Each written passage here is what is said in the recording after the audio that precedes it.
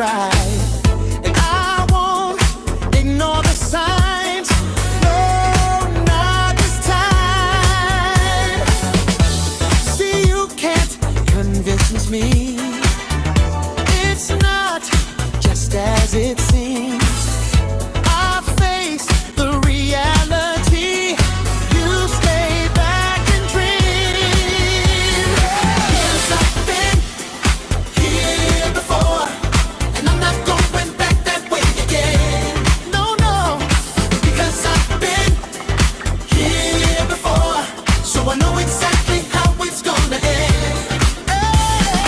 Because I've been here before, and I'm not going back that way again. Oh no, no, because I've been here before, so I know exactly how it's gonna end. I put my trust in you when you gave me reason not to. There were all of those times you told so many lies. And no, no, I won't forget it. I won't live to regret it. I'm here in the place again that I just can't win. 'Cause I've been here before, don't back that way again. No, can't go no more. 'Cause I've been here before, so I know exactly how it's gonna end. 'Cause I've been here before, going back that way again. I can't go. 'Cause I've been here before, so I know exactly how it's gonna end.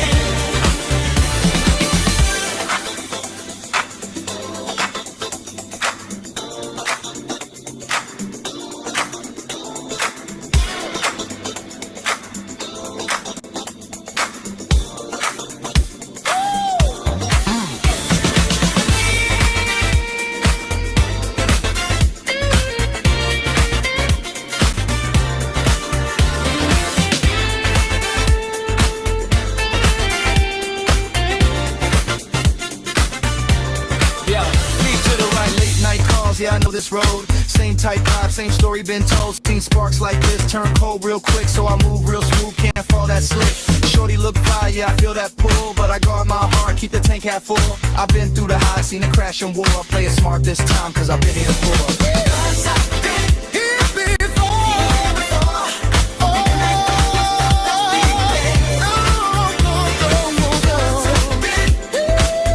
here before, so I know exactly how it's gonna end. 'Cause I've been here before, going back that way again. I can't go. 'Cause I've been here before, so I know exactly how it's gonna end.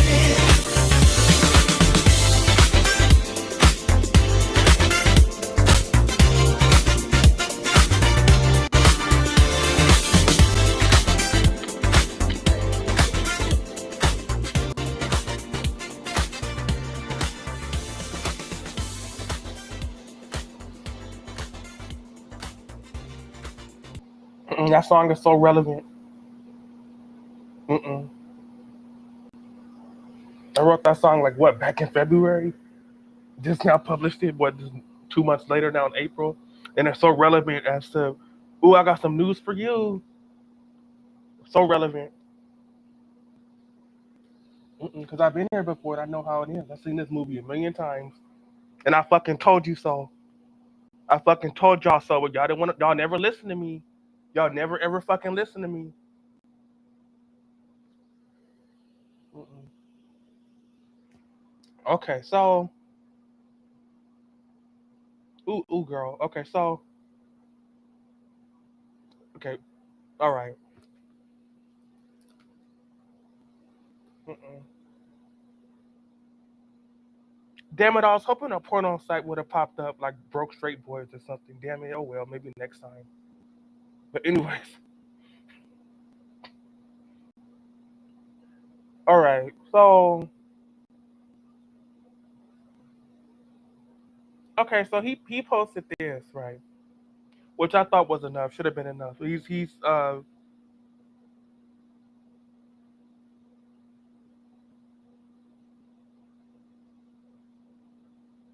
all, I thought this was a woman. This is a guy, which again I'm not judging. I'm the last person to judge, but this is a man. He posted a man uh, smoking crack, even though of course he's not going to admit that on Reddit. Like, why would you? But yeah, he's clearly smoking crack. And I thought, okay, well, this was a inappropriate picture to post.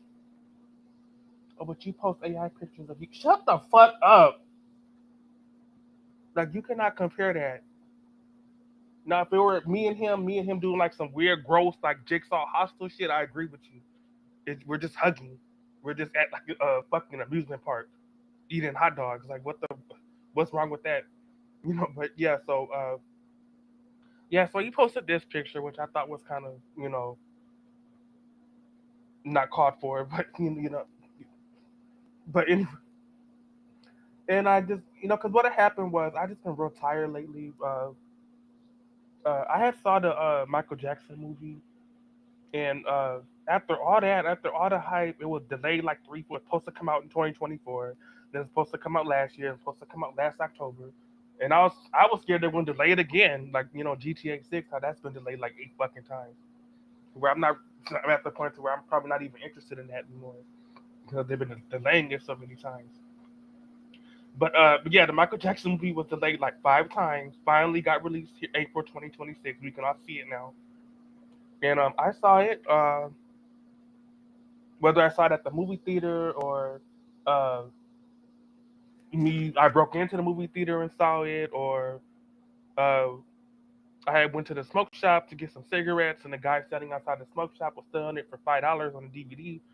And I'm not gonna, you just I'm not gonna I'm not gonna be questioned on how I saw the movie. That's irrelevant, but I did see it, and because it's been out, it's like it was released in like Germany last week and England like Monday, and it's not going to be here officially here in the United States till tomorrow. But the movie's out, so I'm not like I got I'm Michael Jackson's son and I got a free advance copy. I the movie's out. It's just that it's been the release is kind of haphazard. It's been like the Europeans got it before we did. Why I don't know, but oh, it was so bad. It was so bad. I mean, Michael's nephew, he did an okay job, but it was so bad. To me, I just feel like that CBS, it wasn't really a movie, it was more of a TV series because it had like 4 episodes. But that CBS series, the Jackson's American Dreams, that was on CBS back in the like the mid 90s. Then I saw that when I was like, I don't know, me and my mom saw that when I was like 6 or 7. And that was because she was a real big Michael Jackson 5 and Michael fan. So yeah, uh, to me, nothing can beat that because that really did a good job for what they had and the budget they had for telling Michael's story. I feel all these other subsequent, like, because there's been several, there's been like 4 or 5. All these other subsequent Michael Jackson biopics just do an awful job because how can you sum up Michael Jackson's life in 2 hours? And I understand, well, I don't understand because there's no proof that there's going to be a second film. But especially the way things are going with the Jackson estate and these new allegations and this family that he worked with, the Casios, their dad was a music producer, and he's claiming that Michael touched all of them, including the girls, which we know Michael doesn't touch girls, so that's how you already know it's a lie. I don't think Michael was guilty in the first place. Now, was he weird around little boys? Yes. Was he playing Sonic the Hedgehog and underwear with little boys? Yes. Because he was, didn't have a childhood. But did he actually do anything sexual to a minor? No. But that's just me. But did he do weird ass shit? Yeah. So you can charge him with probably doing weird stuff to children if that's a crime. Like, why would you send your child to Michael Jackson's house? I mean, there's not, as long as he didn't like touch them, there's not really, I don't think any crime was committed. I mean, which I don't think he did, but he definitely didn't touch no girls because there's some girls in his allegations that claim Michael touched them. Like, but anyways, yes, I don't even know if we're gonna get a second film, but yeah, it was. Uh, So being that there, I guess, are planning to have a second film, not everything was covered in this movie. But still, even with that, like still, you can't even from when Michael grew up as a little boy in the Jackson Five to where the movie ends. Not to spoil it, but we already know this. This isn't really a spoiler. To where it ends when he starts recording his Bad album and he becomes white with the long hair, right? Uh, no, that's way more than 2 hours. So yeah, that's way more than a 90-minute movie. But yeah, it was kind of disappointing. But there's no Janet, there's no Randy. It's just Carmen Domingo when he was playing Joe Jackson, the Jackson father, Michael Jackson's father. He just looks like he's just having a stroke. Like I don't know if the makeup they use to make him look like Joe Jackson, but he just every scene that I see him in, he's like he's having a medical episode or something. And I mean, I just girl. So I mean, they just been hyping this Michael Jackson movie, and it just turned out it like a damn Mad TV skit. For lack of better words. But yeah, anyways. So yeah, so I saw the Michael Jackson movie, and after I saw that, I was so mad that shit made me tired.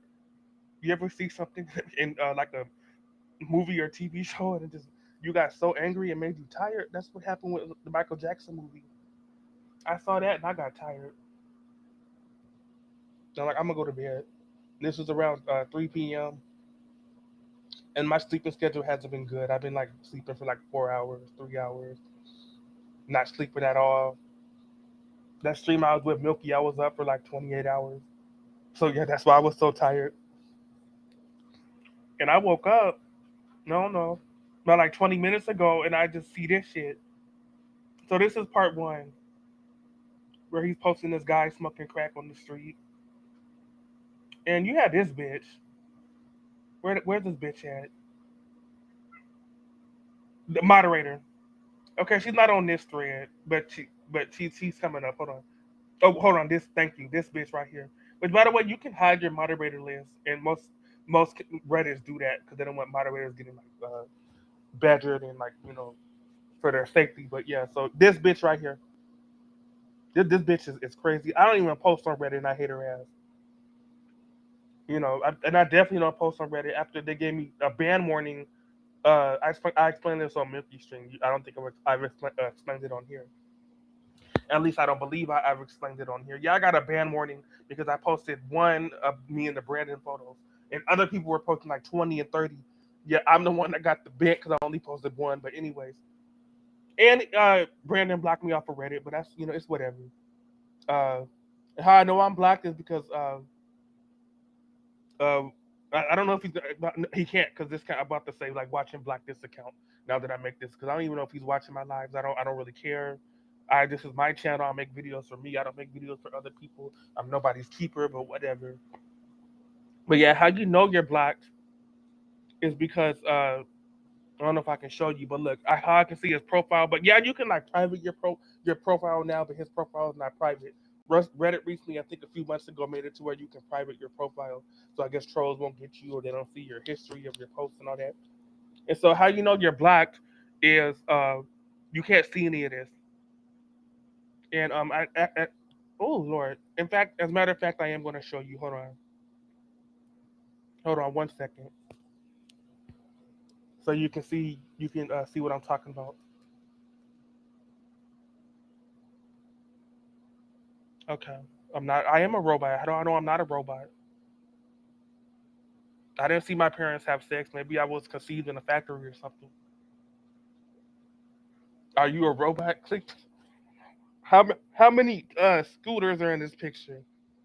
How many city buses are in this picture? How many fire hydrants are in this? Like, like what the fuck? Like a robot? You can't teach a robot to know that. Like robot, click every fire. This is what a fire hydrant looks like. Robot. I mean, girl, I'm pretty sure you can't get past those bot checks, especially nowadays with AI and all that. Like, click every street sign, click every flight of steps. Like, really? And then you click all the right ones and say, no, that's not right. You're a robot. Like, what? I clicked every flight of steps. You said click every stairs, click every porch, click every motorcycle. I did, and it still said no. Like, what the fuck? Uh-uh. I don't know. I might not be able to show you because I'm on live on YouTube, but um,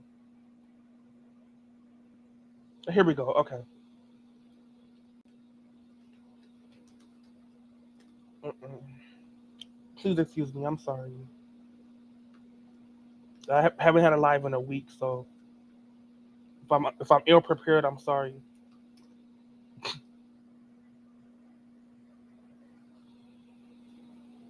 God damn it! That was the right code. What the fuck?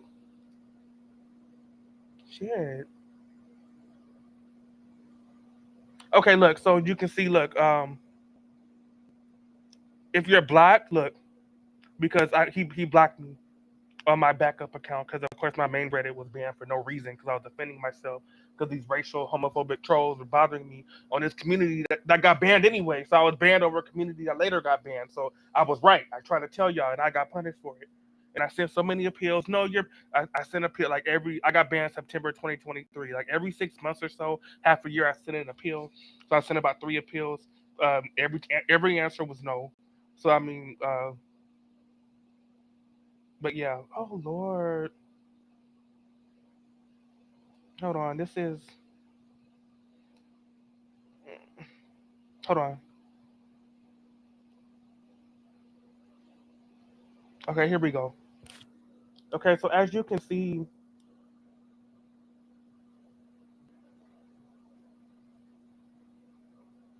uh oh. As you can see, okay, look. So as you can see, I have too many windows open. I feel like my computer's about to explode. Shit. Okay, as you can see, if you're banned, look.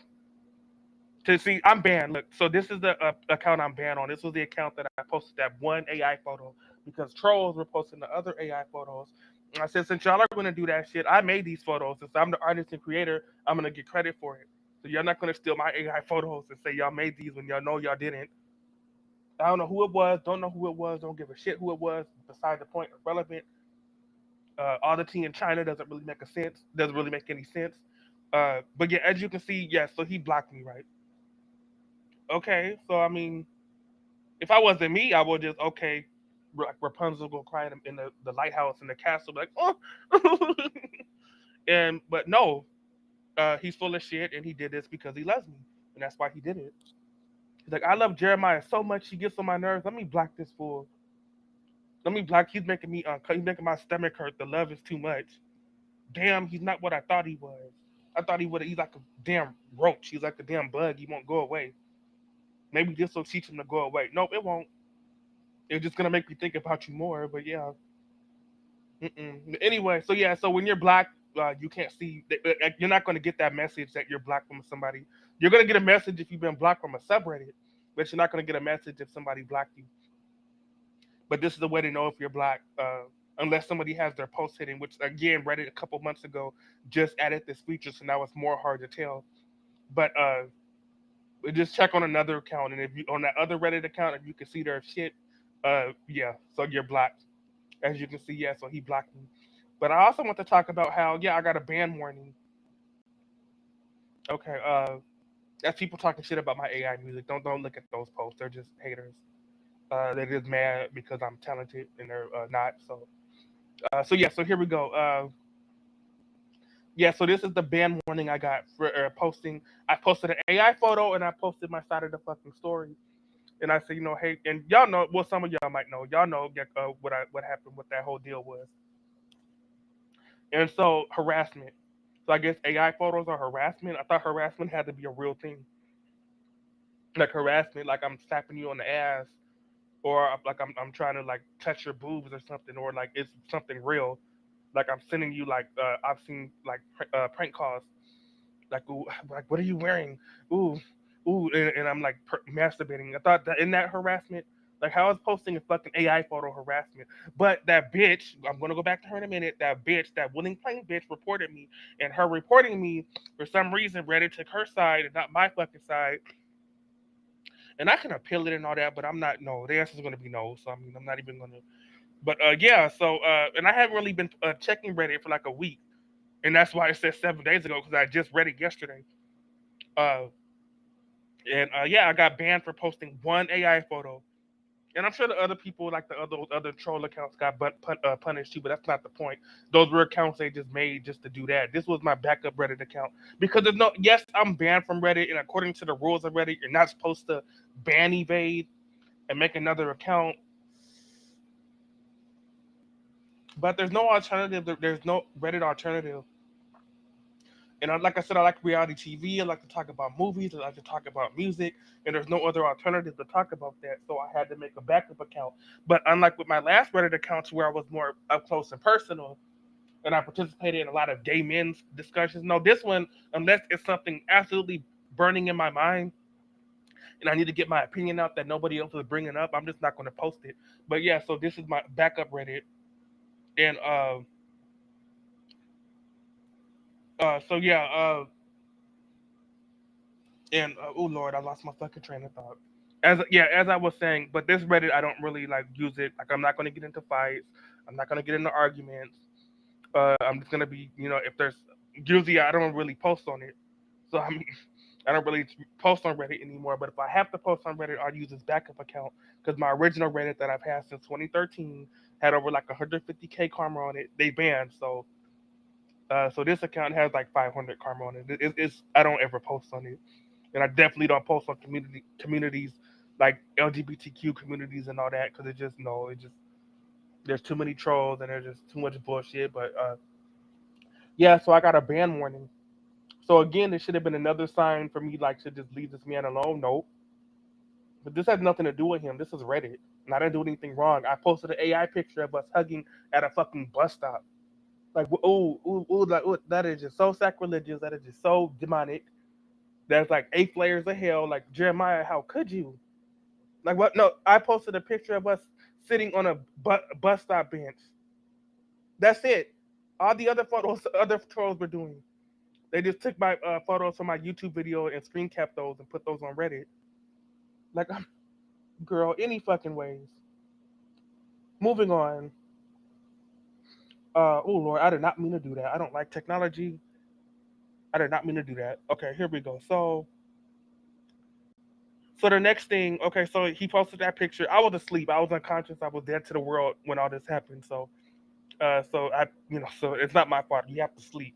I mean, think unless you're a bat, like think they're the only animal that can go without sleep. I think, but yeah, you have to sleep. So yeah, but so he posted this picture, and then this is to where like I was like, oh my god, and then he posted this shit, right? Okay, so like my immediate thing was okay. I always see like the whenever he posts, I see like the little thumbnail preview to give me like a little preview like the movie trailer as to what this is about. Right. And I saw it looked like it was somewhere indoors. So I'm like, oh shit, this is gonna be some shit. I mean, it looked like it was somewhere indoors, right? And and he hasn't posted him being indoors in like months since like January, if I'm not mistaken. So I'm like, whose house is this? Like, who are you shacking up with today? And then, but that's it, because I just saw the little like Reddit preview. I didn't see the full picture. And baby, when I like saw the whole fucking picture, I almost threw the fuck up. I almost vomited. I almost vomited. I girl, I almost regurgitated. I got sick to my fucking stomach. On what planet? On what fucking planet is this okay?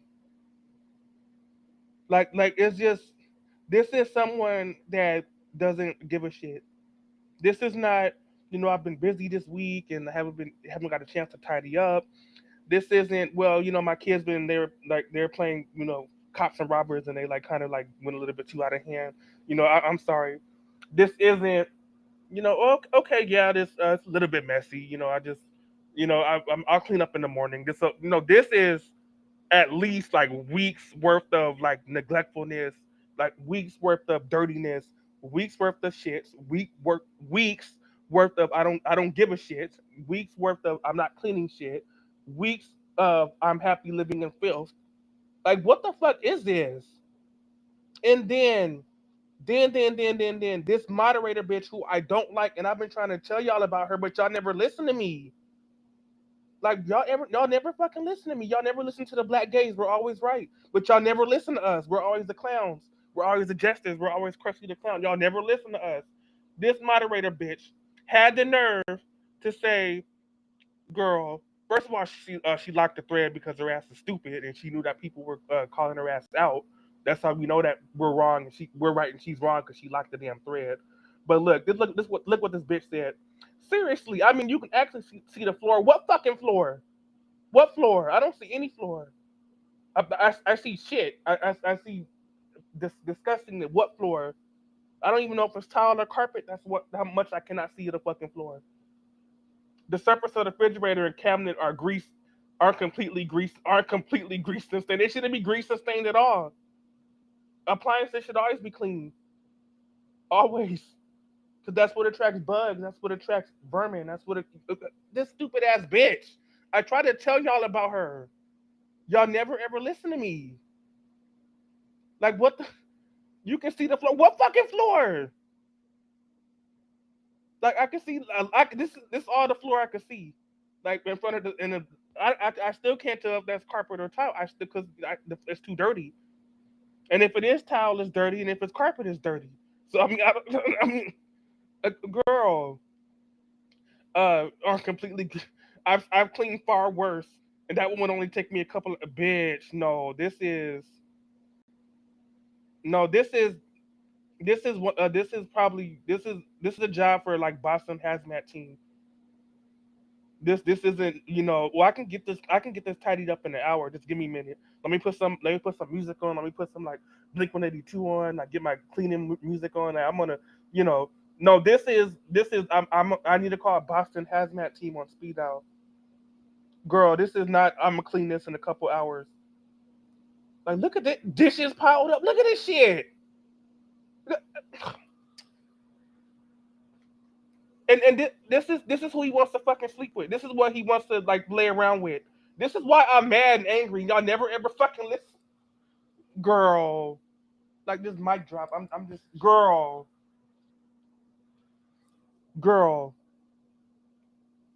Ooh, girl. Ooh, I wasn't supposed to. Ooh, this was that wasn't. I'm not supposed to show this Discord. I'm sorry. That was an accident. I'm sorry. I'm gonna edit that out in the when it gets uploaded. Okay. Okay. All right. Hold on. I need to Hold on. I need to take a sip of soda. I'm just okay. Yeah, ooh, I try to tell y'all about that moderator bitch because she's been showing her ass before today. Well, before yesterday, whenever this was posted. Well, you know, last night, well, early this morning because I've been asleep all yesterday because it's 2 in the morning here in California. So, but yeah, so I'm just now seeing this shit. But yeah, I don't know what she's like. I can clean this in 2 hours. No, I mean if you love cleaning, like love cleaning, and you're a cleanliness person like Virgo, which I'm not. I'm a Capricorn. I hate cleaning, but I still keep my place clean. But girl, I mean, you could maybe get this done in a day. But if this bitch, because this is a female he's staying with, which is another thing. I thought women were supposed to be more clean. Like if this were like a guy's pad or like a bachelor pad, I can understand it because men are gross as fuck. They are. Men are so disgusting. I don't like women like that. Women get on my nerves, but from my knowledge, women are clean. Like women don't like filth. Like women just have a natural like motherly instinct to clean. Guys are the ones that are just dirty.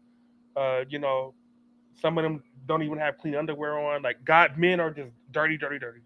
But I'm gay, so I'm attracted to men, even though but they're dirty, and so I just you got to deal with that. Women are clean, but yeah. So, but yeah, this is yeah. If this is not, you could probably clean this in an hour, but bitch, you're. I mean, as much as she's a bitch on Reddit, I don't think she has a dirty house, but she just doesn't put her priorities straight. I don't think that her house is dirty, but the fact that she's saying that this is okay, this is like they're just there's a couple like Taco Bell cups on the ground. So that's what I'm getting from this. They were just like a little bit of mess. Like I can understand people are busy, they can get depressed. I'm autistic and have depression. Don't always like cleaning. I can understand that, but To get to this level, to get to this like boss stage, this round, this took some time. This took some time, and we're not done. There's another picture. We're not fucking done. Yeah. What the fuck is that? A cup? That's a random ass cup in front of the oven. Like oh lord. Oh, this is just disgusting, girl.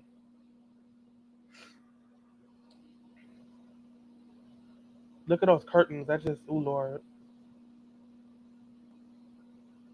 Then the bitch had another put like little heart stickers on the refrigerator. Mm-mm. Nothing about this place makes me feel love or any of that, girl. And then she had the nerve to say, "I can clean this in 2 hours." No, you can't.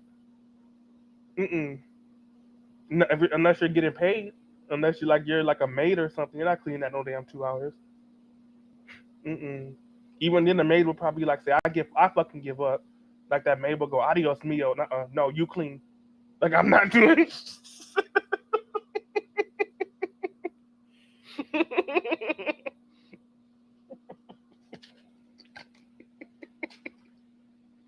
Girl, you can see the damn floor. What? What picture are you looking at? But it's not this one. It's not this one. I don't know what picture you're looking at. It's not that one. Like maybe she needs her eyes fucking checked or something, or she's looking at the wrong picture. I don't think she is. This bitch is just stupid. Like I've been trying to tell y'all, but y'all never want to listen to me. But anyways, mm-mm. And this is the oh lord. Okay, so and then I saw this right. Then I saw this shit, and this was okay. So uh, okay. So no, I need a minute. Hold on, hold on because I might need to get a bucket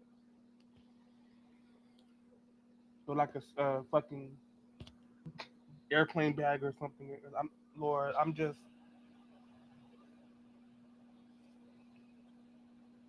okay. I didn't know Brandon was he was gonna be in the Deliverance remake. Maybe that's why he's been acting this way. He's a big superstar now. He's Tom Cruise now. Like is that what all this is about? Like that is that why he's avoiding me? He's gonna be in the new they're remaking Deliverance 2 or something, and he's in it because I that's probably the only like excuse I'll give this picture. There is what planet on what planet? Speaking of planet, this is why aliens don't want to talk to us. This is exactly why aliens don't want to talk to us. Because look at these nasty ass humans. That's exactly what these aliens are thinking. What the fuck is this?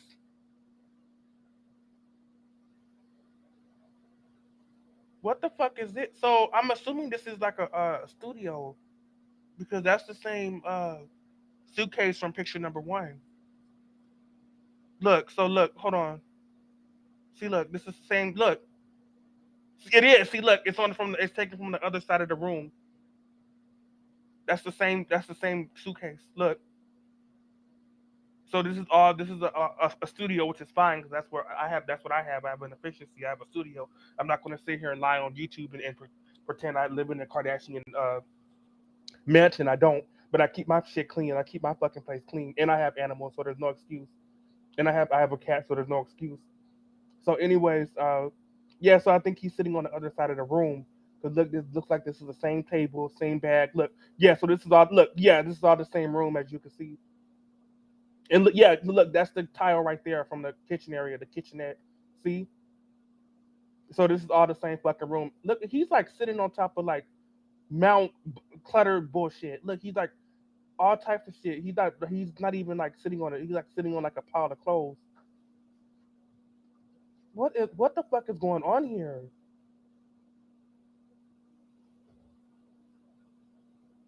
shitty panties on the ground.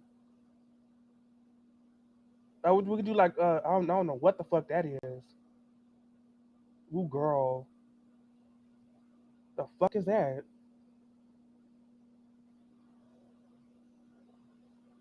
We got a little fan that's there. I don't think that's a fan.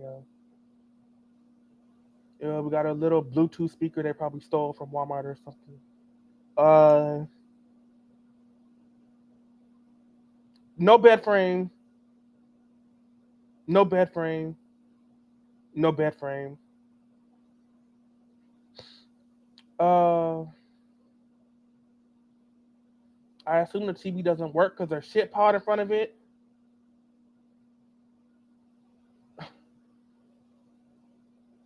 Girl, this is yeah. Yeah, so this is from the other side of the little kitchenette area. This is a studio. This is, a single. And this is, I guess, the little bedroom area or like the part of the living room they turned it into a bedroom. Because studios don't have bedrooms, as we all know. You got to like improvise with a studio, which is fine. Nothing wrong with it. I'm in a damn studio, so I'm not talking shit about studios. Especially here in LA, like one bedrooms are very expensive. So, and it's just me. I don't have a boyfriend. I don't have children. Why would I need extra space if it's just me? But yeah, I'm happy with the space I have, but I keep it clean. I don't care if I lived in a refrigerator box. I will keep it clean. When I lived in my car was always clean. When my car got repoed and I was on the street, I kept my area clean. And I never slept in the same area twice in the same night. I kept moving around to different spots, like parking lots, parks. I tried not to be a little bit inconspicuous. Like I didn't want to be, just I just, I tried my best, right? So I mean, this is just like your home is your temple, like where you sleep, like where you lay your head on at night, where like that is supposed to be your temple. And this is just disgusting.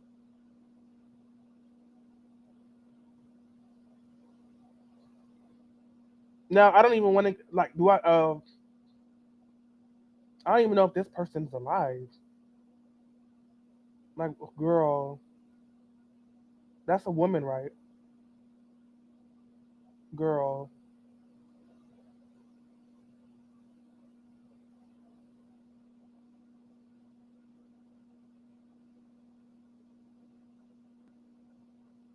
yeah, I can't. I can't. I, y'all can look for yourself. Y'all can see that shit for yourself. Like I'm just girl.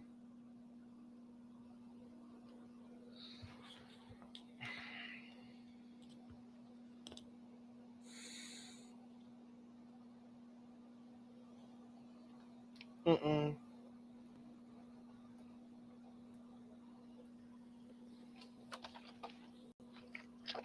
And is he staying there for the weekend? Like I mean, I don't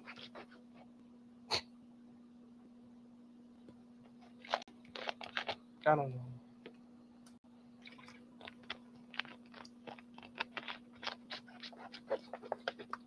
Because he looked comfortable. He looked all sitting on top of all that bullshit. Just sitting on trash and piles of clothes, sitting on piles of soiled clothes. I don't. And that. But the thing of it is that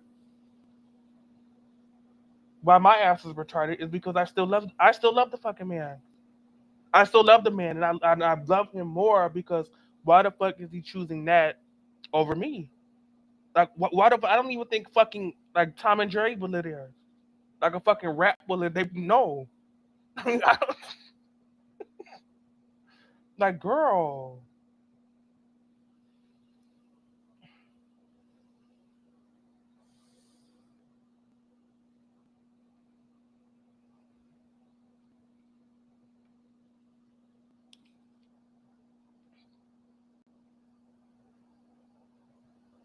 It is Buttercup. It is.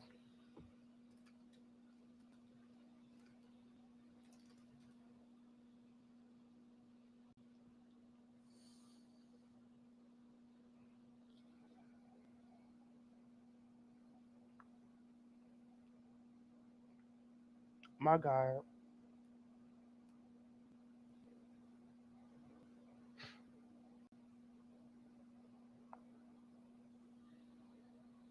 And then I'm just like this girl, like I don't.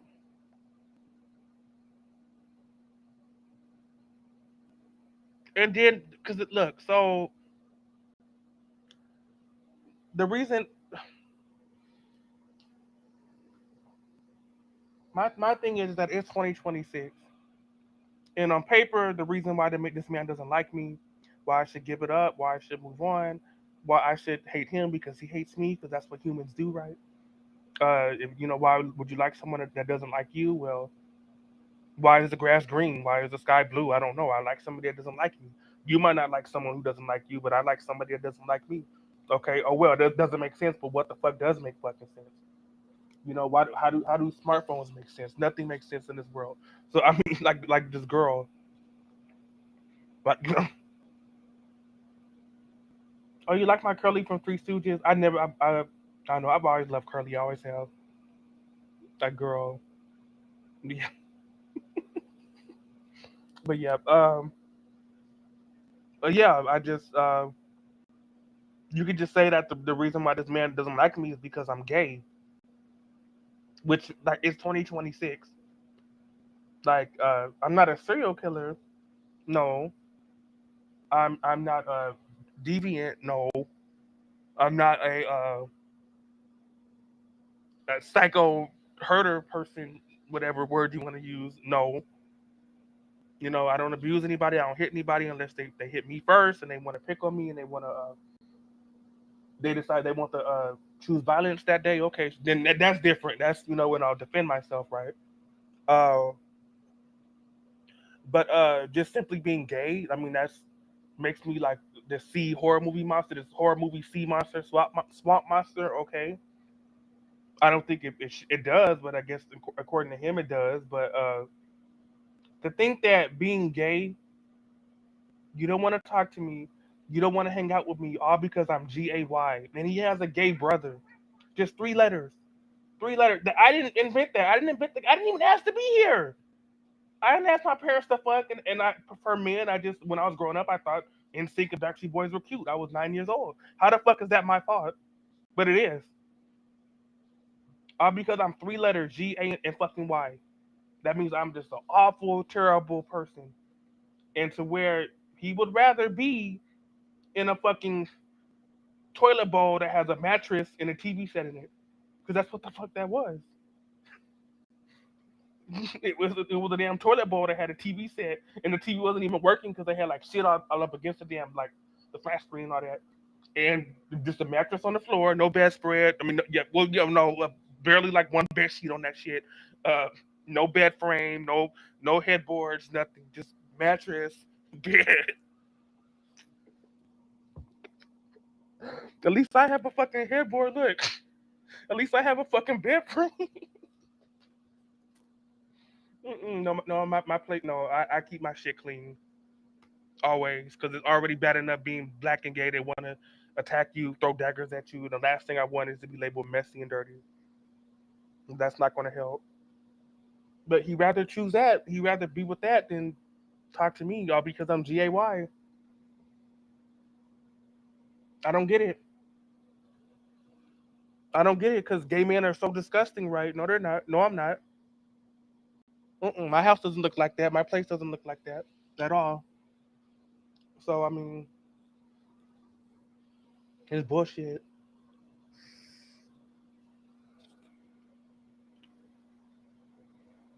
But yeah, I mean, I just girl.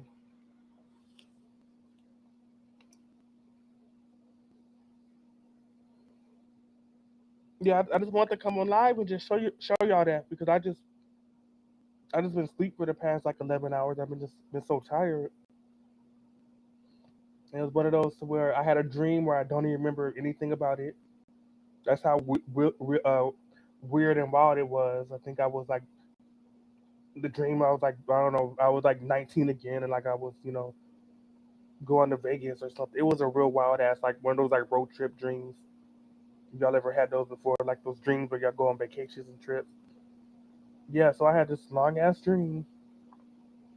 Don't remember any of it, and I had a good sleep. I woke up fully rested, and I said, but I wasn't gonna look on Brandon's page when something told me just to look at it.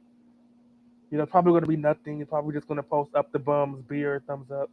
You know, no, I got a little prize, a little cereal box prize. So yeah, girl, I don't know. I don't get this man, but that's why I like him because I know that he's not being truthful. He's not being truthful, and those pictures are proof that he's not being fucking truthful. Why the fuck? I don't care. I don't care if a man is gay.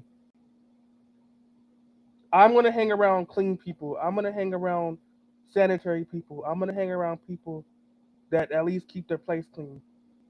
Okay, if Brandon came and stayed with me, being that I'm sprung over this man, been sprung over this man for 5 fucking years.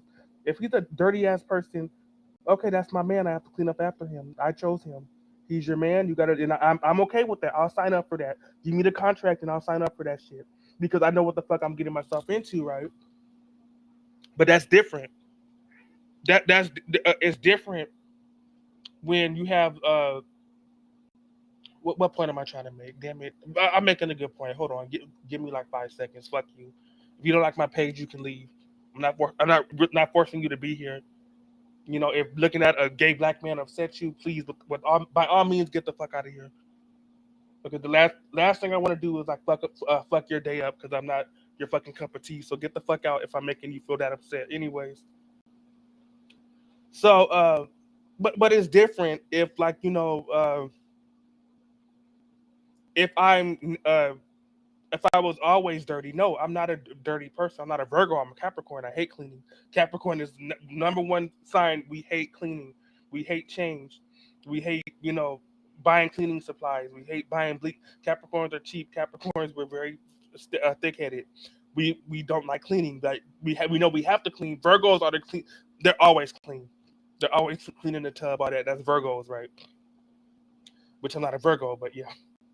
Now Brandon's a Libra. I don't know. Well, I'm not that into astrology as y'all probably think I am, but I think I'm not really sure with Libras.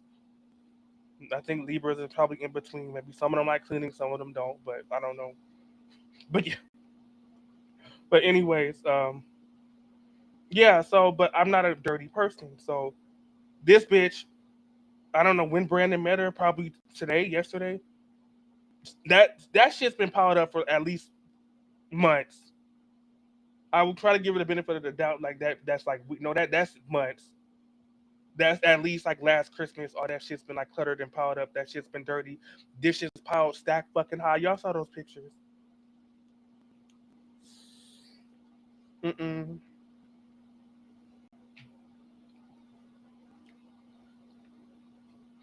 This dirty, dirty, dirty, dirty, dirty, dirty, dirty as fuck house. And I looked at Hoarder, so I know. I know. I've looked at Hoarder, so I'm not like I don't know what the fuck I'm talking about. My cousin next to me, we watched that shit. Yeah, I looked at, and I always thought that the Shane Dawson looking guy, his name was Matt, that he could be Shane Dawson's twin brother. I always thought he was cute. I don't know why, but yeah. And they had that other white boy on there, Corey, but he kind of quit. And kind of the bald white guy, his name was Corey. Yeah, he was cute too, but yeah. But he's in like the season one of Porter. After like season one, remember they had that black lady too. She was like in the season one that replaced her with that white lady, that Robin lady. Yeah, they just kept changing people orders, but yeah, but yeah. Um, but yeah, I don't. Yeah, so yeah, that bitch is just naturally dirty and nasty, and I'm just now that I'm thinking about it, I'm trying like maybe she has mobility issues. She looked like she's on the older side. She really didn't even look alive. Yeah, y'all saw her like laying down. I don't even. Is that this a funeral home? Like, is that lady alive?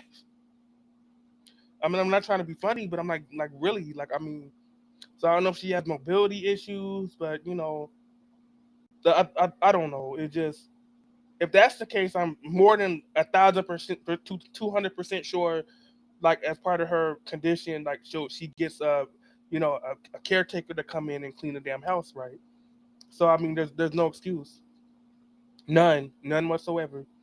But I keep my place clean. But the thing of it is that uh the thing of it is that why would you want to be with Brandon? Like, seem like he's a dirty person. See if he's willing to like be in that because Why don't you mind your own fucking business? That's dismissive. That's irrelevant. That's beside the fucking point.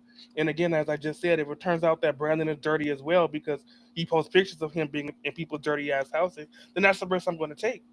It's okay. He's my man. I'll clean up after him because I'm a clean person. But if he's a dirty person, it'll even itself out. It'll give me something to do. It'll keep me motivated. I'll be in a cleaning mood. No, he keeps throwing beer cans on the ground. I'll pick him up. It's not the end of the. I'll deal with it. But the thing of it is that I'm gay, so that's an automatic elimination. You're getting voted out automatically just because I was born, just because my dad put his dick in my mother's pussy, and they had a son, and the son turned out to be fruity. Me, I'm punished for that. I can't be on an equal playing field. Fuck labels, male, female, non-binary, trans, cisgender, fifth gender, sixth gender. Like I don't, like who gives a shit? Like, girl.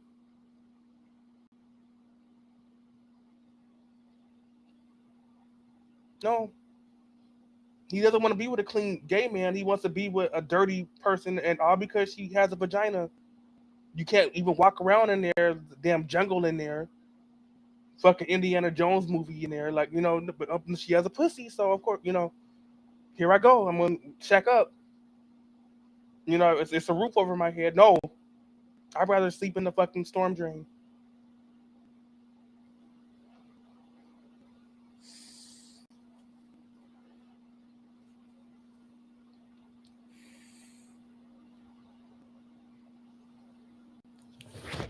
Mm-mm. But yeah, look, girl, this. I wouldn't be surprised if that bitch like deletes these.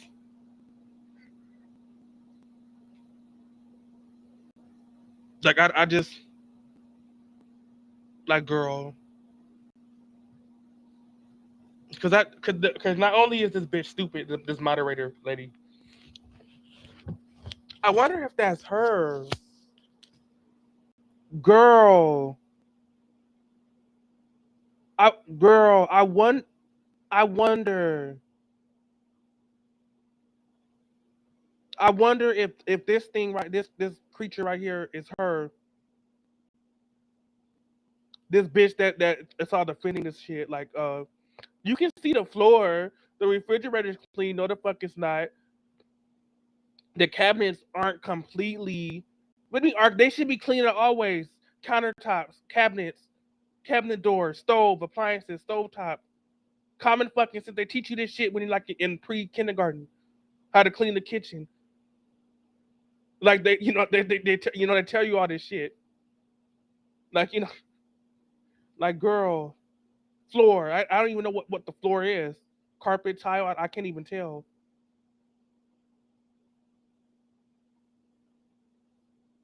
You got some pots and pans on this little end table right here.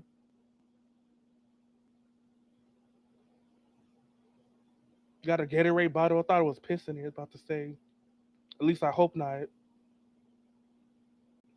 That's his backpack right there. That's his. Oh, he's had that backpack forever.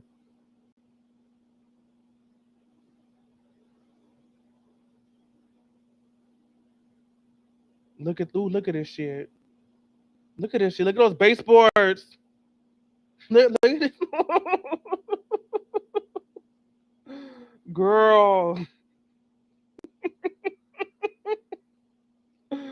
Oh Lord. Mm-mm. Girl.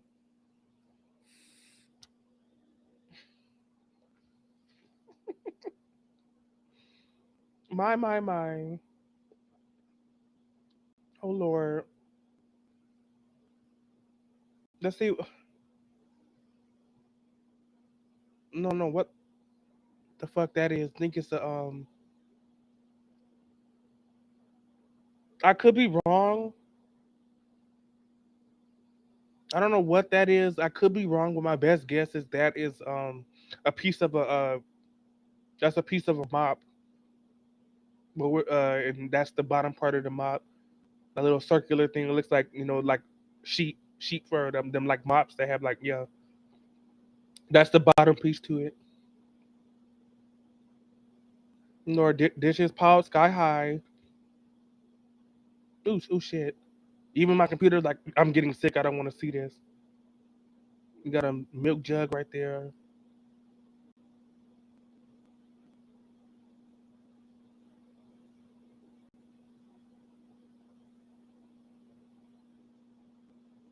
Okay, the refrigerator isn't dirty, but why the fuck are there 1, 2, 3, 4, 5, 6, 7, 89 heart pictures on it, heart stickers on it? Like, what the fuck? I can understand like if you have a child and like putting a report card on the freezer door, like that shit I understand. Like, to say, look, honey, you did such a good job. Like, again, I'm a retarded black fag. I don't know shit, right? I can understand, but why the fuck does this bitch just have like black heart stickers all over like 39 black heart stickers all over the fucking refrigerator? And it looks clean, but I can't really. I doubt that refrigerator is clean on the outside. Maybe you can't tell from this picture, but if you open that refrigerator door, I want to see the inside of this shit. I want to see the inside of this shit. I do. That probably would have been suitable for Reddit. 'Cause I know the inside of this motherfucker. That's Jigsaw. Hostile. It is. Fear Factor. There's probably gonna be all types of shit inside this fucking refrigerator.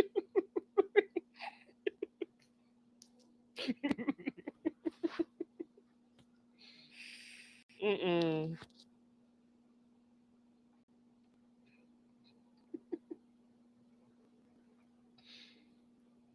Oh Lord have mercy on me today. Yeah, I don't know why the cabinet's open. I don't. Whatever. I mean, it's the cabinet's stocked, but think of it is if this is a trap house, which is what Buttercup thinks, which I'm starting to probably agree with her. They don't eat. Drug addicts don't eat. So why the fuck is there food in the cabinet? If they're drug addicts, it'll be empty. Yeah, drug addicts never eat. They don't because the drugs makes them. They don't want to eat. They look at food and go, ugh. Like here, have this hamburger. Ugh. No, they don't. They don't eat. The only people that eat are potheads.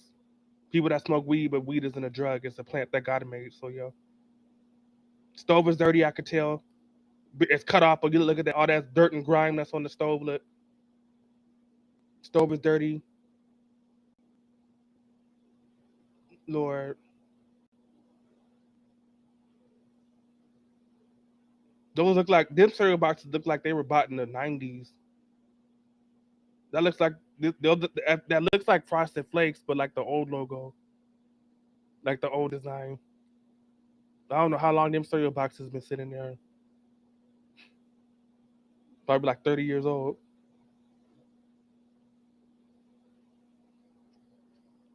Okay, so we have some shake and bake. What the fuck is this?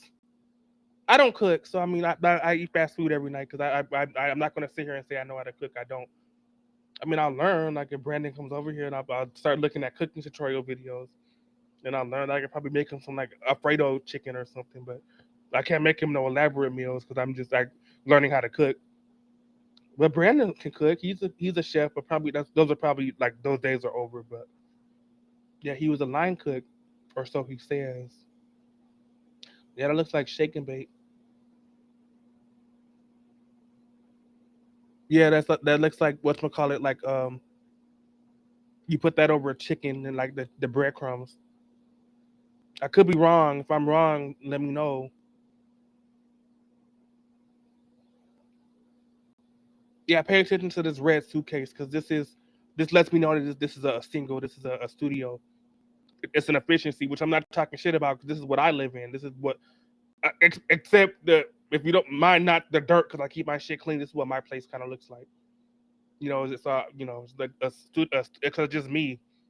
I just live here, so I mean I don't need a big space, so I'm okay with it. If I had children, I'd like say I need a bigger place. I need to find a bigger place, but I don't, so I probably never will. Because due to how the guy that claim who is my father, who said I'm not your biological father, I want a Maury Povich DNA test, all that. Like I'm not, no, you pay for the fucking DNA test. I'm not, since you say I'm not your son. I know you're my dad because you're on my birth certificate. And my mom, she's in heaven, who once was your wife, said you were my dad. So she's lying. State of California is lying. Okay, whatever. But maybe they are. But you can pay for the damn paternity test because he wanted me to pay for it. Like hell to the fuck no, no, no. But yeah, so uh as I was saying, uh yeah, so if I had children, I have a bigger space, but I kind of don't want to have children because how my dad was to me, and I'm the youngest, and I have a weird last name. Y'all know I do. I have a weird last name. But and so I'm at the bottom of the family tree. So and I'm gay, so I mean, so unless I do have children, it ends with me, and I'm fine with that because I don't think I would be a good father. Like I would mentor kids, sure. I work after school program and help kids, with homework, all that, and but I just no, but yeah, like I'm 35, black and gay. If I haven't had kids by now, I probably won't ever. So yeah, but yeah, pay attention to this red suitcase because this is the other side of the room. Is that a car seat? What the fuck is this? It's some type of baby girl. This is like turning into like a fucking what's that what's the name of that game? Oh Lord, what's the name of that game?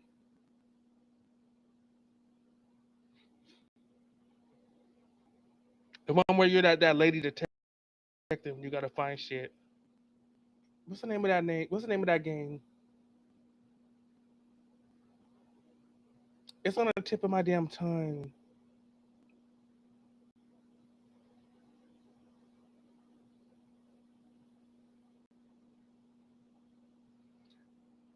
Girl.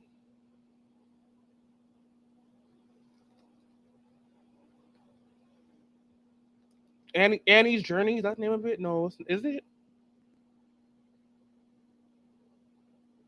It's something like that. If it's not, no, not Annie's Journey. Girl. I have to look it up because I'm not. It's gonna unless y'all know it.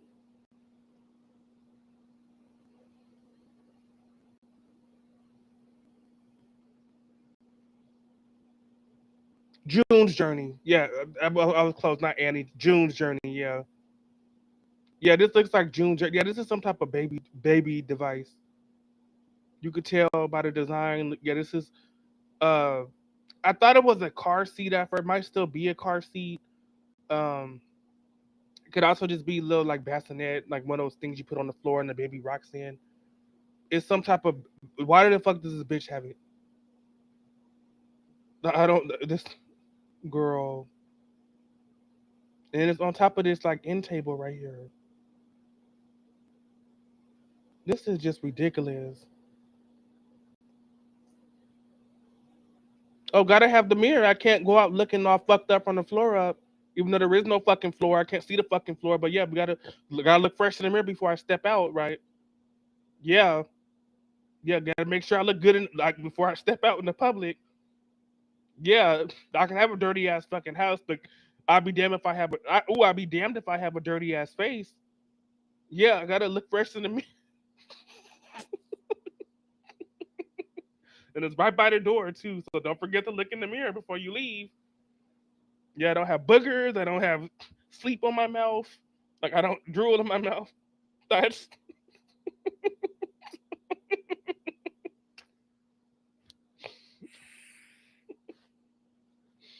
mm-mm.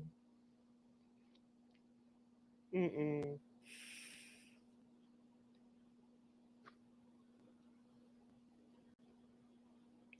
Y'all. Okay, it's time to get to picture. We're gonna go on to picture number two. We're gonna go on to round two. There's shit under here too. Look, girl, clothes and shit. Now, if you don't have a closet, uh, because I kind of don't have a closet, but I do. I have a I guess it is a closet. It's like a unofficial walk-in closet because where I'm at, long time ago, like probably back in the '80s, this used to be a hotel. Long time ago, it did. and you guys could tell that, but not anymore. This hasn't been a hotel in like decades. They converted it. Like they do a lot of office buildings are being converted into condos and lofts and shit, right? This is nothing new. But because this used to be a hotel, like on that corner of my room, there's like this big like cutaway, like this nook is not the right word, but it's like this little like separate area, and that's where I usually hang my clothes up at. It's not a closet, but I have an area to where I put my clothes on hangers and I hang them fucking like because I was raised right, and so I mean maybe you might not have a closet because I kind of don't have a closet, but I do. This is this big like space, you can just like it's a closet, but it's not a closet, but it is a closet. But you can go to like fucking Walmart. They're like $5, and they kind of look like refrigerators, like big and tall and square, like the real cheap $5. Maybe the bigger ones, the jumbo size ones. If you got a lot of shit, they're $10, and they're like little like portable closets. You just put it up. They're like tents. You zip it up, and they look kind of nice. And you can just put your clothes in that, like a little portable, like mobile, like wardrobe. I don't think people say that term here in the United States, America. I know in Europe they do, but wardrobes, like dressers, whatever. But yeah, they put your clothes in. So yeah, but yeah, this is just ridiculous. Okay, now let's get to the round two, the other picture, because there are two pictures. Oh Lord, what happened? Reddit doesn't want me to see it. That's why I did that. Yeah, this bitch had to lock. Damn it! I hate how I was asleep. Damn it! But I had to sleep. Like you need sleep, and sometimes you just automatically fall asleep if you don't get sleep. Like your body will just you cannot go without sleep. Your body is gonna fall asleep for you. Like that's how sleep is. You need it. You know, like going to the bathroom. Like you cannot go to a bathroom all you want, but guess what? You're gonna piss on yourself because that's how we are as humans. We need to use the damn bathroom. We need sleep. So much as I hate how I was asleep, I had to sleep. So I mean I couldn't. But yeah, so this bitch had to lock it, and I know they were talking all types of shit. Girl, damn.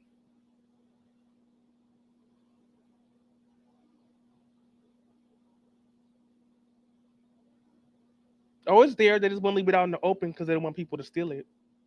See, they're dirty, but they're not stupid. Like they're dirty, but they have enough sense. Why the fuck would they leave their crack pipe or their grinders or all that in the middle of the fucking so somebody can steal all that shit? No, it's in their house, but it's just hidden so you can't get it. And because if you touch it, you're gonna get your finger chopped off. Because that's one thing you don't want to do is like fuck with the drug addict's drugs. Don't do that. Now I don't do drugs, but I do know stuff about drug culture. And the one thing that you don't want to do is fuck with somebody's a drug addict's drugs. That's the last thing you want to fucking do. Like you might as well call your family and tell them to set up your obituary now if you do some shit like that. So no, it's there. They just don't want people stealing it. No, it's hidden in here somewhere. Them no them pipes and the good shit and the foil and all that. That's in here somewhere. It's in here somewhere, but it's hidden for a reason.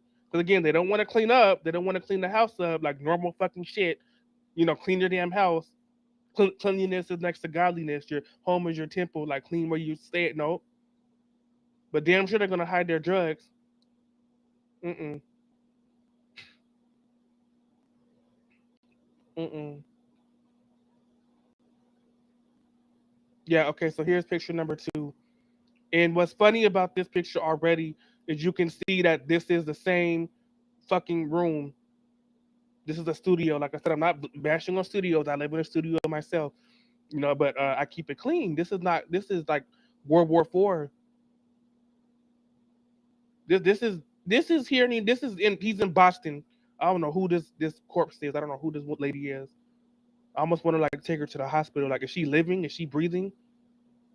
Like, what, girl?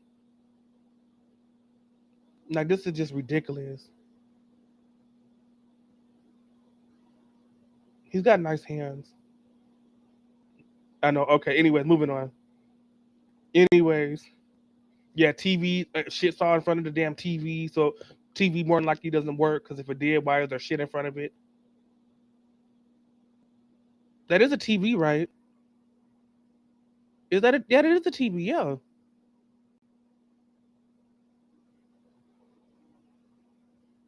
Yeah, that's a TV.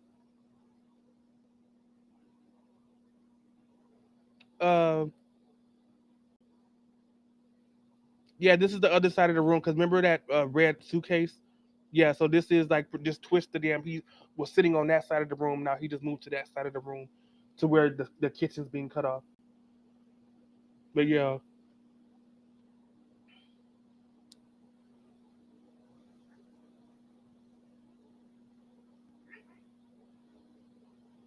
girl,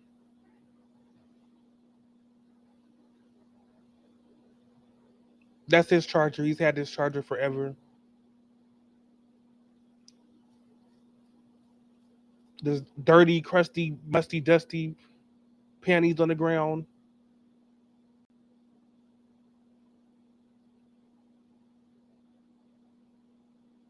Random ass Bluetooth speaker, girl. Like the Dollar General ones, the Family Dollar ones. So yeah, that work for like 2 hours and they break. We got a fan. I don't know if that fan is on.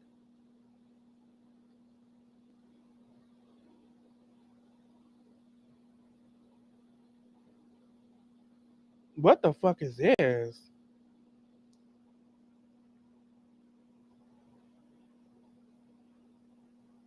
No, this might be some shit because I can't tell what the fuck this is.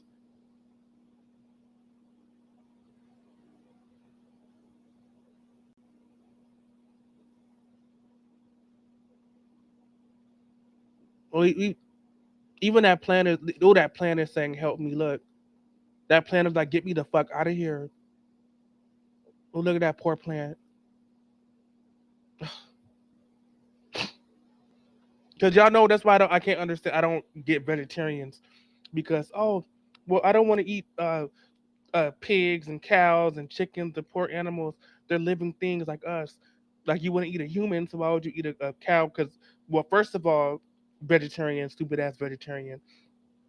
Cows, chickens, and pigs eat each other. They eat each other.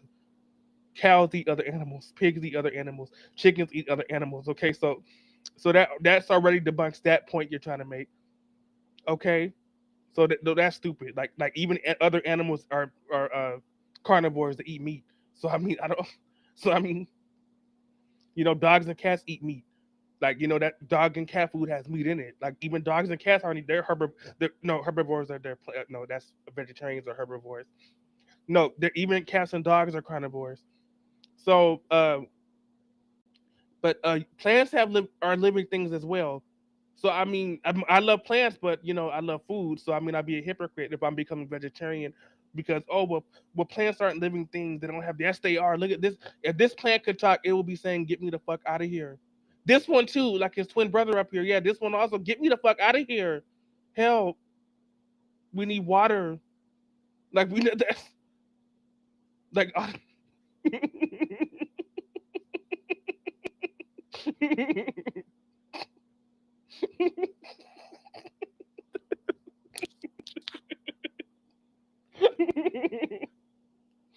Girl.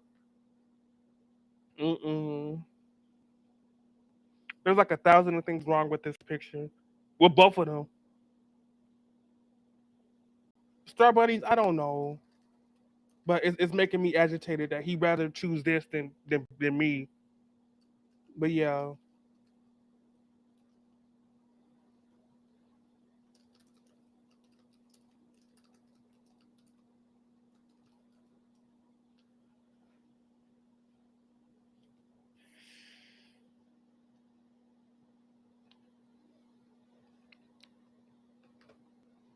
girl.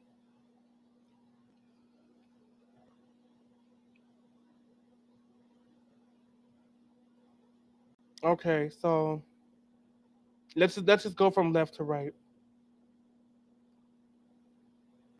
Okay, so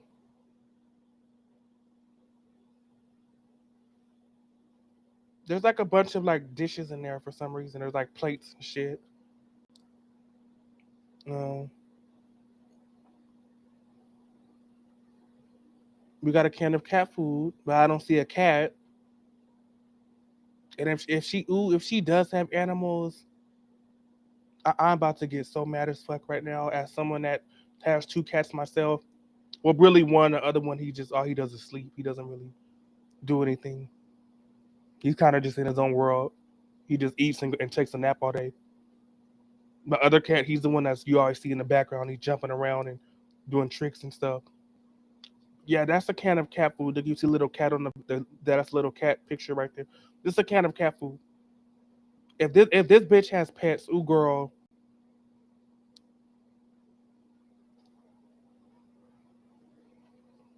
I'm gonna call Sarah McLaughlin. I will, because what the fuck? No.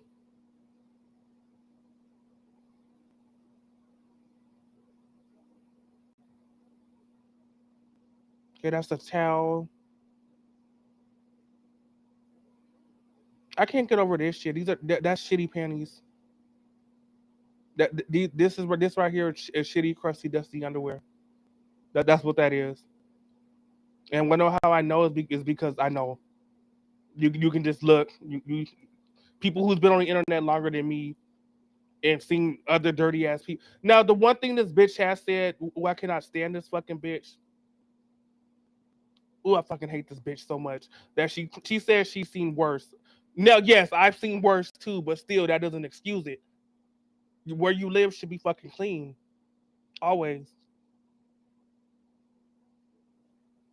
But yeah, so yes, I've seen worse, but that doesn't mean that this is that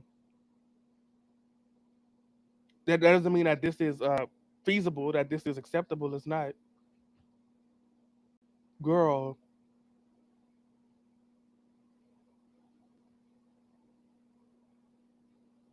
There's some type of funny shit going on over here. I don't know what.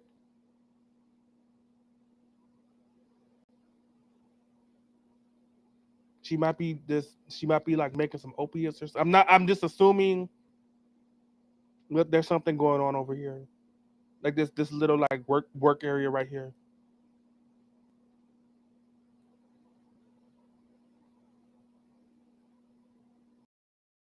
Like girl, like she knows better than like she this bitch is officially like giving up.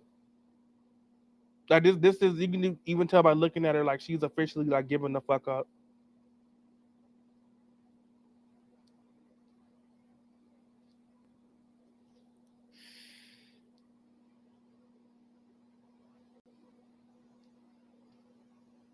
Okay, I was going left to right. I don't know why I'm going over there for. Okay, so why is there a picture of a Buddha? Buddha, he would not be proud of this. Buddha would be saying, "Bitch, you are crazy." That's funny because in that picture that looks like what the fuck he's saying. Like, bitch, you are crazy. Like Buddha was all. It was so ironic because Buddha was all about being clean, like not like respecting where your home is. All that. That's exactly what Buddha taught. And why the fuck? Like I just like.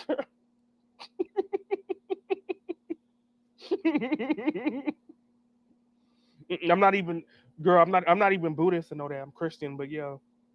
But oh girl, this is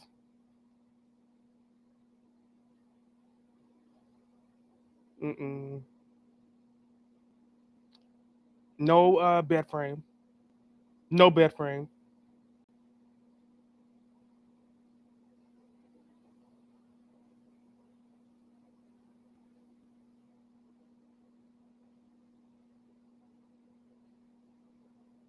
Mm,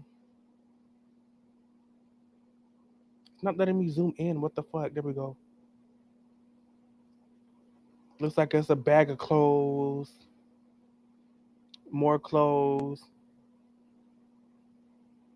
No lampshade on that lamp. Dirty ass curtains.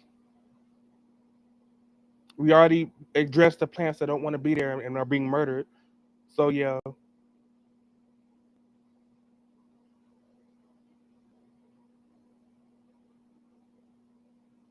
girl.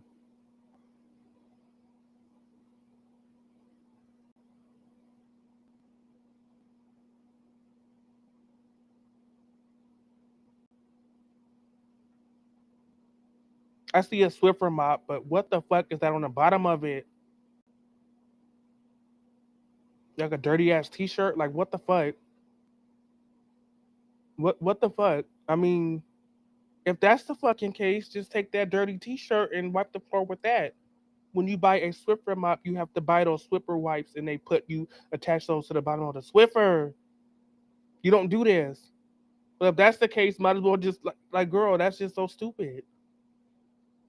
So you buy the Swiffer, but you're not gonna buy the wipes that go with it. Okay, girl.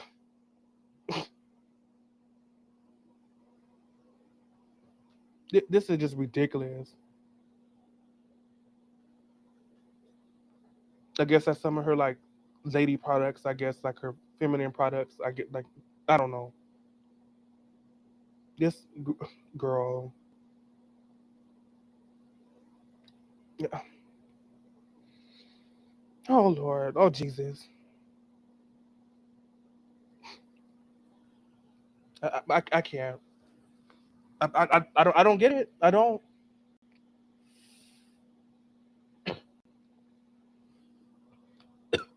Mm-mm, mm-mm, mm-mm. I'm trying to quit cigarettes. So I'm smoking this fucking thing. It makes you cough a lot. What's racist Star Bunnies? Which one?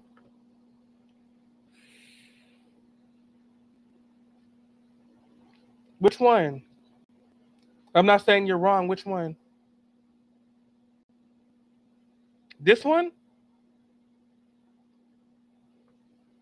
Is that the one you're talking about?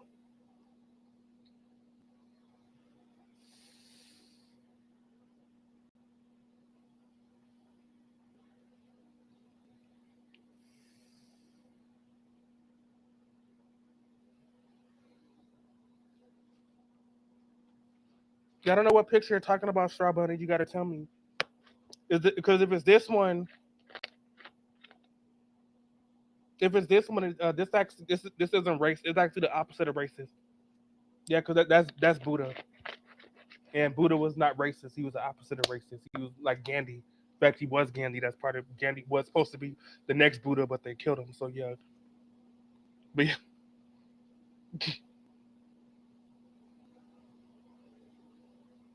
What this one?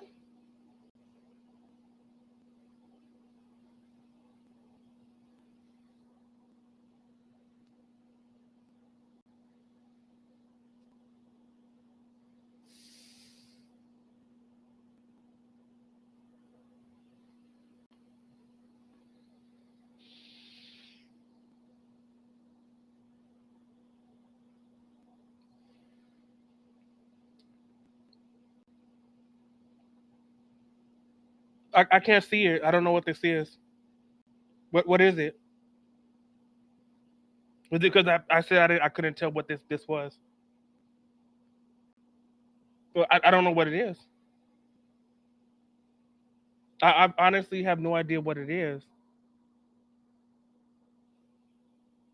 So I mean, so since I don't know what the picture is, I can't really like assume. I'd have to know exactly what it is in order for me to talk shit about it or be mad about it. It's inconclusive, like both of these pictures are. I would just able to point out the shit that's obviously shit and dirty and like wrong, and not even Sasquatch or like fucking Paul Bunyan would live like that. So I mean,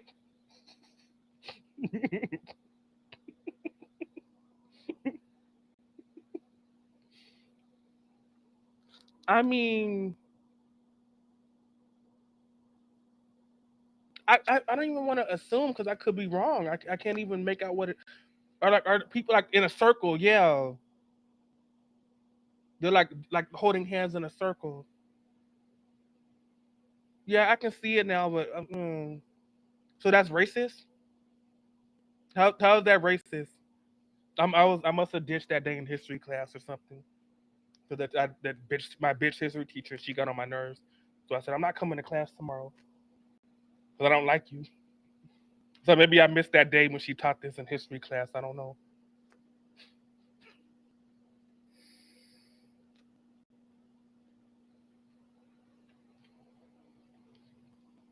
I don't know if okay, so I don't know if it's racist, but maybe it's just the because I'm very much chocolate black, right? I'm very much black, but so I grew up black, so I didn't grow up Home Alone white. There was no Home Alone. That's why that's why there hasn't been a black Home Alone. There's been like six Home Alones, and each one of them was a white boy.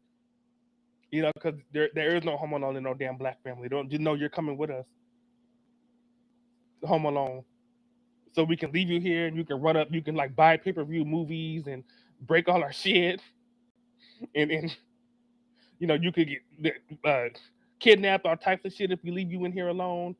Like answer the phone, answer the door to like the Jack the Ripper. So no, you're coming with us. So that's why that no Home Alone. Yeah, so I didn't grow up in no damn Home Alone family. So I didn't grow up in a white. I grew up in a black family. And so now that I'm thinking about it, like maybe it's just a white version of of this. Because when I growing up black, my aunties for real, no, growing up black, my aunties had like shit like this on their wall. Right. They had like crap like that on their wall. Like it'll be like like black women like just like jumping up and down, or like little black girls like playing hopscotch, or like holding hands and all that. They would have like a lot of like ghetto pictures like that in their living room, and I didn't think much of it until I realized how common that was. And so I'm thinking it's just a white version of this. Yeah, my aunt had that picture in her house. This same exact picture. So so yeah, so maybe it's just the white version of that. Instead of black people like dancing and it's white people. I don't know.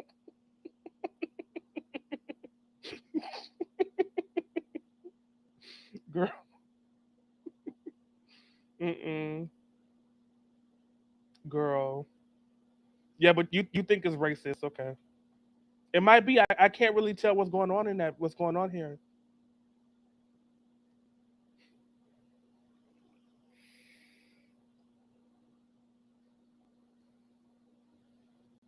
Mm-mm.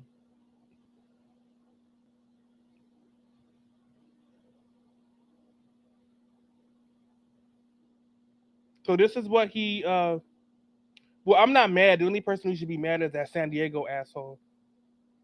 They're his buddy that's here in California, who I don't like his ass. I don't look at his channel. I don't like his content. I don't. But the only really person that should be really mad is him, because he's the one that was really looking forward to him coming to California. Like, Brandon, when are you coming to California? Like, San Diego, I'll be there in April. And so much for that. That was a lie. Maury Povich, that was a lie. Yes, it was. Girl. So he decided not to come to California for this shit. This is what he went to the Boston area for, was for this shit. But that's where he is now. He's in Boston. That's where this mess is at. The Boston Tea Party. Yeah, that's where this mess is at. Girl, this is ridiculous. Can you imagine the smell? Girl. Mm-mm. Yeah, this is just awful.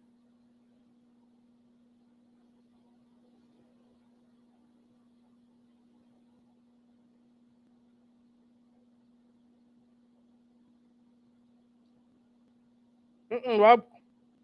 No, he's not in California. I wish he was.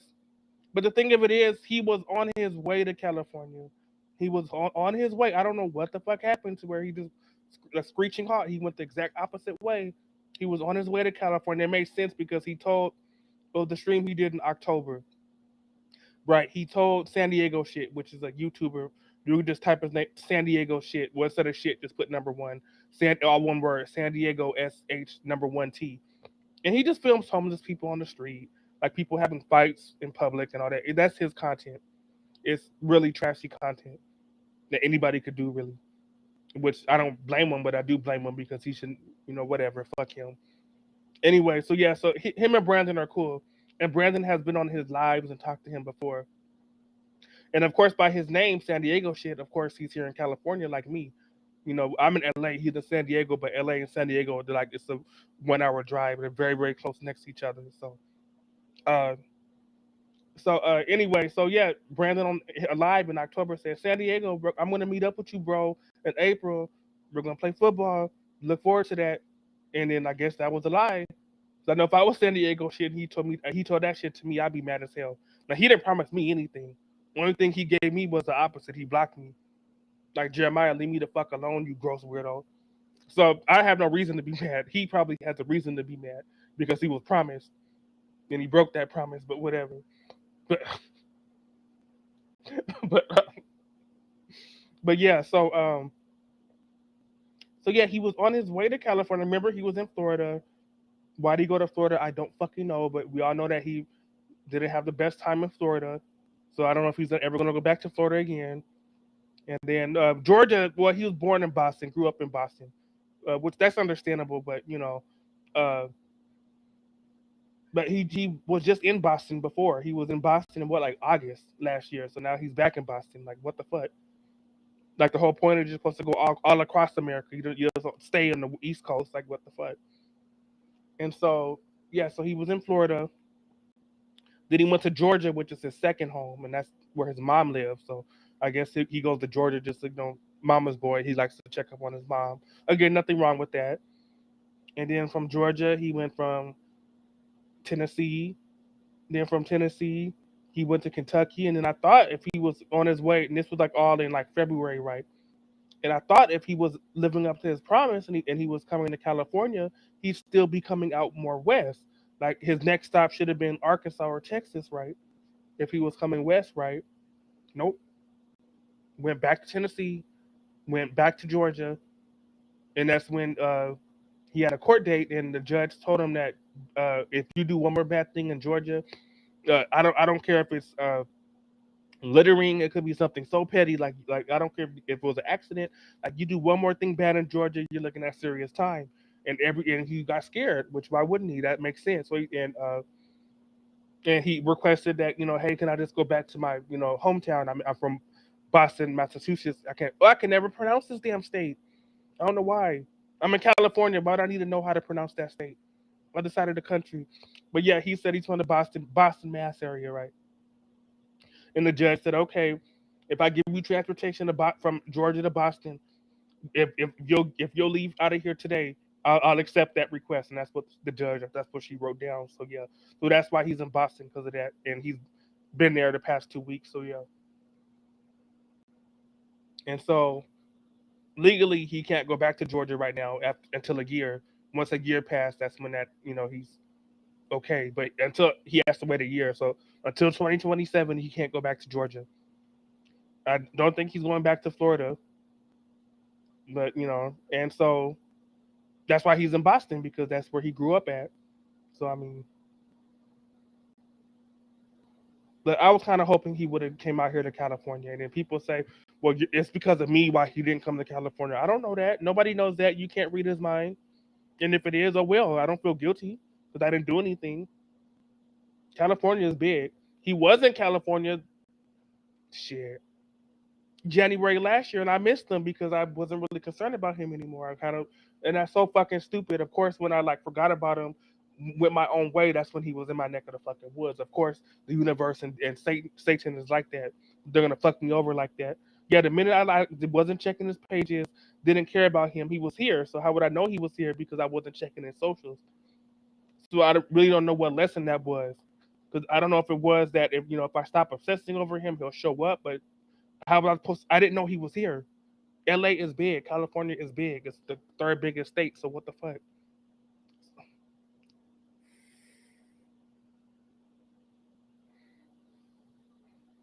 And I'm not regretful, but I am mad that I wasn't stalking is not the word, because again, stalking is if that's in person.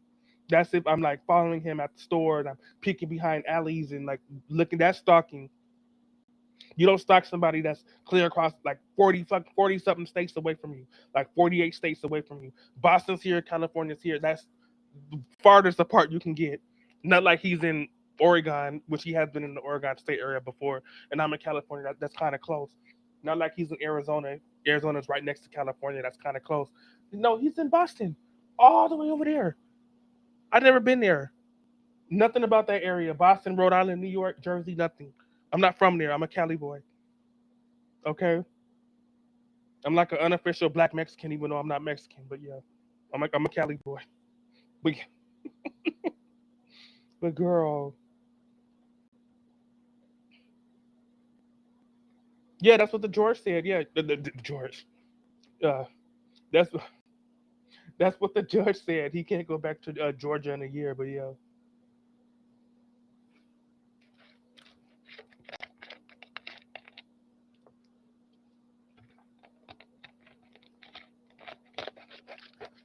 I'm supposed to see my therapist today, but she called me and I missed her call. I was asleep, and she didn't leave a voicemail. And I'm not scared, but I'm just thinking that maybe something came up, and she probably just wants to do a phone session. But we'll see. So I'm just I prefer in person sessions, but I mean if things happen, like she's human, like she has a partner and she has her own life. So I mean I just things happen. So I'm not saying that I'm not but I just she gives me the option to where if something comes up, she has an emergency, I can still go to the office, the therapy building, and talk to like a substitute or like a intern or something. But no, I want to talk to you. They don't know my story. You do. So, but yeah, I see her every Thursday. But she's been calling. She's called my phone like 4 or 5 times last night, and I was asleep. And no text, no voicemail, nothing. So I don't know what the fuck's going on. Other than probably she's gonna say that, can we just talk over the phone or, which I would prefer not to. But if again, I understand things happen. Oh Lord, why should he have to clean up? He's company. Why are these people on Reddit so fucking stupid? Why the fuck should company have to clean up? They don't. That's the whole point of being company. That's the whole point of being a damn guest. What I'm like totally like Chris Angel, like mind fucks. Like what the fuck? What the fuck? I'm I'm I'm so fucking confused at how dumb people on Reddit are. Dude in my hand and clean up for your host. What? What? No, it's the other way around always. The host should be cleaning up for you, the company. Oh, my man's coming over. Well, let me pick these panties up off the ground. I don't want him to see that. Let me let me like bake some cookies for him. Like some I got this bottle of wine in the freezer. Let me put that on the table for my man. Like just like I know he likes Usher. Let me turn some Usher on. My man likes that. Let me turn the Usher on the stereo. Let me light some candles. We gotta have some nice candles. Like things like it's the other way around. The host is supposed to be hospitable to the damn company. Like what the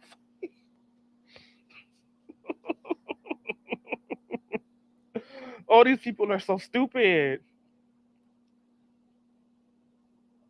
The only exception I could give to that, only exception, is if this were I don't think it is, but if this were his brother's house, like brother, let me help you clean up because if you're going through a lot, like if it was family, like something like that, or if it was uh like his buddy's house, like are you going through a rough time? You want me to help you clean up? I'll help you clean up, man.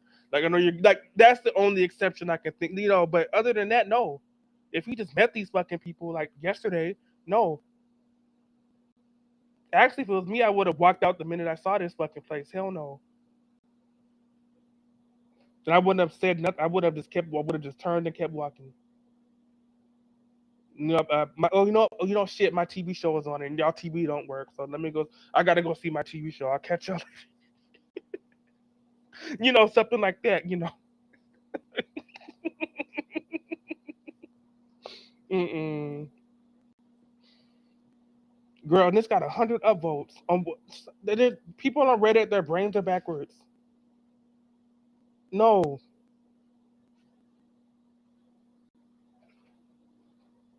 The only thing he did wrong was staying in there. Like, why the fuck are you in there? Because that shows, because that kind of shows his character. Not, I'm not. He has no right to help them. He doesn't have to lift up a fucking tissue. That's not his job. He's company. He's the guest. Only job he has is if he's likes it there, he can stay. If he doesn't like it there, he can leave. He doesn't have to clean up.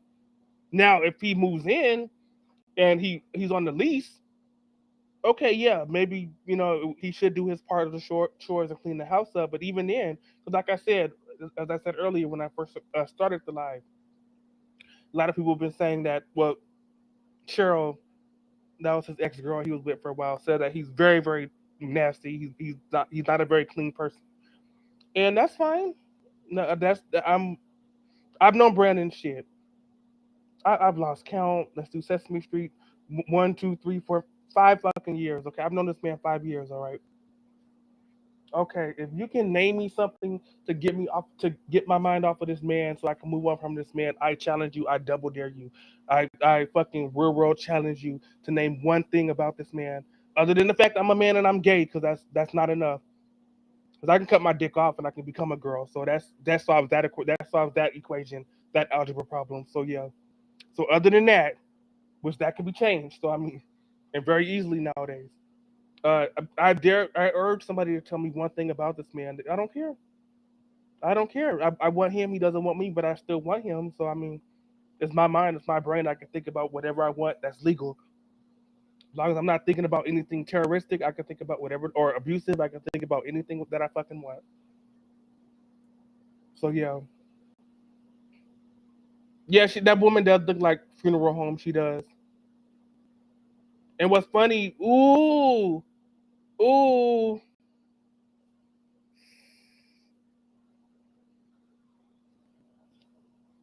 What's funny is I remember when the AI pictures were going around, the AI photos were going around, the pictures and all that, which I only posted one.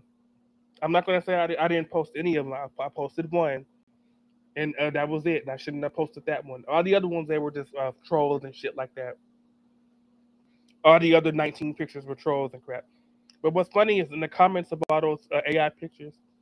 Oh, this Jeremiah, this black gay, he's a serial killer. He probably has Armenian like guillotined. He probably has them like chained up in like some jigsaw hostile like torture chamber like basement. I don't have a fucking basement, so he probably has them all like tortured. Like he's probably killing them. He's probably Silence of the Lambs, which I never saw that movie, but I did get the jokes and references. But yeah, he probably has them like Buffalo Bill, put lotion on your skin, like all that bullshit. People were saying all that type of shit. Girl, I told you these people were fucking stupid. I'm the one. I'm the one that has like fucking horror movie conditions. Like I'm doing this to him. I have him. Look what he posted. Not one but two photos. Like what the fuck did I tell you? Y'all never listen to me. So the same shit that they were talking about me, this motherfucker just told on himself, and it's somebody else. It's something he's accepting. He's willing. He posted these pictures. He didn't have a fucking dog leash on. Like Brandon, come here. Come in this house. Come in the dirty fridge, dirty stove, shitty panties on the floor, dead ass plants on the window, bitch fucking unconscious on the bed like that, like at the funeral. Like, no, he went in there and took them damn pictures and posted them on his damn account, on his damn Reddit page. So, oh, they're so fucking stupid. Mm-mm. I don't know. That's why I'm saying it's because I'm gay, because I'm black and gay by default. Like I could be RuPaul and they'll still talk shit about me. Nothing wrong about me, which I don't like RuPaul for different reasons. But yeah, RuPaul for the most part he's a nice guy. But yeah, I still think he's a black guy. He's a white guy wearing black paint, but that's a different story for another video. But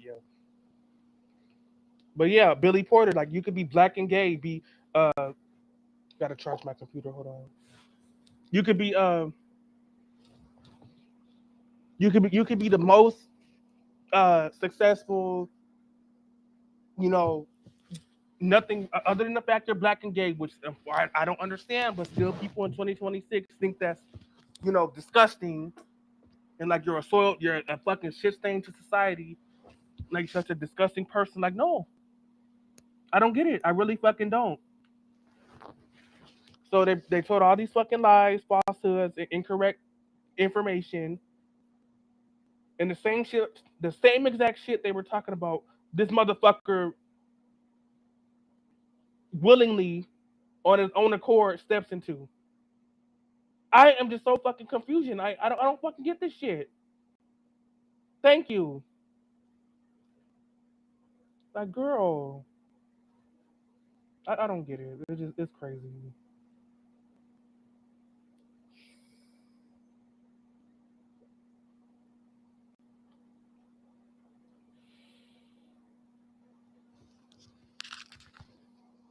Mm-mm. So let's see here. Oh, there's drugs in there. There's definitely drugs in there. And if there's drugs in there, and if there's not drugs in there, there's stuff for them to make. If there's no visible drugs, there's stuff they have enough ingredients to make more drugs. Which is what I think that little workbench on the corner of the room was. What this shit was. That's probably where they make all their shit at. Look, hold on, I'll show you. It's probably where they make all their concoctions at. Right here. This little, I don't know what the fuck this is. This little hardware store they got. I don't know what the fuck this is. Like, girl.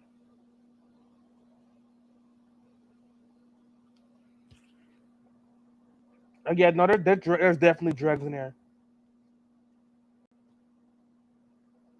If they haven't smoked it yet or consumed them yet, uh, she probably has them under that damn mattress on the floor.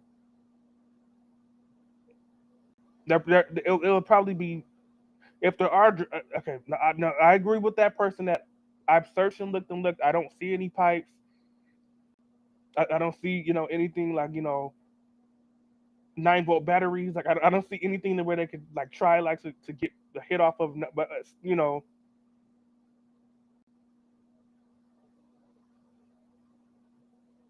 girl. But if there are drugs in this house, which there are, if there is no like I don't at least I didn't see any drugs. Like no, they're in here. They're definitely in here. They might be in this little tube right here, this bucket right here. They're in here. There's definitely drugs in this room. Definitely drugs in this room, and that's their business. It's not but still, because that's how druggies think. That's how junkies think. Like their thinking is backwards. Like my thinking is backwards, but for different ways. 'Cause I misunderstood, and I just want to be loved, like everybody else does. But anyways, but see, they'll have a dirty house. They'll have a disgusting ass house. But God forbid, if the cops come or like somebody they don't trust comes and their thief comes, like make sure I hide these damn drugs. They're not gonna find these drugs. I suck them up my pussy lips. I dare you to find those drugs. They're not gonna find them. I mean, mm-mm. Like girl. But yeah, so there's drugs and there's also material in here as well, so they can make more drugs. So yeah, girl,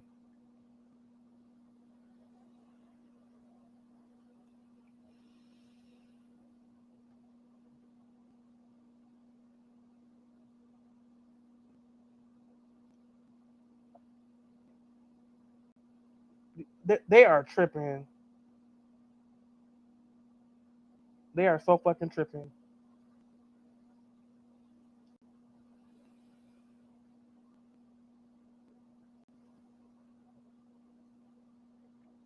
Clean by squat standards. No, I don't think they're squatting because if they were squatting, there would be no electricity. If they were squatting, all that shit in there would have been stolen. Because that's what squat houses are. Nothing is in there. But what's funny is that squatters actually live cleaner. That's the fucking thing. Why they're mixing in squat? At least squatters, yeah, they're not legally supposed to be there, but at least they keep the fucking shit clean. Like nothing works in there. The power doesn't work. Nothing. Nothing is working in there because they're squatting. They have no rights to that place, so they can't get nothing turned on. Right. But it's not a squat. That bitch is just dirty, or whoever lives there is just dirty. But yeah,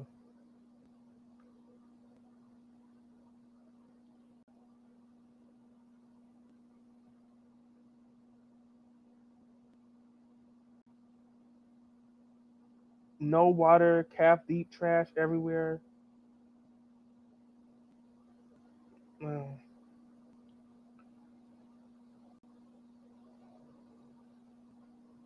he pretty much just exactly described to a T what those pictures were. So I don't know what the fuck he's talking about. That girl, and then you got this. Ooh, I cannot stand this bitch. Like I don't believe in karma, and that's so ironic that it's called karma on Reddit. Yeah, because I don't believe in karma not one bit. But this girl, she's gonna get it. She's gonna get a fucking wake up call sooner or later. You can say all types of shit about me, but I don't do this damn shit. Like y'all say I'm on his ass. This willing plain bitch is really up his ass. Like you say one wrong, you can say Brandon, your shoes untied. They're trying to just be helpful. Block Brand, you are reported to Reddit admins. Do not come back here because I said his shoe was untied. I don't want him to trip and fall when he's walking down the street. You bitch, like wow, like what the fuck? Like every little thing you say, like one thing that is unless it's like uh up or you have a good day or you say anything outside of that, she's just gonna block you. It's so fucking stupid. Like,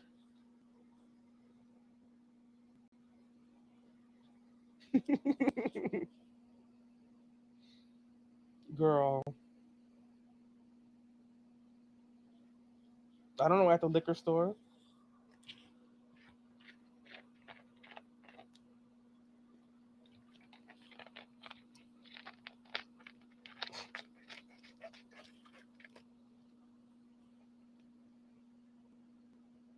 Thank you, thank you.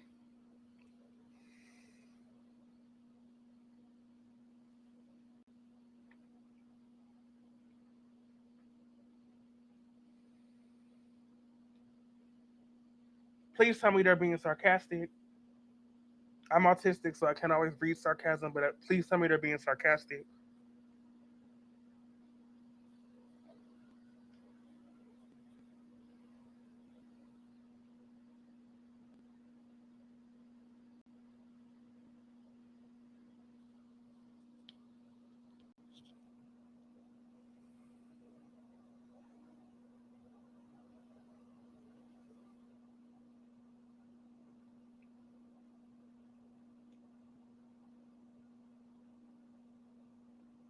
I like how this person asked what's in the fridge,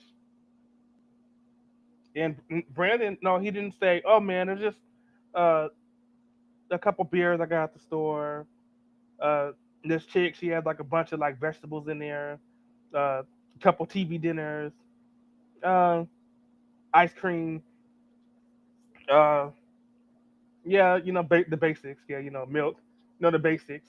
No, he doesn't say that. This was what this the second picture was he asked what's in the refrigerator, and that's when he posted this.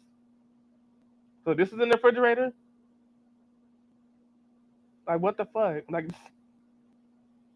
no, I don't know. I don't know why. I guess he misunderstood the question, or I don't know. I don't know. I still love this man because he doesn't make sense. He doesn't love me, but make it make sense. Nothing makes sense in the world. Fuck you.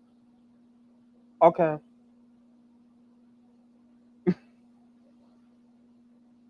me too. A girl.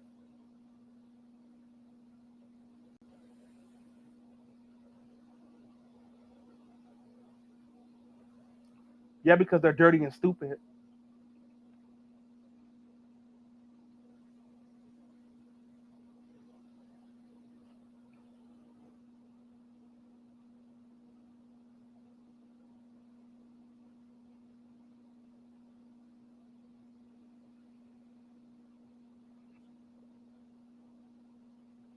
Then bitch, you clean it then.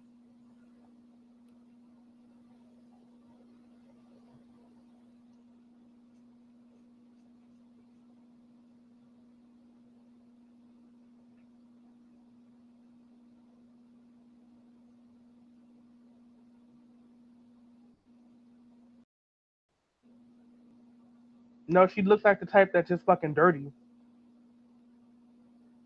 Not about not wanting. See, that's a fucking thing. You can use this argument to somebody that's meticulous, somebody that's clean. Like for example,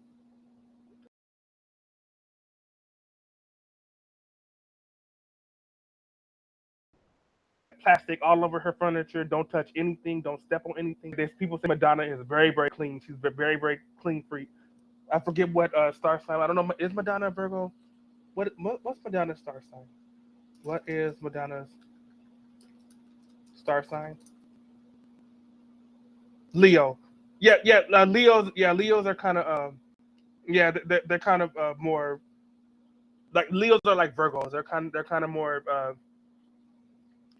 They they're kind of neat freaks. They kind of like things the way they are, and they yeah. So yeah, so that yeah, like Madonna. Madonna's a Leo. Yeah, so Madonna. People have said you go to Madonna's house, she has everything wrapped up. You can't touch anything. Like she's Madonna's like a very she's always cleaning her house. Uh, I don't know if you guys ever saw Dearest Mommy with Joan Crawford, which that's supposed to be the really bad biopic movie that was lies that her daughter made and weren't true. Nothing in that movie was true, and those all made up. But what was the one thing that was true? But Joan Crawford was very clean. Like she was always she always kept her house clean and all that. So yeah. And so, by the way, this person wrote that comment. She looks like the type that doesn't want her stuff touched. That refers to somebody who's clean. That refers to somebody you go over to their house. It looks better than yours. Like, don't touch nothing. You don't. You touch something, I'm gonna chop your damn hand off. I just cleaned that, and they get the bottle of fucking 405 and start wiping it next to something. But yeah, but yeah, just yeah. So no, that's not true. She just is dirty. A bit. She don't look like bitch. She better be. 'Cause you need to clean this shit up. That's probably why she looks like that. Can you, I know it don't look healthy living in there. Probably why she looks like that. I look like this too if I lived here too. I wouldn't even fuck. I'd be on this fucking alley. I'd be on the damn street. Like, look at this. This is ridiculous.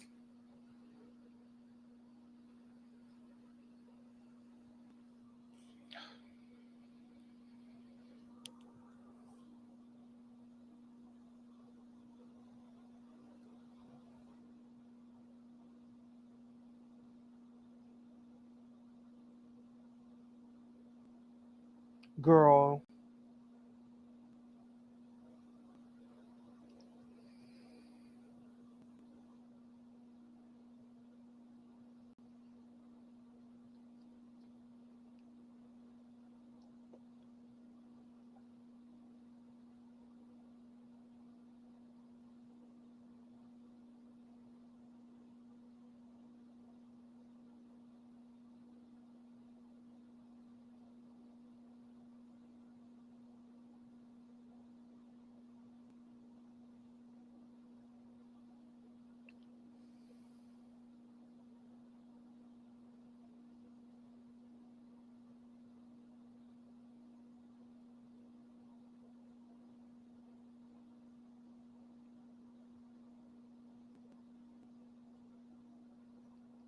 time is in the East Coast. It's 6 a.m. So yeah, it's still nighttime here in California, but it's morning time in the East Coast.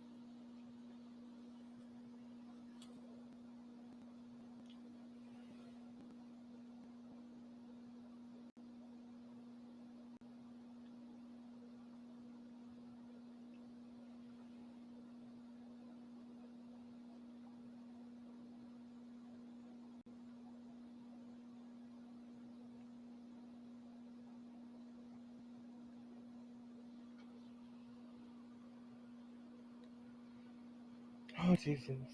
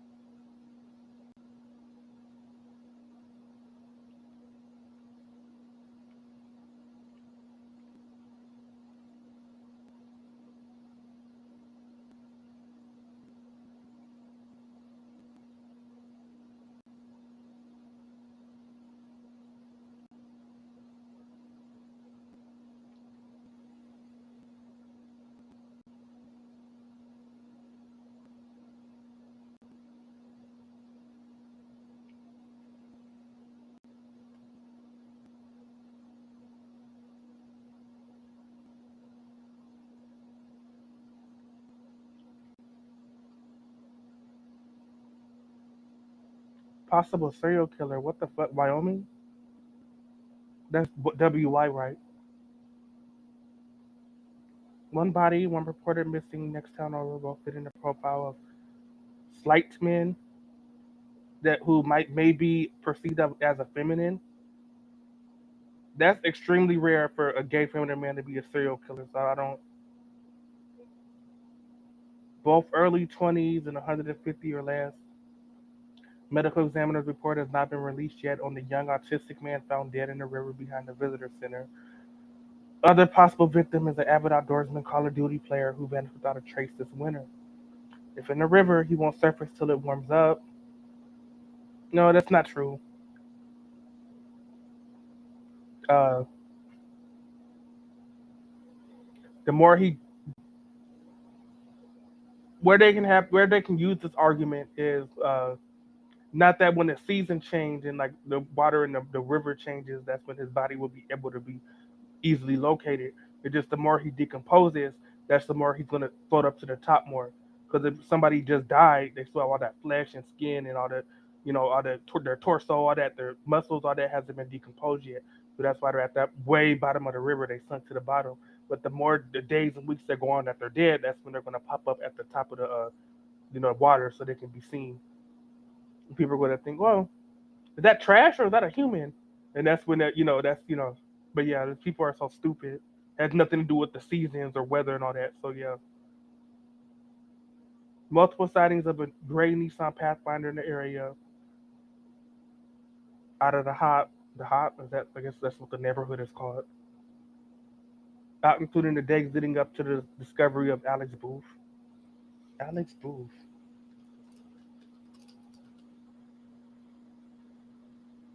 No, I don't.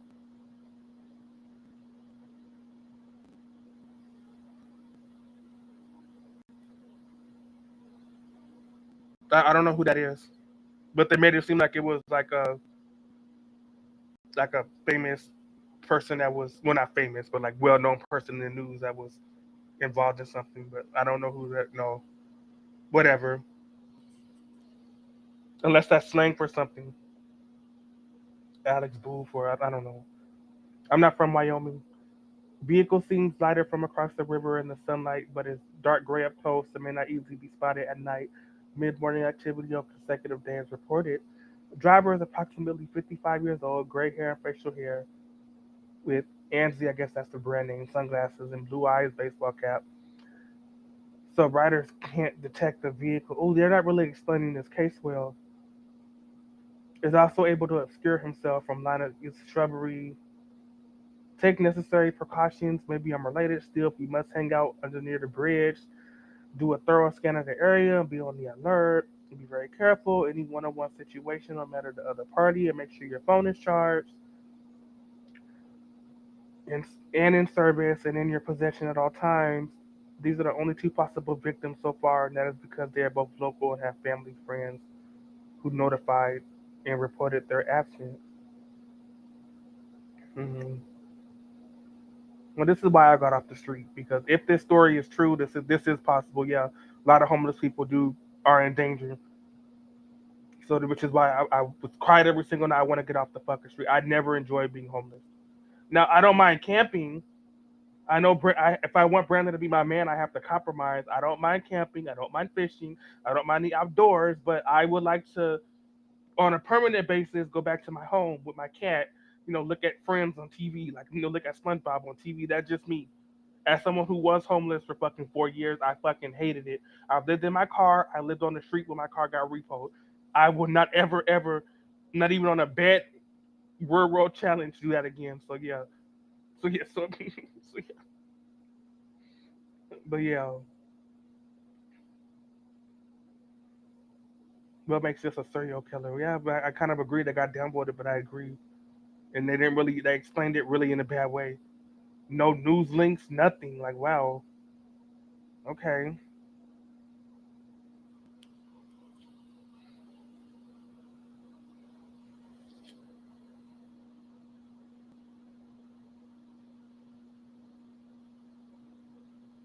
And I read this wrong. I apologize, but it's not my fault because this person can't really type.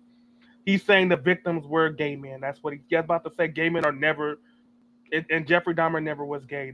He uh when he was locked up and got caught, he said he never was gay. He said he just liked chopping up gay black and Asian boys. Jeffrey Dahmer never was gay. So people always used to say that he was gay. And John Wayne Gacy wasn't gay either. Again, it's the same thing. He was a PDF, which isn't gay. I know they always try to correlate us to them. We're not.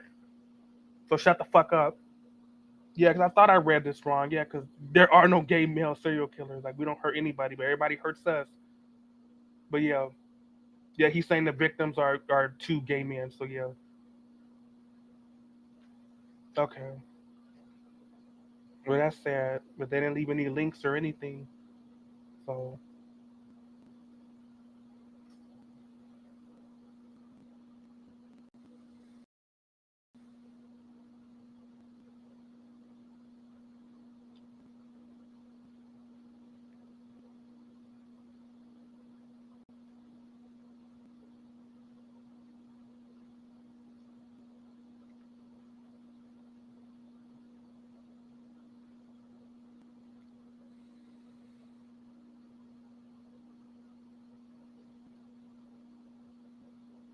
was that a possum?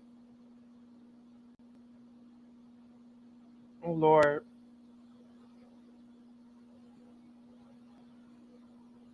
Mhm. Well, he's more afraid of you than you're afraid of him. So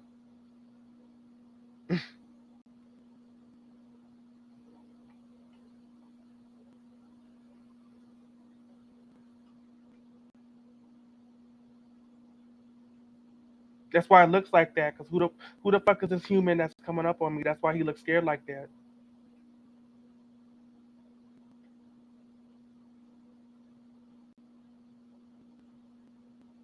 Now, if it was a roach or a rat, yeah, no, fuck, get away from me, like, ah.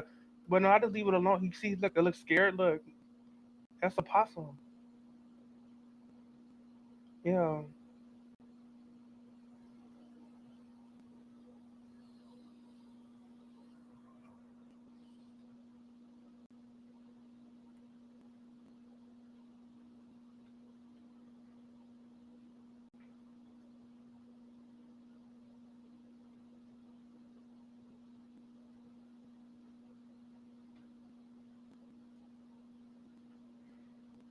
Okay. Um,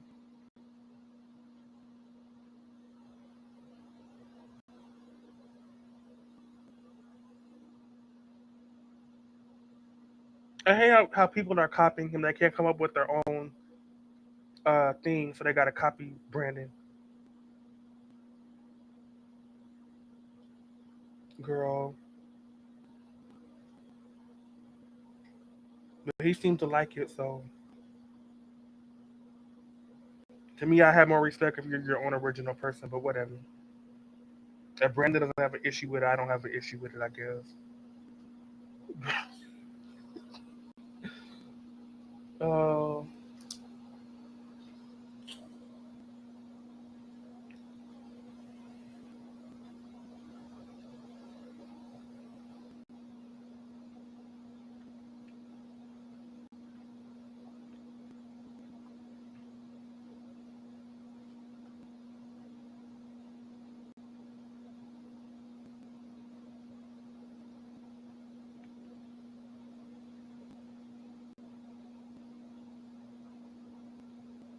Good morning everyone, my name is Michelle, I hope you're doing well. Welcome to another video. It is Wednesday morning, the 22nd of April, and we are going back to Arizona today.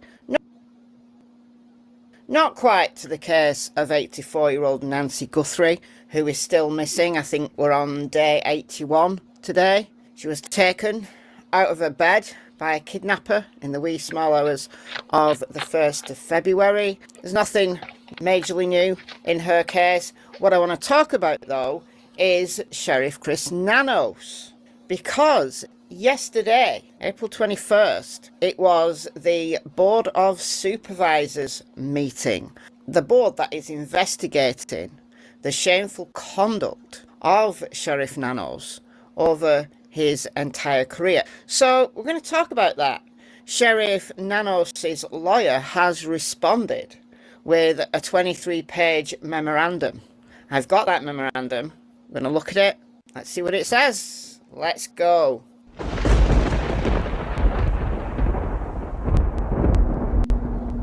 The first thing I want to note is that the Pima County Board of Supervisors have agreed to delay the review of his conduct until May the 12th. So they've basically booted the can down the road into May.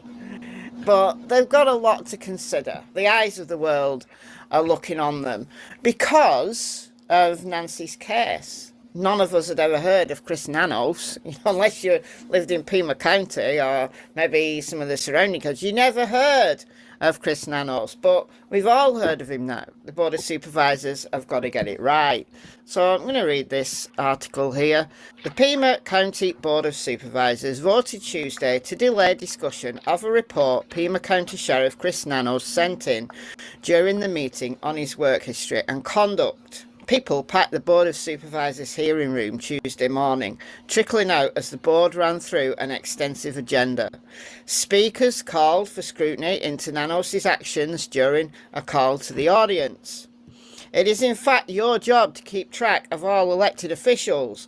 That's why we've been desperately hoping you will hold the sheriff accountable. Because if you're really concerned about the Nancy Guthrie investigation, then you should be desperately hoping that they will investigate what's wrong with our sheriff, a speaker said. County Administrator Jan Lesher announced that the board received the report from Nanos at around 2 p.m. and said that it was released publicly upon its receipt. Nanos did not attend the meeting.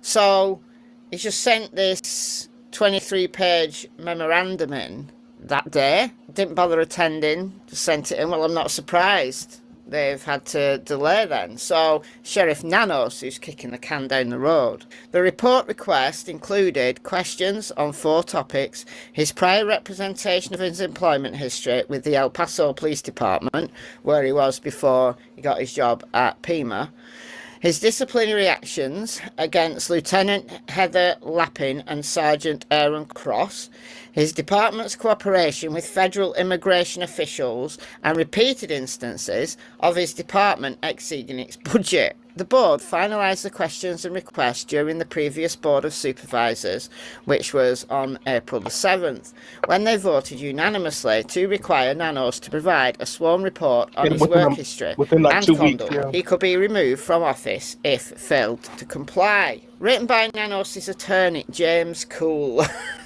James Cool. If it wasn't under such tragic circumstances, that would kind of be funny in a juvenile school kid kind of way. The response addressed all matters in order. First, responding to questions about Nanos' prior employment, said while Nanos had disciplinary actions including counselling, reprimands and suspensions in El Paso, he was never suspended during his service with Pima County. Yeah, but that's not the point. The point is he lied to get the job at Pima County because he just brushed out of his, work history, anything that had gone down in El Paso County. Regarding your disciplinary actions against Lappin and Cross, the process for both followed established department and county policies, and the decisions were upheld after independent review by the County Human Resources Director and Grievance Committee. Cool added that civil litigation involving Cross and Lappin were ongoing. Okay. Nanos denied working with federal immigration authorities, saying that he had implemented policies to limit cooperation with US Immigration and Customs Enforcement, such as not allowing ICE agents at Pima County. Alright. Lastly, Nanos' attorney addressed budgetary concerns, saying the department had operated under budget 3 of the last 5 fiscal years, with minimum overruns on the other 2. So they're basically trying to get him on everything, aren't they? Basically, they're throwing everything at him. I think they're trying to get him to resign, to hold his hands up and say, look, to hell with you, I'm done.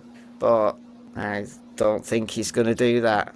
So they've kicked the can down the road until May the 12th. But there is growing concern in Pima County and beyond about Sheriff Nanos' attitude, not only during the Nancy Guthrie investigation, but throughout his entire career.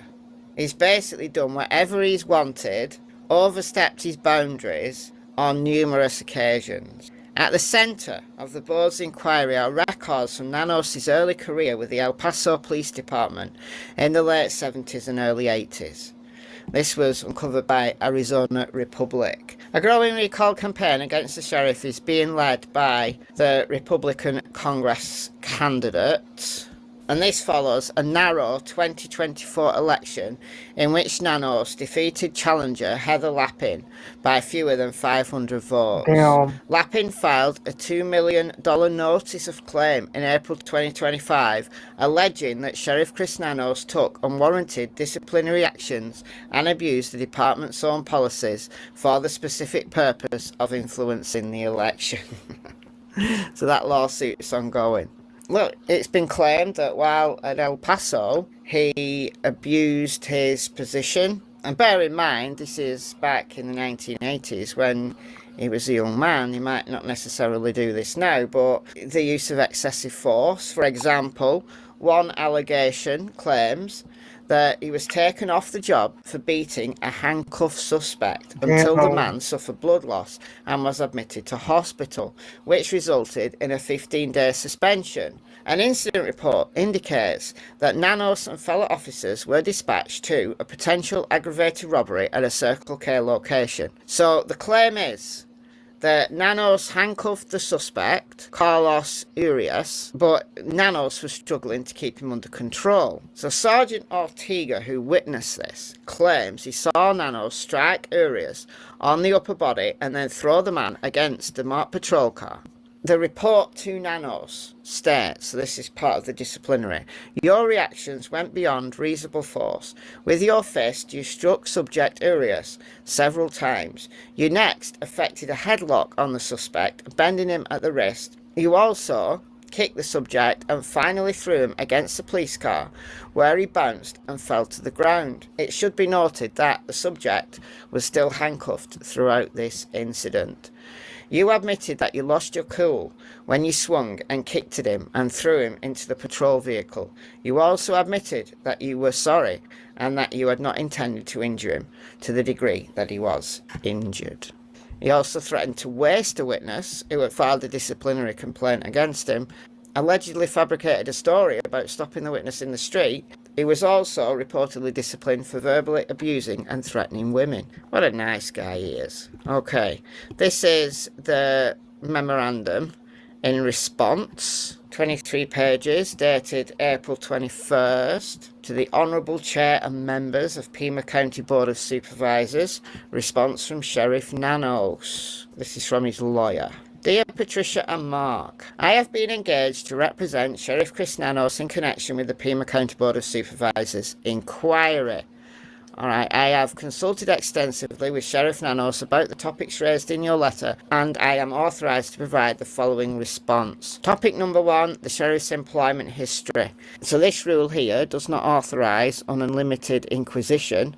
Rather, Sheriff Nanos is only obliged to report on these matters connected with the duties of his office. Well, this is how they're going to get round it, isn't it? They include keeping the peace, arresting and detaining those suspected of criminal activity, preventing and suppressing riots or insurrection, securing county courthouses, overseeing and operating the county jail, and effectuating service of process. The sheriff's statutory duties are distinct from those of a sworn peace officer, regulated by the Arizona Peace Officer Standards and Training Board. The distinction is significant because it confirms the sheriff's employment history is irrelevant to the performance of his duties as an elected official to oversight by the Board of Supervisors. Likewise, giving testimony in a civil lawsuit and managing the department's website are not among the duties of his office. Nevertheless, in the interest of transparency and in the spirit of cooperation, the sheriff has authorised me to respond as follows. Okay, circumstances of Sheriff Nanos' departure from El Paso. He resigned in 1982. At the time of his resignation, he held the rank of corporal. His resignation came in the wake of a dispute with a supervisor over towing vehicles. The supervisor wanted to impose a 3-day suspension for insubordination. He appealed, but they told him to get lost, so he resigned. Yeah, but what was different here? Because he'd been suspended previously. All documents Sheriff Nanos submitted to the county when he applied show dates of employment between 1976 and 82. So I think that was just an error, that one. I don't think that's important. Prior disciplinary history, including suspensions. Firstly, I must reiterate that the sheriff's minimal disciplinary history is irrelevant to the performance of his official duties. Yeah, but he lied to get the job. The sheriff was also subject to robust public scrutiny during the election, and the public record included information about his decorated career as a sworn peace officer. Armed with this information, the voters of Pima County elected him as sheriff. Whatever the sheriff did or did not do before being elected is necessarily unrelated to his performance of the duties of his office. So this is how they're going to get around it. They're going to say he's an elected official, therefore whatever he did in the past doesn't matter. So he was the subject of various disciplinary actions which included counselling, reprimands and suspensions. The discipline and actions gave rise to happened over 4 decades ago. The sheriff has little specific recollection on those events. However, the sheriff notes that when he applied to the county in 1984, he was subject to a standard background check which included completion of the county job application. Yeah, why didn't they find out about it then? I can kind of get where he's going with this, really. Last I am aware, of media reports that the sheriff was somehow dishonest in sworn deposition testimony he gave in the matter of Cross versus Nanos. Not so. In that deposition, the sheriff was asked, "Have you ever received discipline as a law enforcement officer?" He responded yes. In a follow-up question, he was asked, "Did you ever receive a discipline that rose to the level of suspension?" He responded no. But he had been suspended. So, he lied. Bad faith media reports have divorced this testimony from its context to suggest Sheriff Nanos was untruthful. Context matters. Both immediately before and immediately after the question, the sheriff was questioned about Arizona Peace Officer Bill of Rights. As you know, oh, they're just lying. No. Come on now. Come on now. Topic 2, the Lappin and Cross disciplinary action. They filed lawsuits against the sheriff in connection with the discipline they received following sustained findings of misconduct. Both lawsuits are ongoing.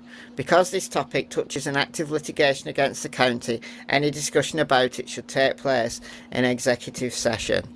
So, Lappin was suspected of violating department and county policy. Consistent with long-standing department policy, those reports of misconduct were investigated by Internal Affairs and presented to the Pima County Sheriff's Department Disciplinary Review Panel. The panel was comprised of, blah blah blah. After hearing the evidence, the panel unanimously sustained the complaints. As discipline, the panel recommended a letter of reprimand for former Lieutenant Lappin and termination for Sergeant Cross. Because the panel's recommended discipline for Sergeant Cross involved termination, it was reviewed by Sheriff Nanos per policy. During that review, Sergeant Cross provided a statement admitting that he violated policy as found by the panel and requested leniency. Specifically, Sergeant Cross asked the sheriff to issue a formal letter of reprimand in lieu of termination. Because Sergeant Cross appeared to be taking responsibility for his misconduct, Sheriff Nanos reduced the discipline from termination to a letter of reprimand over the objections of his command staff. Despite getting exactly what he wanted and heedless of his own admissions, Sergeant Cross immediately grieved the lenient nature of discipline he received. Former Lieutenant Lappin likewise appealed. The implication that the discipline given to Sergeant Cross was somehow retaliatory or uneven is absurd and unfair. We'll wait and see on that one. Coordination with federal immigration. Pima County Sheriff's Department interactions with federal immigration officials primarily governed by Chapter 10 blah blah blah. Sheriff Nanos intends to promote public awareness of these policies in a variety of ways. These include publishing the policies on the department's website, participating in community events, engaging with local neighbourhood watch programs, and in speaking with the media. Department budget. So he was under in 2021, he was under in 2022, he was over slightly in 2023, he was under in 2024, and he was over slightly in 2025. Listen, I think that's a nothing burger. I think that's an absolute nothing burger. They're trying to throw everything at him. Everything. This is the conclusion. The sheriff appreciates this opportunity to answer the board's questions and to document his tireless efforts to protect and serve the people of Pima County. Serving as sheriff is a great honour, and he looks forward to achieving even greater success for the department and the public servants who fulfil his mission every day through their hard work and dedication. If the board requires further information or would like to follow up on the topics discussed in this letter, please contact me and I will work with the sheriff to provide an appropriate response. James M. Cool. A cool response from Attorney Cool. Alright, well, May the 12th. Honestly, my opinion, for what it's worth, I think the sheriff will get away with it. I might be wrong. Look, again, none of us would have heard of Sheriff Nanos had it not been for the Nancy Guthrie investigation. And if the Nancy Guthrie investigation had been done really well, would we be here now? Is it that the Board of Supervisors see how Pima County has been viewed by the world and are going to make a scapegoat? Not saying that Sheriff Nanos has done nothing wrong, but It will be interesting to see how this plays out. Let me know your thoughts in the comments, and I'll see you in the next video.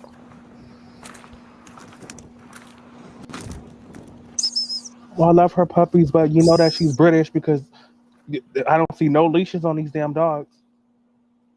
It's a big no-no here in America, but United States, but yeah.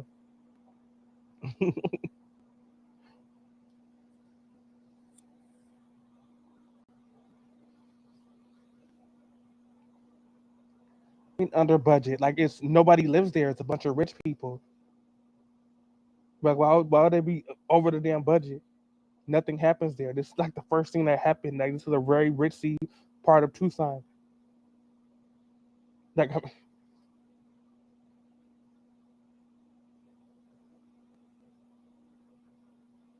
it's not the hood where they need to pay for the ghetto birds and all that, and like you know they need to have more watch. No, it's just nothing happens there.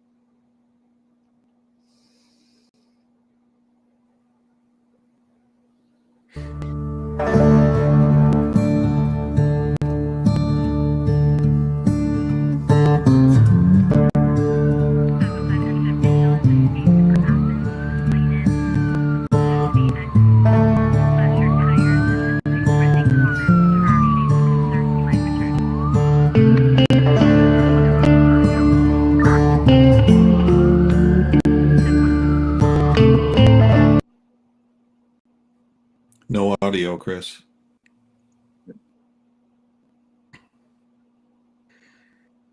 No audio, Chris.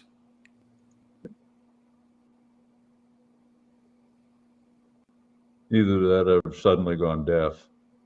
It's very strange. Sometimes that kind of stuff freaks me out. Yeah. Yes, I was aware of that. I'm back. Can you hear me? There we Yep. go. We got you. Yeah. Now. Welcome to this special live. Man, I'm pressing every button and just going in different directions all of a sudden. Well, all I can say is I'm glad you're not running an ICBM silo, Chris. Amen. And it's a good thing there's not a countdown directly in front of us. Because at this point, I've pressed the button 4 times and nothing launched, John. Nothing launched.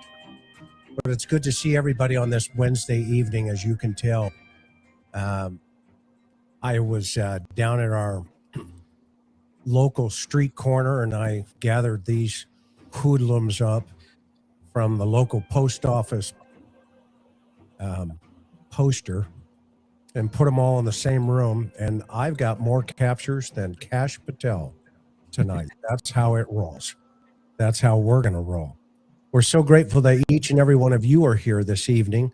And as you can tell, I'm just trying to figure out exactly how this is going to work tonight on one of the first ever live call-ins here on the interview room. And I couldn't have thought a better panel to put together than these, fugitives in front of you. Those of you who don't know the group, we'll start over here in the upper left-hand upper corner, who just got out of the river in wherever he was, fly fishing. None other than Bob Gilliam. Bob, introduce yourself. Tell everybody a little bit who you are. Well, good evening, everyone. Good to be back on the show. Good to be back with my fellow panelists here.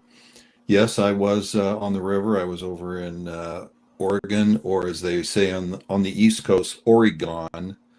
And I was doing a little fishing. Had a little bit of luck. Enjoyed it, but very relaxing nevertheless. And let's see. So I was a cop for 36 years, detective for many of those years, and retired as a command officer of a detective unit. So I'll keep it that brief. Awesome. And thank you for being here for your time. Very appreciative. John, in the upper right hand facing you is none other than my dear friend John Lamb, Sergeant John Lamb, former homicide guy, also an amazing author. His books will be down on the links below. If you haven't had a chance, run to Amazon, hit those links, and get those books. John, tell them a little bit about who you are. Well, as always, it's great to be here, Chris. And I want to say also good evening to the mods. They do a wonderful job. Well, and thank you, Ask As, for buying the books. I've got over 3 decades in law enforcement, and among that, working robbery homicide. I was a hostage negotiator, and was a detective sergeant. I was very fortunate to be married to a crime analyst and fingerprint expert. And I'm talking to you now from the Shenandoah Valley of Virginia, and it's a delight to be here. And I'm looking forward to the questions we're going to get tonight. Yeah, it's going to be a lot of fun, and what a great segue into my friend over here, Josh Diaz from the lab. Those of you lab rats that are here, we appreciate you being here. It was Josh who helped me set this up and gave me a tutorial on hopefully how this is going to go tonight. So, you know, Josh, if you don't know him, he has a YouTube channel called The Lab, L-A-B. Those that join that channel are called Lab Rats. And Josh, give them a little insight into who you are. Well, Chris, thank you again. I am the host of The Lab. I'm a podcaster, producer, and I do short documentaries. Actually working on my first full-length one right now, hopefully out by October, about a cold case here in my hometown from 1997. And I've made some great progress on that documentary and connected some major dots with some major people that a lot of you might even know.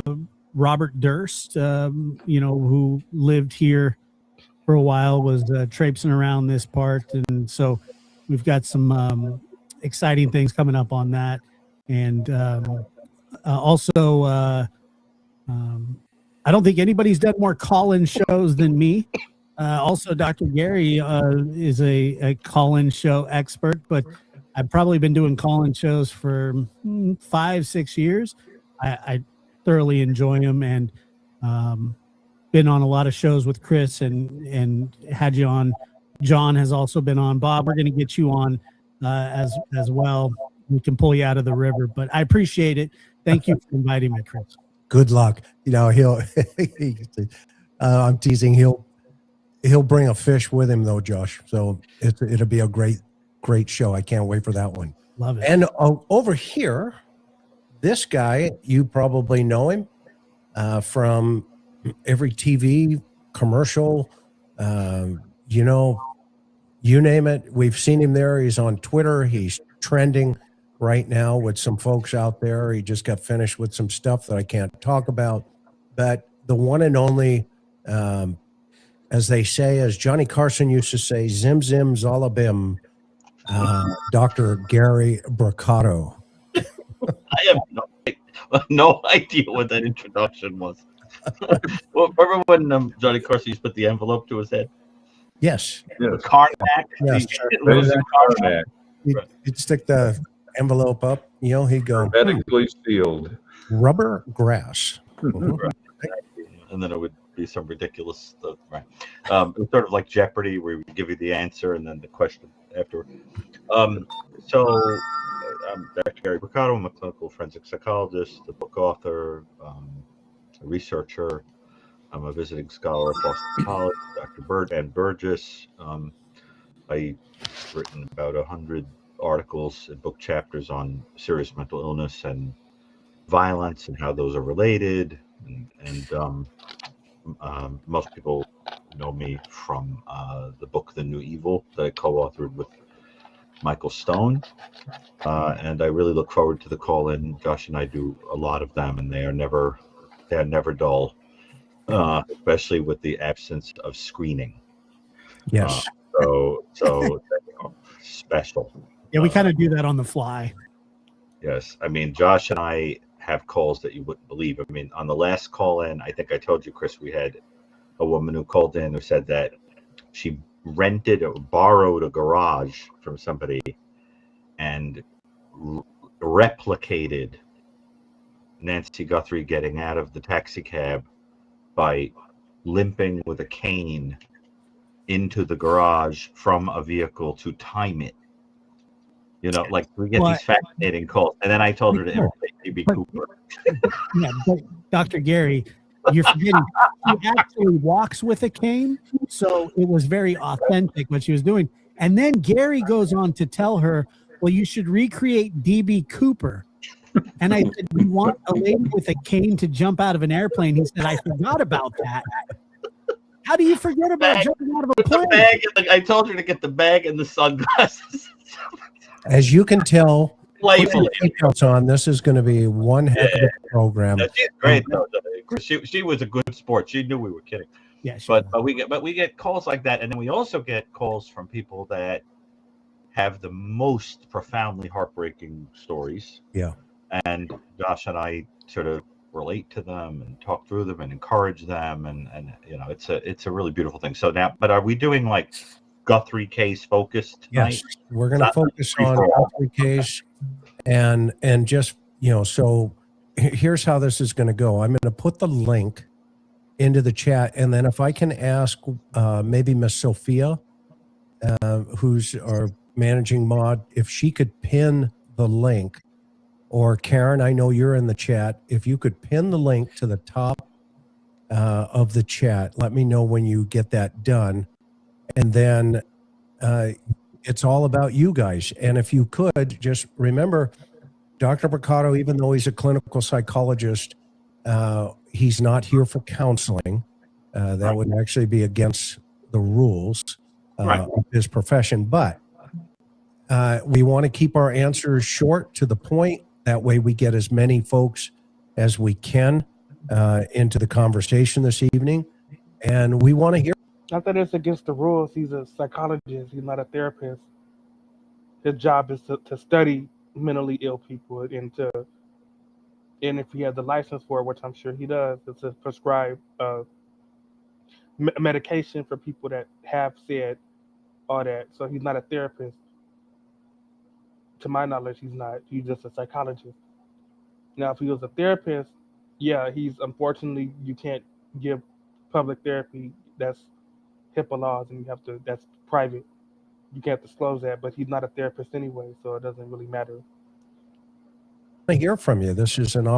And I was asleep. I was unconscious. So if I was awake, would I have tried to add myself to the queue and see if I could? Probably, but I was asleep, so it's neither here nor there. So I missed this. So yeah.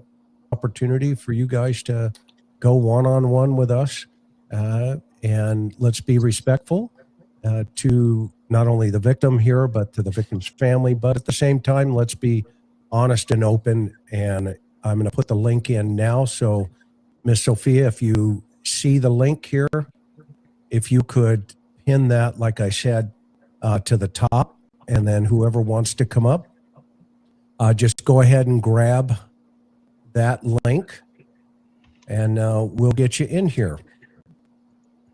All right. So that said, while we're waiting, oh man, that was fast. Of course it was. Lisa, Hello. how are you? This is Lisa who replicated the car and the shed, isn't it? No, I'm the Lisa that you read the poem to. That's right. I know who you are. How are you? Hello, gentlemen. How are you? Hi, Lisa. Hi, Chris. I've had the privilege of talking to Gary and Chris and Josh. So I love Bob and John. You're fantastic. I do have, before I get to my Guthrie call, John, what's over your right shoulder where all of your animals congregate? They congregate there because there's a large pot of water. Okay. There's a Thank pot of water you. which I fill just before the show because the water gets too low. The ginger-colored cat called Gingerbread will begin Yeah. squawking. Okay. So why Gotcha. they This is the gathered there. kind of behind the scenes fascinating information I was hoping Exactly. for. And It's been driving me crazy. This is Okay. like an episode of laying at Frasier. my feet. People have asked where Andy is. Andy is literally laying at my feet right now. Yeah, we all love you, Randy. So my question, here's the thing. We keep hearing about these doors propped open in the back, but is that information not coming just from the sister? You know, that's a great question. Who wants to take a shot at that?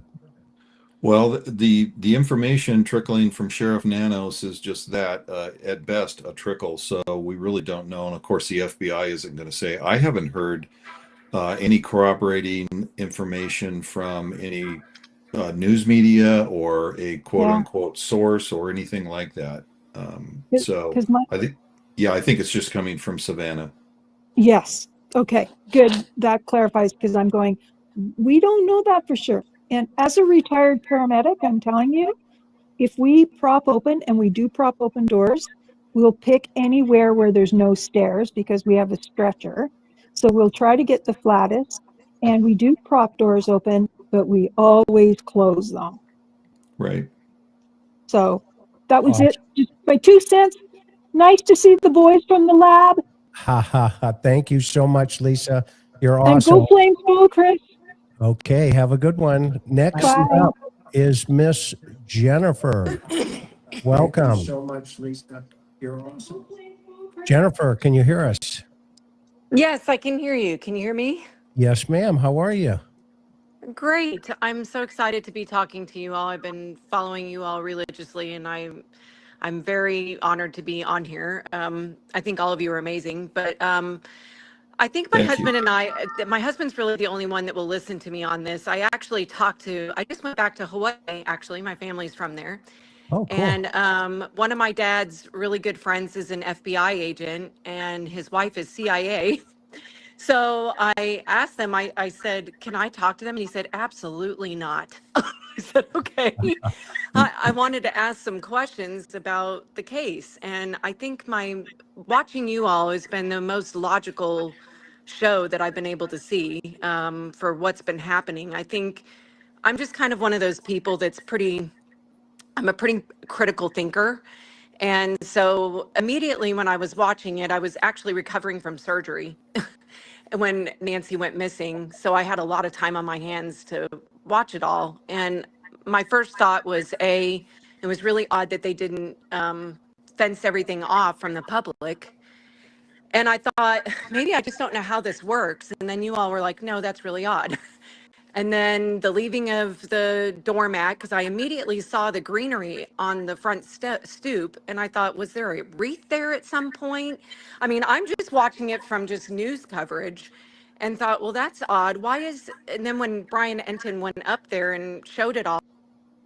Well, because I wish I wasn't asleep. I would have wanted to get. I don't know if I would have made it because I know I was trying to get on JLR's show, and he's an idiot. He's an asshole. Fuck him. And I didn't know him and Betty were together. Had I known that, I wouldn't have probably mentioned anything. But I didn't know. Like, she has 50,000 subscribers. He has damn near 900K, almost 1 million subscribers. I didn't think that they were together. Like, there's a lot of people on YouTube, and I didn't immediately assume that they used to be a couple. And so that's why JLR didn't add me to his Nancy show on Sunday, because oh you're Jeremiah that was on my ex's show. Get the fuck out of here, you punk. Get out of here. And so I don't know, but I don't know if I would have got on this show because there's that, and I don't know how many people are trying to get on here and say their opinion. And so, but I wish I wasn't asleep and I could have came in here and told my theories. But the reason why everything wasn't taped off, as she said, is because when the case first hit, they just thought that she was having an Alzheimer's episode, or like she maybe ran off with a friend, or she went to like 7-Eleven or something to get her a drink. That's what we all first thought. was that she just wasn't right. Like, which a lot of women when they get older, they start making decisions like that. She starts putting her car keys in the refrigerator, like she does weird, she does weird shit like old lady shit like that, which nothing that's very normal and that's understood. And we were all hoping that was the case originally.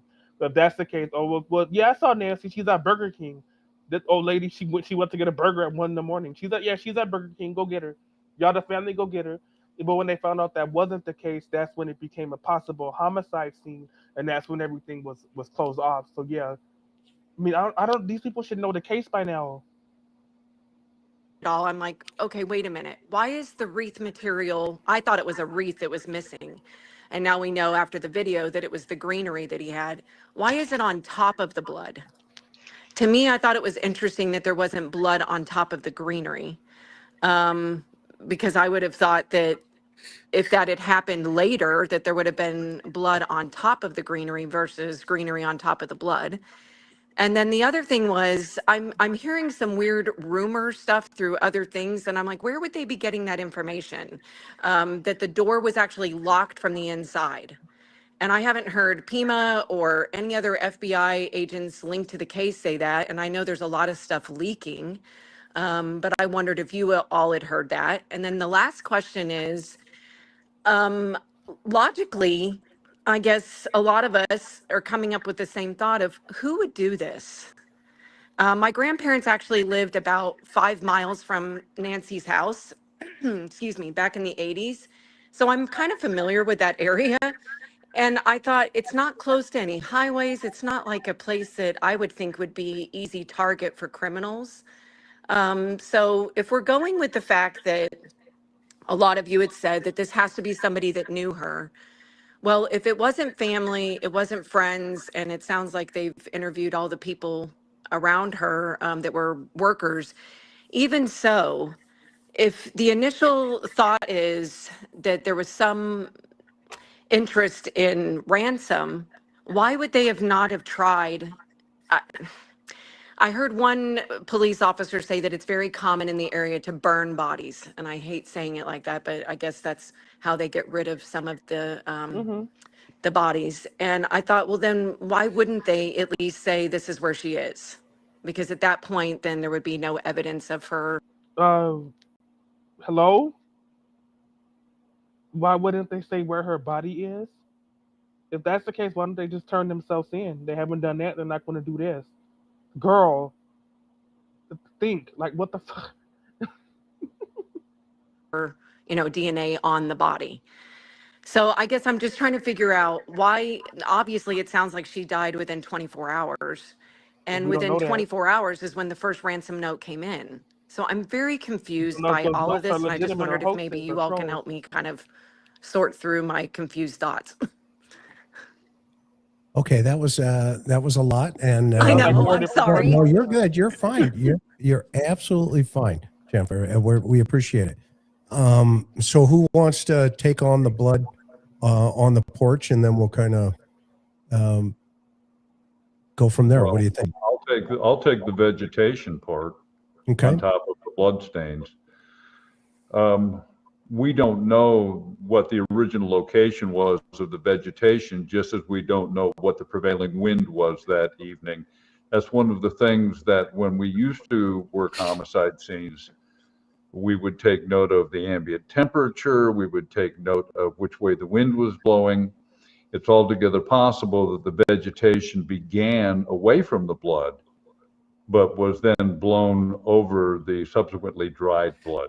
So I'll cover I that see. part. Okay. Any other thoughts from anybody?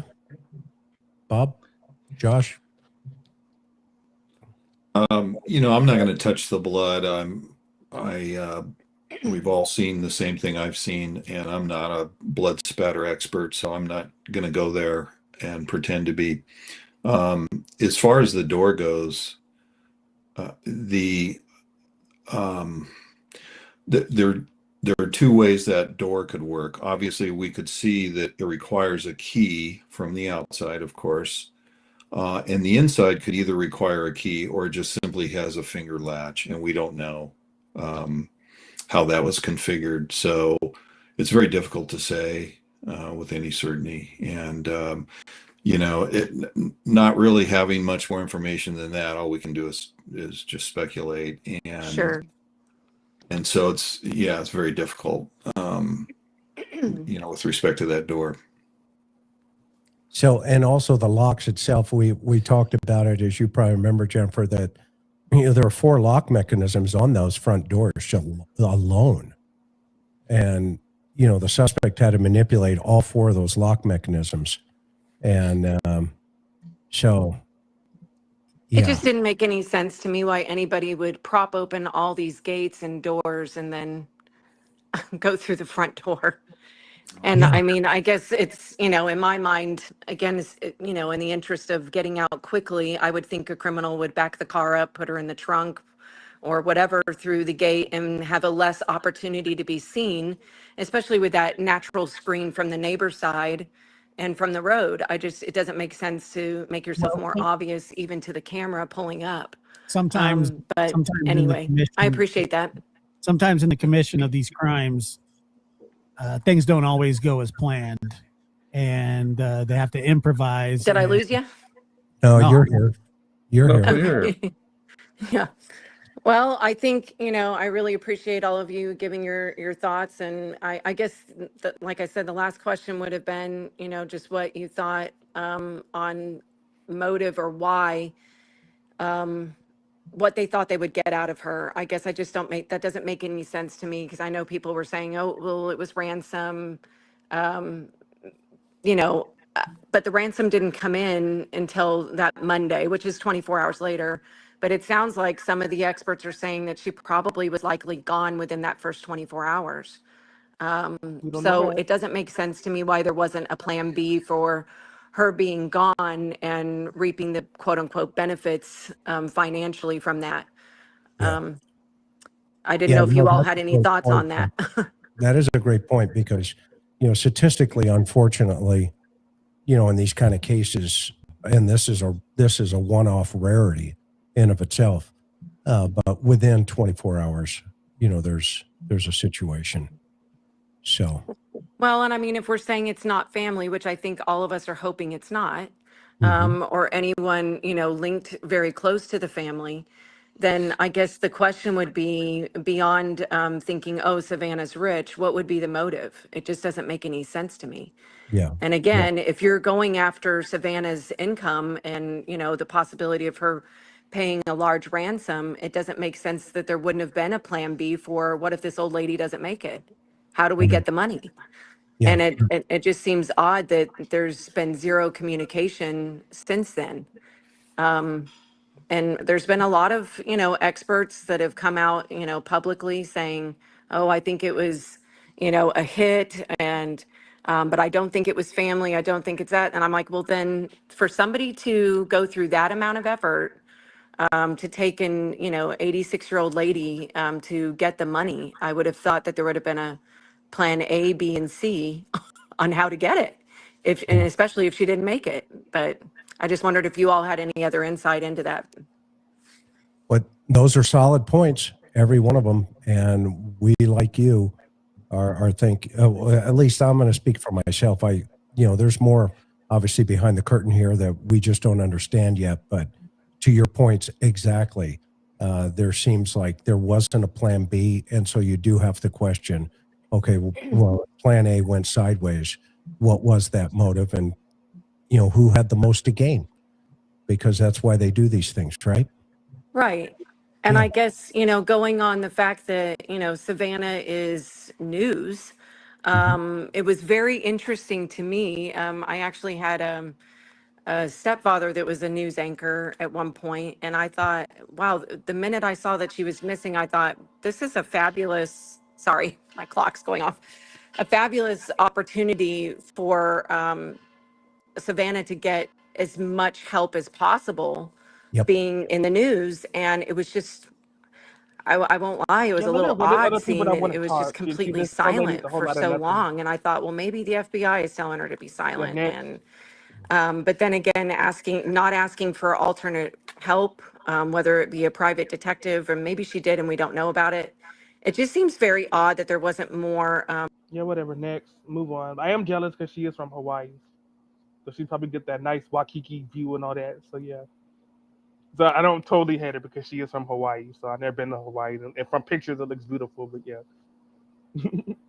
Public outcry for searchers or anything immediately. It felt very odd. But anyway, Well, amazing insight, and thank you so much for calling yeah, in. thanks for And, letting me talk. I okay, see appreciate you in a it. bit. Aloha. Thanks. Okay, Mia Fallis, how are you? Mia, Hi, Chris. how are you? Can you hear us? Hello, I'm probably just nervous. Mia, can you hear us? Sounds like a seance. Huh? Like you're doing a seance. Can you hear us? Hi, Chris and Oh. everybody. Hello, how are Hello. you? This is Mia Fallis from the Kansas City area. And as you know, a few weeks back, Sheriff Nanos declared that the family was not, Bob. they're not interested in the family. What are the odds of them re-looking at that? I think the odds are very high that I don't know behind the scenes if they have actually taken them off of the plate. I'm not able to hear you. Okay, well, I'm answering your question. So the odds are very high that they haven't been, maybe behind the scenes there's more going on. So hopefully when you watch this back, you'll know exactly what I just said. So thank you so much. And the next caller is going to be Linda. Ooh. Linda Howard, how are you? I'm good. How are you, Chris? I'm doing well, young lady. What's going on? That's Well, a friend Dr. of Gary Josh. and Josh, Dr. Yeah. Gary and Josh know me very well. Okay, wonderful. You're Now in I get to meet you. Thank you so much. He And calls I'm from glad to talk to Surprise, Arizona. Yeah, Surprise, Arizona. Surprise. Yeah, a couple things, Chris. I know you said once that you thought this crime would be solved. Do you still feel that way? I do. Okay. And I why do you think it feel? can be solved, yes. And why do you think that it will be? Well, first of all, you have to have hope that you can solve it, especially as an investigator. That may sound arrogant, but at the same time, you have to have that overconfidence to believe that you're going to accomplish something. And, there's an old saying, as the mind of man conceives and believes, the mind of man achieves. Oh, okay. If you believe it, you'll make it happen. If you don't, you won't. And so I've always had the philosophy that if you press hard enough, that you're not only going to get all the copies to see what you just pressed and wrote, but if they locked in everybody from the very beginning, it gives a great opportunity down the road to maybe cold case investigators to go back and find out what people were saying. And as you know, Linda, probably more than anyone, loose lips sink ships. So what's your thinking? What's your thought process? You think it will be solved?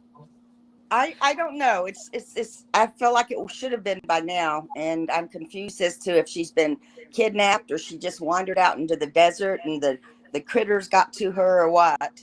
Sure. So I'm not sure. But on another note, Chris. Yes, ma'am. I don't know if Josh apologized to you from me, but I was on a live with you and I made the comment that Chris, you need to be more, I like you, but you need to be more humble. Well, and I want to apologize to you personally for that. And that's why I'm glad you took Well, Linda, my we all call. think that. Yeah. Linda, I did tell him.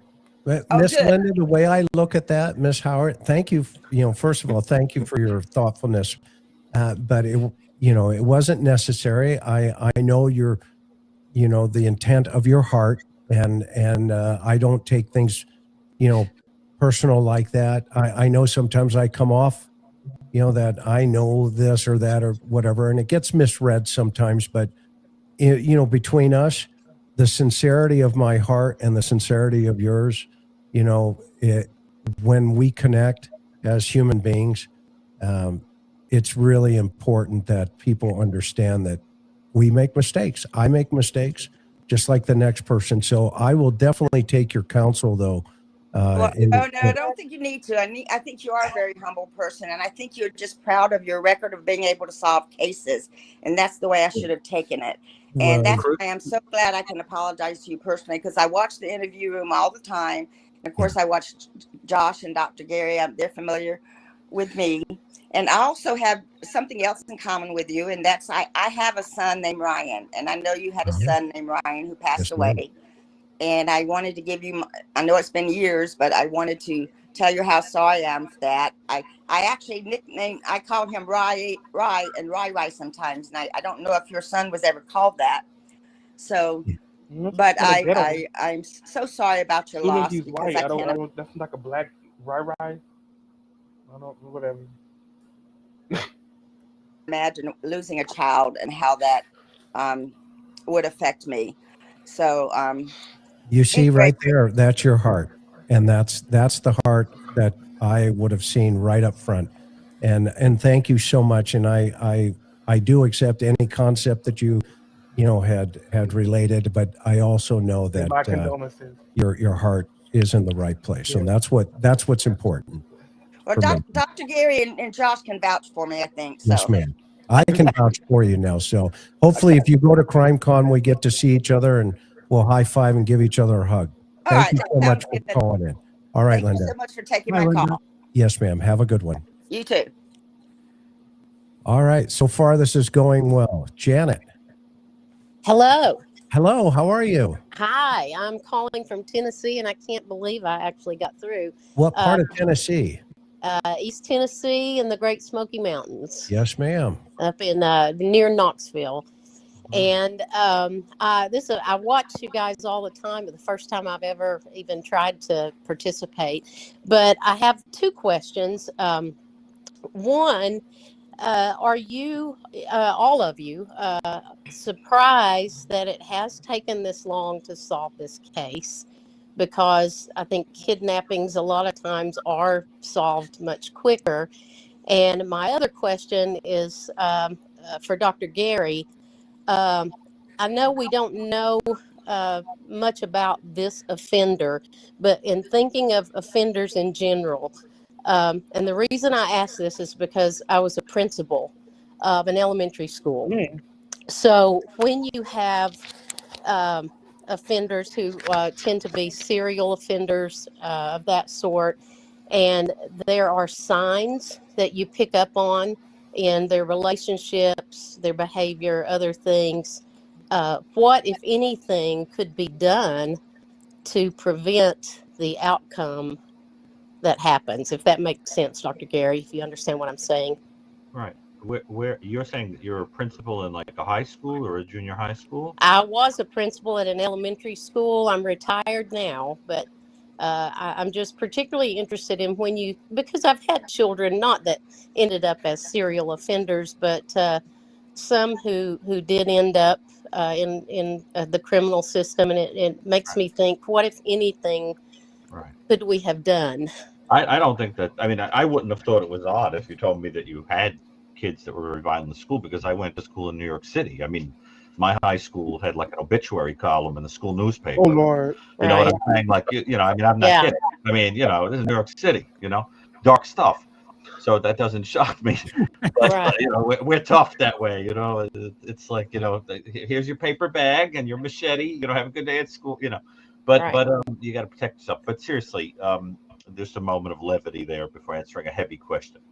The reality is that it depends what the motive is for doing something. If you're talking about something psychiatric, or very different than talking about somebody who has, let's say, fused sexuality and violence in a fantasy-based way, or a person who has been abused, who is angry at the world, or in other words, it depends on to answer the question, it depends on what's wrong with the person. If you're talking about a situational thing, yeah, there are psychotherapies and techniques that can be helpful for intervening for a person. But if you're talking about something like a budding psychopath, right, or a, I mean, and I have met children with conduct disorder that clearly are on their way on a glide path to psychopathy, to antisocial personality. It is very hard to conceptualize what would help them, because the truth is that people with those kinds of character structures aren't really afraid of anything. They are very sensitive to slights, and they they can learn in a transactional way, like you're not getting your cigarettes, if you don't do X, that kind of thing. But Right.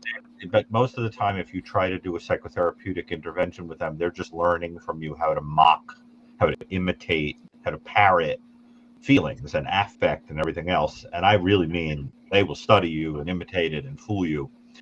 That was one of the problems I had with that show, The Sopranos, with a psychopath going to psychotherapy, and it was tough talking. He was very moved, or whatever. I mean, the reality is he probably would have just been learning from Dr. Melfi how to be fake, being a better human being. Well, he kind of did. He kind of did. He kind of did. But there were times when he really cared, and sometimes I thought that was a little theatrical. But the point is, it depends what's wrong with the individual. And then for your first question, we'll just open that up to the whole. Oh yeah, I was going to say on our first question, I'm not surprised at all. I mean, I'm not surprised that it's taken this long. I mean, these kind of cases can take months and months, as you've seen. I mean, nobody wants to hear that, but I think that's sort of the not with the evidence, the reality of it. I think not with the evidence we have in that porch guy video. Like that should have been the next morning. They should have been. Well, I know who that is. That's my boyfriend. Damn it! I wonder where he went that night. He was acting weird all that day. So he's the one that did that to that old lady, that Nancy lady. Damn. Like, dog, go get him. That's him. So no, I mean, yeah, cases take forever. That's if they have nothing. There's no witnesses, nothing. And also, if this was like back in like the 80s and stuff, yeah, of course, because there wasn't DNA yet. The fingerprint evidence, all that was, you just had to just hopefully, catch the guy red-handed. That's pretty much the only way to get him. But now, the fact that we have all these new DNA, ring camera, doorbell, everything, like, that's why it's confusing as to why 3 months later we're still nowhere. So yeah. I think maybe, John, wouldn't you agree? I would agree, and I would say that in part, culturally, Americans or people that watch American crime shows have been schooled to imagine that a crime can be wrapped up in 48 minutes. Usually it is. Not counting the commercials.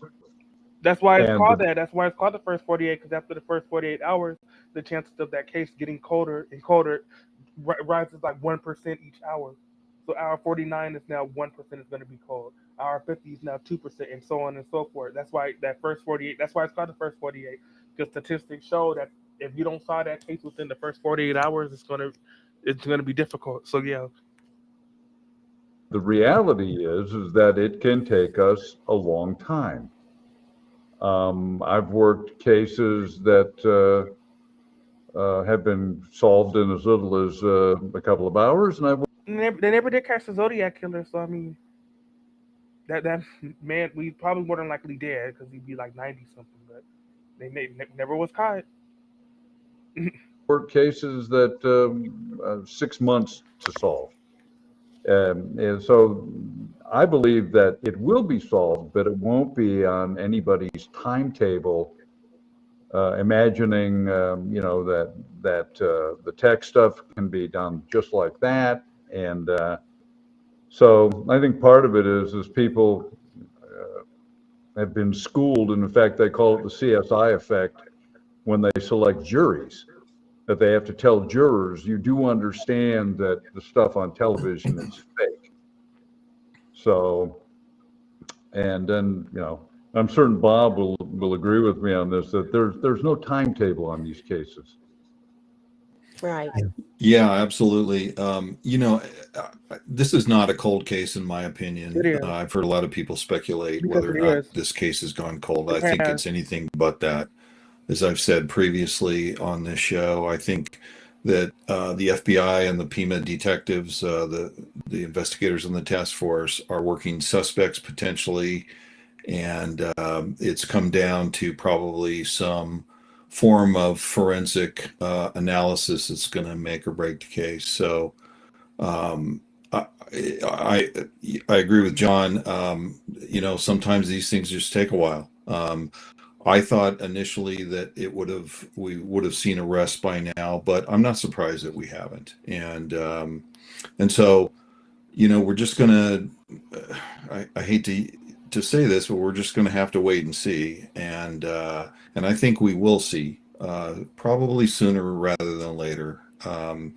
Within the next few months. And I know everybody wants it to be quicker than that, but and it could also be a couple of years from now. We just Oh simply Lord. don't know. But I don't think it's a cold case, and I do believe that it will be solved. Awesome call. Yeah, Janet, thank you you. And are if I could just amazing. follow up with one thing with Dr. Gary, should a focus move from trying to react to behaviors to identifying these folks earlier? Is that an approach to take? Well, again, what are you talking about? What type of person? I mean, I you guess, can't, you know what I mean? You can't take like a yeah, future school shooter and lump them in with a future window peeper and a future right. arsonist and a future. I mean, they're all different types of people. Which kind of person do you mean? Yeah, I guess I'm thinking of the serial folks, Jeffrey Dahmers, the folks like that, and Well, he's a particularly complicated case because many people thought that he was on the autism spectrum. yeah, And that's complicated that because is, yeah, people on the autism spectrum tend to be extremely gentle and harmless, but there are a small number of people who have both psychopathic features and what might be called a kind of autistic they call it a schizoid autistic detachment, which for somebody like Dahmer gave him this detached quality of thinking of victims kind of like a frog in a petri dish, like a scientist would, right. rather than a person. And but that's a very specific kind of constellation of traits. But that's an example of where you had a nexus of somebody with a developmental disorder, psychopathy, some childhood kind of fantasy that was very strange and got blended with sexual fantasy, and this very concrete way of dealing with the question of loss. You have to think of somebody who thinks in very black and white terms, and he didn't like that he would lose the people he connected with. So the brilliant solutions that he came up with What? were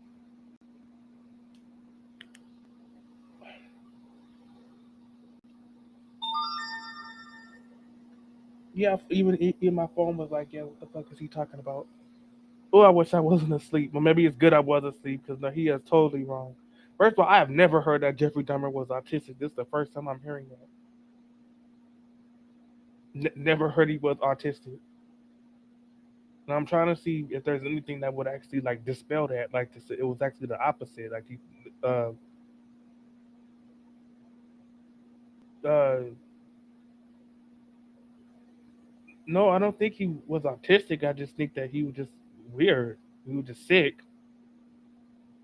because he was in the taxidermy, which that in itself it's an okay hobby, but uh, something that I don't think a lot of autistic people would be into. Like autistic people, they're probably just be into like drawing or just like something that's not like real dirty and disgusting like that, like taxidermy, which you cutting animals open and putting stuff in them and putting them on your shelf and stuff. Yeah, Jeffrey Dahmer was in the taxidermy. He like he worked at a chocolate factory. It was kind of weird. Uh, he still talked with his family.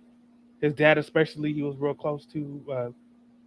Again, I don't think he was gay. People say Jeffrey Dahmer was gay. No, the fuck, he wasn't gay. If he was gay, he would have had a boyfriend or a partner. He never did. He killed the guys that were before the morning came. So, uh, yeah, I don't. And then you said that that's another myth that Jeffrey Dahmer killed because I guess the guys were rejecting him. And he said, no, no.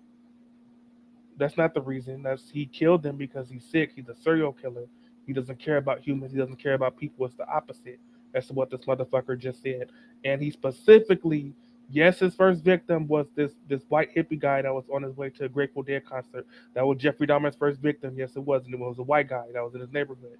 Okay, but every other victim after that, the other 37 of them, they were black, Latino, or Asian gay men. All of them. And he did that because in the 90s, early 90s, who the fuck is going to care if a black, Latino, or gay man is the murder? Nobody.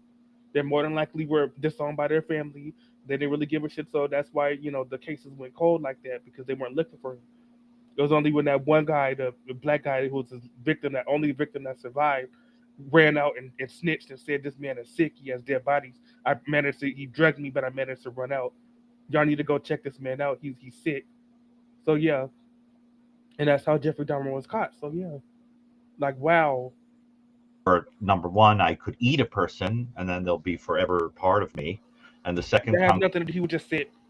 You think if a serial killer, you think adding cannibal to that isn't like so that he would just sit? It had nothing to do with because he loved him. If he loved him, why did he kill him? So stupid. Concrete solution was I could make a person into a zombie by boring a hole in their head and pouring hot water or acid into it. And the third solution was I could keep part of them and then they'll never leave. They'll always be in the house, right? So what you have to understand is that a person with a concrete mind mixed with psychopathy was a very dangerous thing. So with him, the pathway to violence is very different than the pathway for a different type of event. So in order to answer that, it depends on the type. Even within serial killers and serial offenders, there are many different pathways. For most of them, there is going to be some quality of psychopathy mixed in there. And psychopathy is not something where intervening early is going to do very much. There are people studying that, but there aren't too many prospective studies where you identify kids with conduct disorder and watch them for decades and see what happens if you treat them. So thank you, Janet, for your call. We appreciate it. We've got like 15 people stacking up. I got you. Okay, thank you, young lady. Thank Have you a for good all one. you do, and I love watching you guys. Thank you. Yes, ma'am. Okay. Josh and I have calls that go an hour. Not by Miss Bonnie, you're in the show. Yes. I'm good. Can you hear me? I have headphones on. No, we're just doing we can see you. Okay. What's your question? Yeah, he has their webcam covered up, which I kind of don't blame him for that. But yeah, he covered he went inside the streaming software and put Chris, the main guy, with the hat on, he covered himself. So they're on webcam, but he covered his cam with them. So, which I know why he did that, and I don't blame him. But yeah. Question. Shoot, I'm doing this the wrong way. I wanted to take my headphones off. We can hear you. Okay, if you can hear me, my Yes, question is, what if the waiters didn't know who they were taking? And they went in and because they were hired by the chef, right?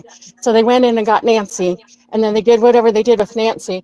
And then after it came out who Nancy was, they decided to take advantage of that. And they were hired not knowing, right? So they didn't know how to contact the family. So they went to the media with their ransom demands, even though they knew Nancy was dead, just on the chance that they got more money on their side, that maybe the chef wasn't paying them enough.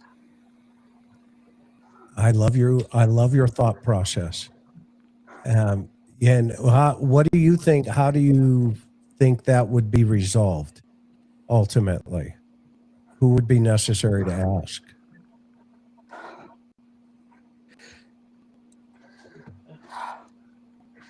She don't know. Bonnie? I can't even hear you guys, so I think she must. I hope you heard my question, and I'm just gonna hang up and then watch it back, I guess. Oh, Yes, we can hear you. We don't know if do you have speakers in your computer? She doesn't like to go to hospital. Why is she breathing like that? Some computers don't have speakers. So we'll answer her question. Who wants to answer that question? I will say that it's certainly plausible. It certainly works We didn't within. look into that, but she sounded scared. Like y'all heard, like she's like, I don't. We need to explore that more. Like, what the hell was that about? Like, girl, do you know something we don't? Like, we're at day 90 now. We need, girl, if something's. You know who it was? Tell us. Like, fuck all, I have audio issues. You don't. I'm not. My gut's telling me you're lying about something, girl. What?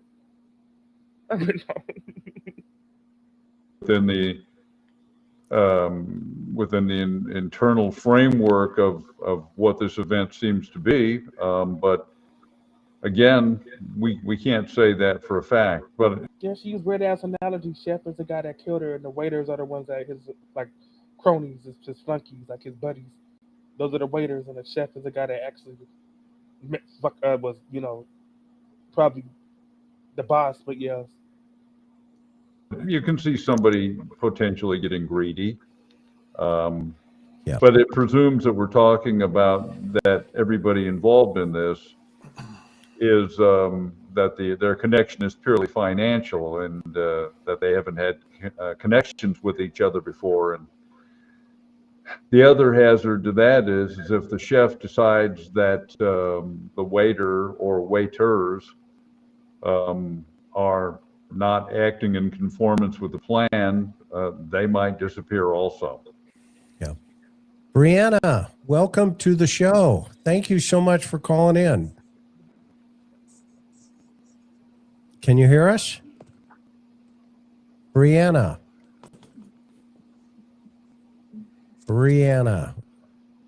going what?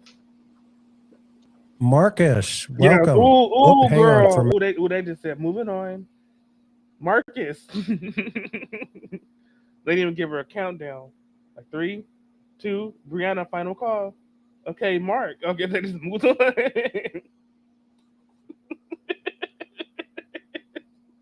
For a minute, Marcus. Oh. Stand by. Brianna's back. Hang on. Oh, okay. They brought her back. Okay. Brianna, can you hear us? Hello? No, she's not there. Move on. Brianna. Back Oh, to Mark. shoot, can you guys hear me? Yes, we can hear you. Okay, I now. just wanted to say good evening, first of all. Good evening. I can't hear you guys. I can't fix it, but no worries. My questions are,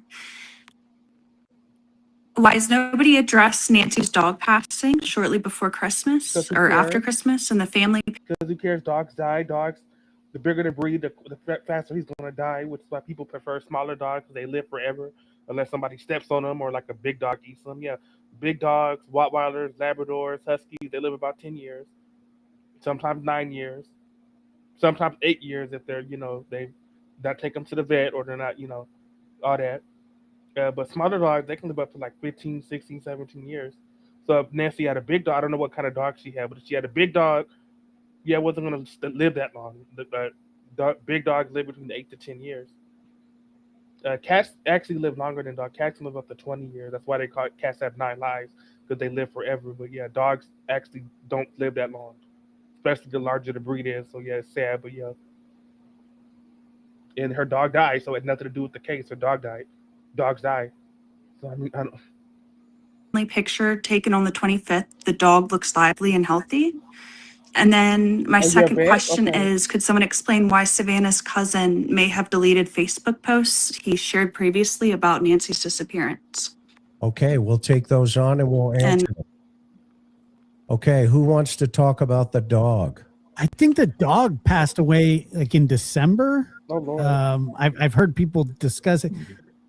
I think she may be not insinuating, but questioning whether somebody killed the dog in December to commit a crime in Dogs February. die. But I just don't see any Dogs sort die. of relevance. It's my understanding the dog had either cancer or was elderly. Oh Lord. See, Yeah, I've heard They of put it. it down. And the notion that the dog And that's was why this some case sort of was called, like, integral why people part in bullshit laying the baby foundation for died. not having the dog alert to intruders would mean that the vet would either have to have misdiagnosed or would be assisting in a cover-up, and I don't see either of those happening. There's there's been nothing that's emerged from what we've heard from the law enforcement authorities to suggest that there is anything connecting the death of this older dog to this event. Got it. And then the Facebook, we don't know why somebody would have taken those that information down, but that sure is a good catch and observation. Marcus Miller, you're in the program. How are you, bud? Good evening. I'm in the interview room, huh? You're here, man. How are you? I can hear you. I'm good. I've been listening to you guys for, well, most of this case, maybe a week into it. I think this is a great group of guys and girls when Maureen is on. I'm actually on a bike ride, so if you're wondering why I look crazy, no problem. that's why. But I just wanted to talk about motive a little bit.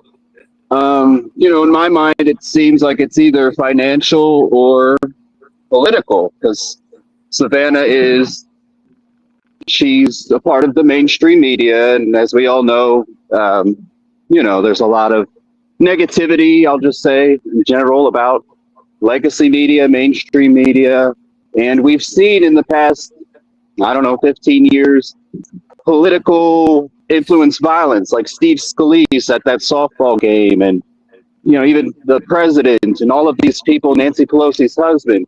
It does seem like that kind of violence is on the rise, where people just get so upset with someone's political feelings or whatever you want to call it, and they're willing to kill somebody over that. And I feel like this feels like it's related to that trend. But, I don't know what Nancy Guthrie was posting. I haven't looked into any of that, see if she was an 85-year-old woman. She was not on social media, idiot. It has nothing to do with that. Like Savannah Guthrie, she was just some lady on NBC Morning News. That's it. I don't think she wasn't like Megyn Kelly, who's believe Megyn Kelly is more left leaning. But I guess she's more neutral. But and she wasn't like Candace Owens, who's very much on the right. So it wasn't. I'm trying to give like two examples of somebody on the left or somebody on the right. So that Savannah Guthrie wasn't either or. She was. She did morning news and they interviewed musicians and actors and talked about little like some news stories. But it's morning news. Like morning news is always more lighthearted. Get a cup of coffee. We're gonna discuss some current events, like gossip a little bit. Not like midnight news where a suspect was shot at the bus stop. A victim was shot at the bus stop. The suspect is still at large. The police are looking for any tips. Like midnight news, night news is more gruesome and scary. But morning news is more it's more lighthearted. So that's what Savannah was. She wasn't and she never talked about anything political. So I don't know what the fuck this motherfucker is talking about. And I really hope while he's riding his bike talking to these people, he doesn't hit something. So fighting it out in the comments sections. But I can imagine there are people on Facebook and all across the internet that you don't want to take a fight up with them because they will figure out where you live or, figure out that you're the the mother of a famous journalist. So I would just like, us to talk a little bit more about that possibility. Let's not. Great call. Great comment. And we're going to answer it if you can hear us. Bob, what's your thought on what Marcus is saying here? Well, I hadn't thought of that. I've not heard that theory before. When you consider what happened to Charlie Kirk, and I think it's very clear that was a political. I mean, I'm not saying he should have been killed, but I mean, this guy was racist. He was homophobic. He was transphobic. He didn't know what the fuck he was talking about. He thought all the MAGA people would have his back, and look what the fuck happened. Now, should they have murdered Charlie Kirk? No. Should that guy have shot him? No. But I mean, he was not Martin Luther King. So come on now. Political assassination. It's a possibility, I suppose. It's a pretty elaborate scheme to enact some political vendetta or some, political retribution on whether it directed at Nancy or has some relationship with Savannah or anyone else in the family. I don't know. So Yeah, but Bob, Kirk was a political, tycoon, I guess you could say. I mean, that was his whole identity. So I mean, it would Yeah. seem that it would be almost, to kind of do a one-off of, well, since this lady Savannah or whoever you're talking about, I don't like her political views, going to kill her mother, just seems far-fetched yeah. to me. yeah, I agree. Yeah, I don't. Again, I don't think it's it's a theory. Is it possible? Yeah, of course it's possible, but I don't think it's likely. I don't think it's highly likely. I think it's because Exactly. once again, it's a pretty elaborate scheme for some type of political retribution. And the whole purpose of that sort of political assassination, there has to be a message behind it. I haven't seen that there's been a message. I mean, is it possible that this is a theory? I won't gainsay that.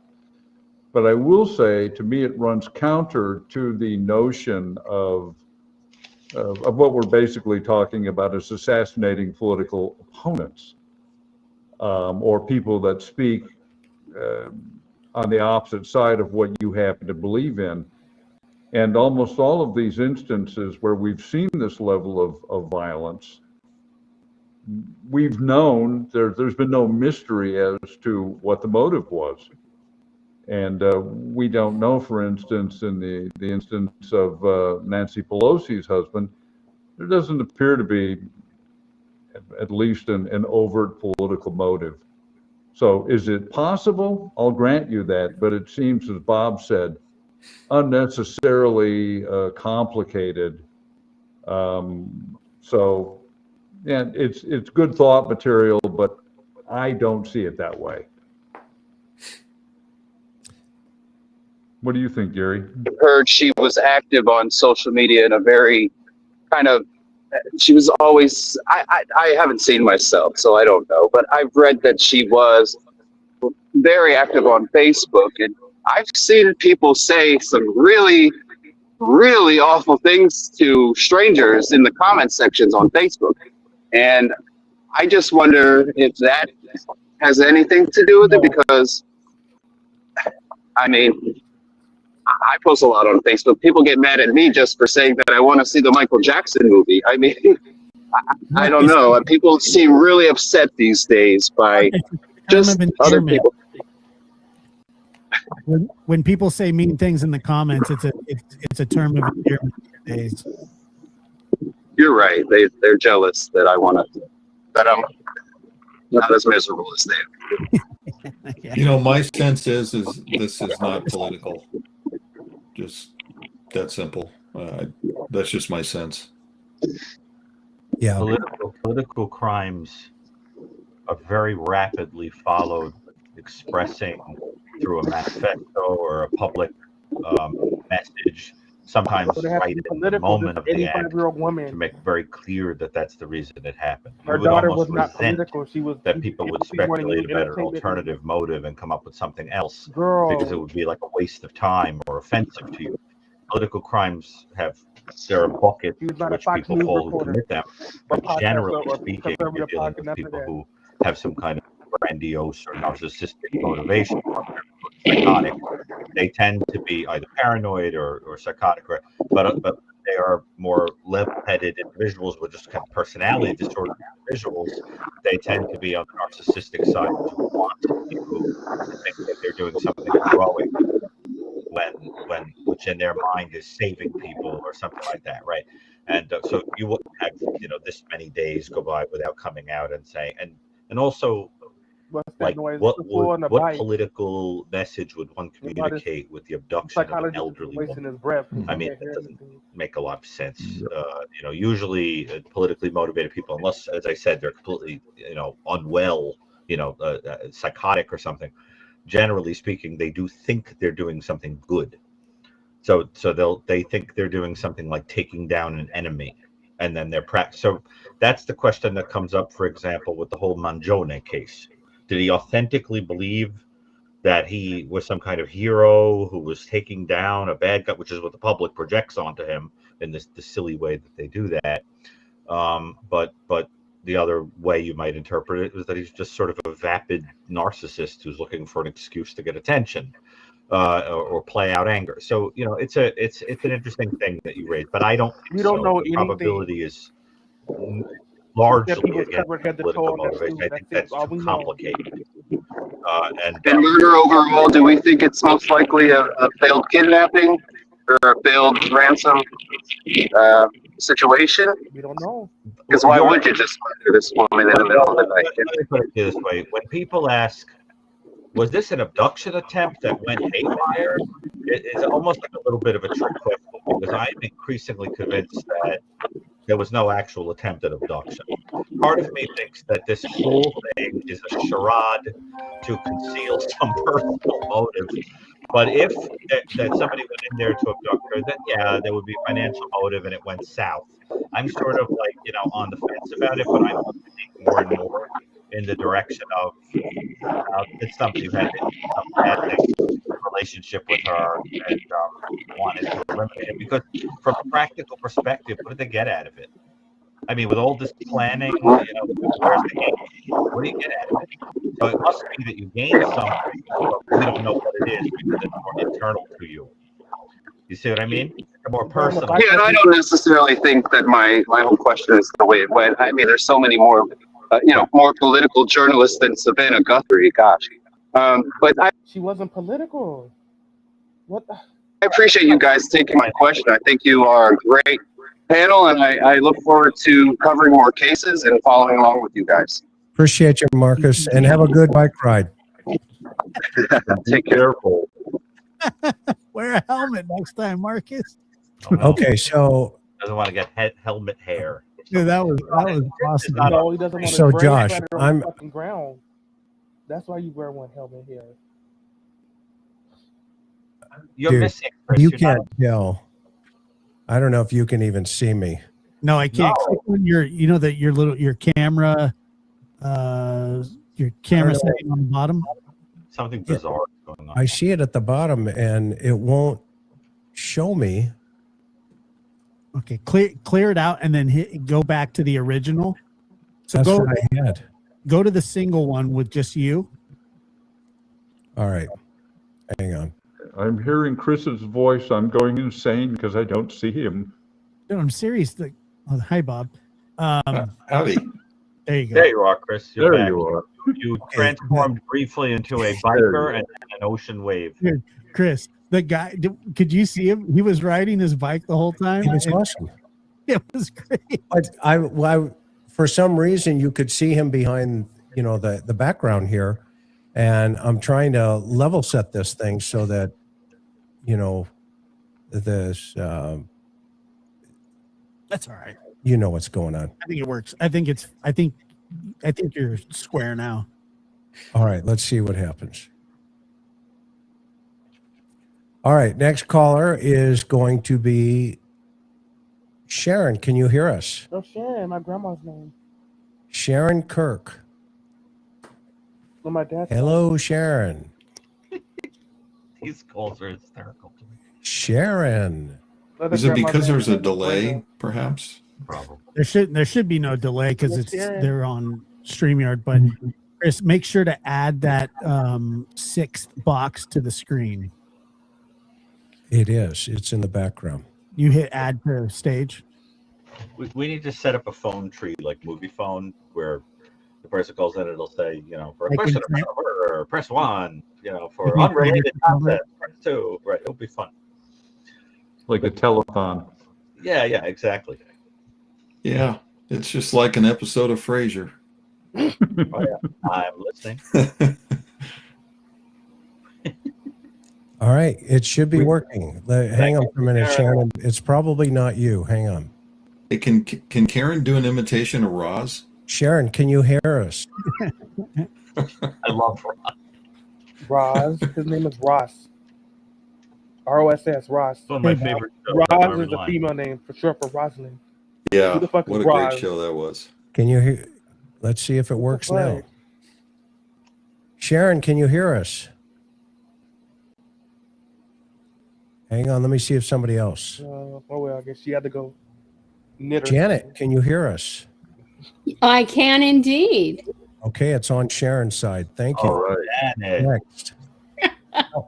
Welcome I to the know who program. this is. Oh, I know who this is too. Janet is one It's of a DB kind. Cooper, isn't it?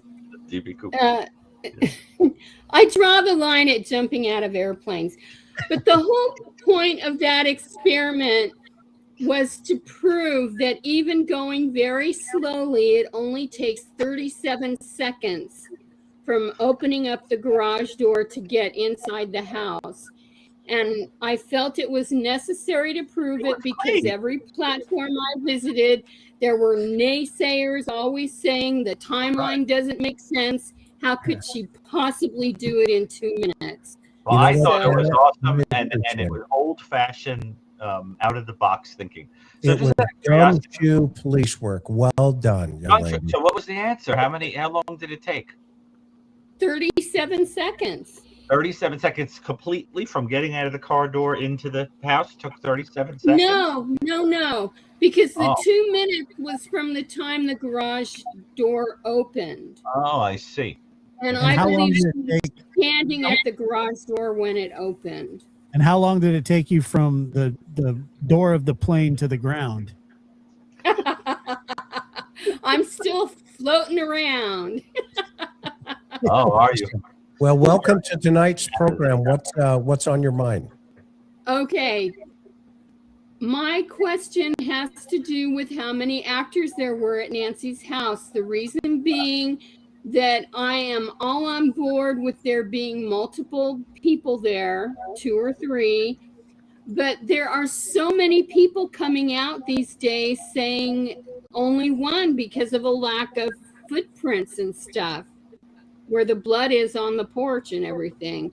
So I would just like you to poll yourselves again and touch in and say what you are currently thinking about how many actors there were at the house that night. Okay, that's the question. Thank you. Thank you. Okay, well, we're going to answer it, and hopefully you can hear the answer as you're listening. Okay, guys, what say you? How many actors? Well, I think there was more than one, and at least 2, possibly 3. And I say that for a couple of reasons. First, I think it would be difficult for one person to get Nancy out of the home, regardless of what condition she was in, to get her out of the home, get her in a vehicle, and get her out of there without some type of discovery, whether it's from a neighbor or whatever. But the main reason that I think that it was at least 2 is because Porch Guy, in my opinion, had a radio in his pocket.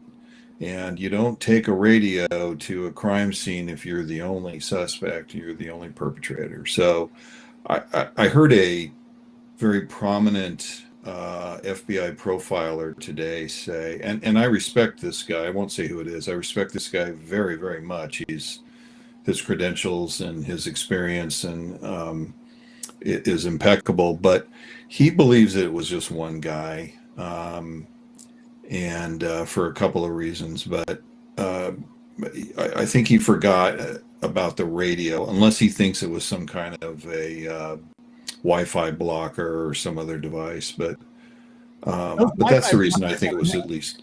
But those Might have been a Wi-Fi gun. blockers have multiple antennas. Not even a weapon. We don't know what So it I was. mean, it certainly at first, I wasn't really sure, but I mean, I just don't know what else it could be, and it makes sense that they would be using walkie-talkies, because when they sweep, for the Wi-Fi and the cell phone towers, you would have people's cell phones in the area, and you would be able to trace that pretty easily. Yeah, and some other people thought it might have been a police scanner, and I don't think that either. And the reason I don't think that is it's very difficult.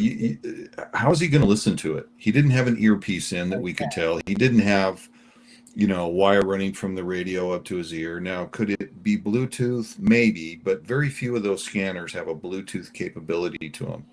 And if you look at the antenna on there, the little bit of the antenna, it is very consistent with a a two-way radio that you could buy from Walmart or Best Buy, usually in a pair, and it was very consistent with that. So I Probably just, got when he bought the backpack. yeah, I just don't believe that it was anything but a walkie-talkie. And walkie-talkies are not going to leave a digital trace. So that they can do that, my belief is we're talking about certainly two, potentially three, two abductors, one person in a transport vehicle who is also acting as a lookout, who will also have a portable radio, who could conceivably call to report whether law enforcement is pulling into the neighborhood. I find it difficult, and I'm not going to dispute the agent's assessment, for one person to do the abduction, make the transport of a woman who we've acknowledged is physically frail, and then load her into a vehicle and expect that she's going to behave. If indeed this was a kidnapping, which I tend to agree with Dr. Gary, I don't believe kidnapping was the primary motive.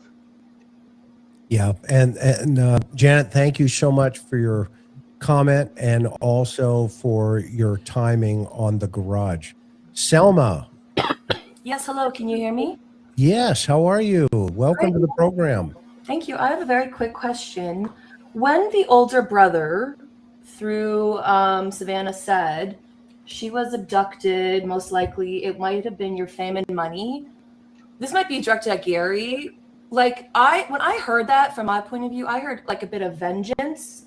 And that could just be that's my personality. But I'm wondering if it just felt spiteful and maybe like a little bit of vengeance. And then when I was watching the Today Show interview, it was almost like to me, it felt like a humiliation ritual to see how sad she was, to see how she was taking it all on from her family. And I wonder, I'm just talking about motive, if anyone could be excited, like someone could be into the fact that she is feeling this. Anyone in her family, maybe from the past, who, yeah, because I felt like his comment threw me off. Just curious anyone's thoughts. I could be off the wall, but that was my gut instinct.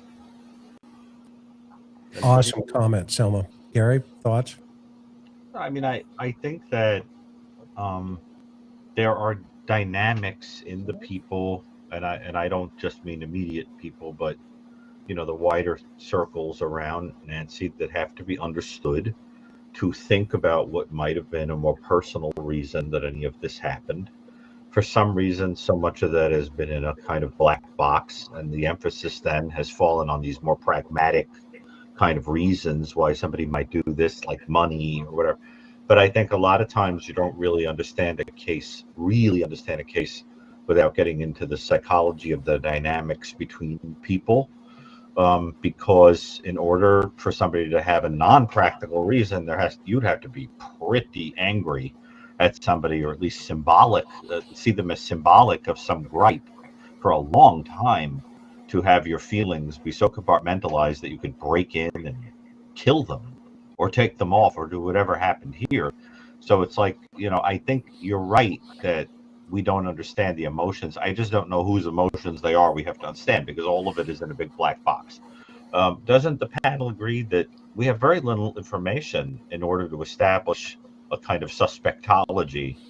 We would have to know who would have a personal reason to be angry at Nancy, and that stuff has been very, very private.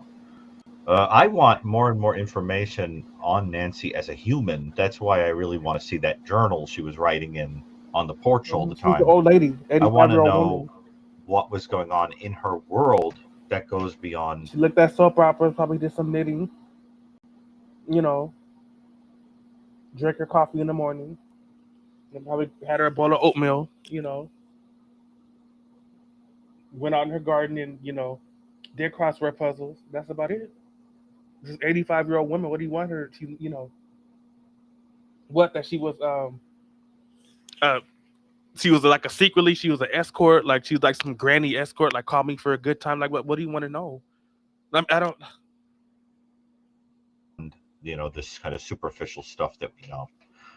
Do you guys agree that we don't have enough data to really put together an appropriate victimology? Agreed. What do you think? Absolutely.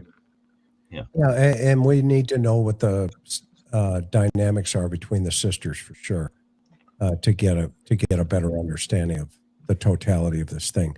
But Selma, what an amazing thought, and thank you so much for chiming in here and being a part of one of the first ever lives on the interview room. So I hope we answered your question appropriately. For sure. Thank you. Yes, have a good night. All right. Mr. Mike, you're on the air. Can you hear me? We can hear you. How are you? Okay, good. Chris, and this is changing it up a little bit. It's more about law enforcement tools, the Sure. psychic or paranormal. And Chris, you told an account where a psychic was involved and you had you had accurate real-time info. It was revealed through the psychic. Right? You mean when I've worked with psychics in the past? Yes. Well, I've worked with many psychics in the past. One of them was a very famous gal by the name of Rosemary Kerr. And she was in the same communal area where there's a gal on who did the Vallow case. And I've done everything from listening to what they've had to say to following up. What's your thought process here? You remember the case where the psychic saw the mother was at an intersection and his daughter ran up to the intersection and actually saw her mother in the truck? Yeah, that was in Louisiana. But anyway, that was a case of where it actually panned out, right?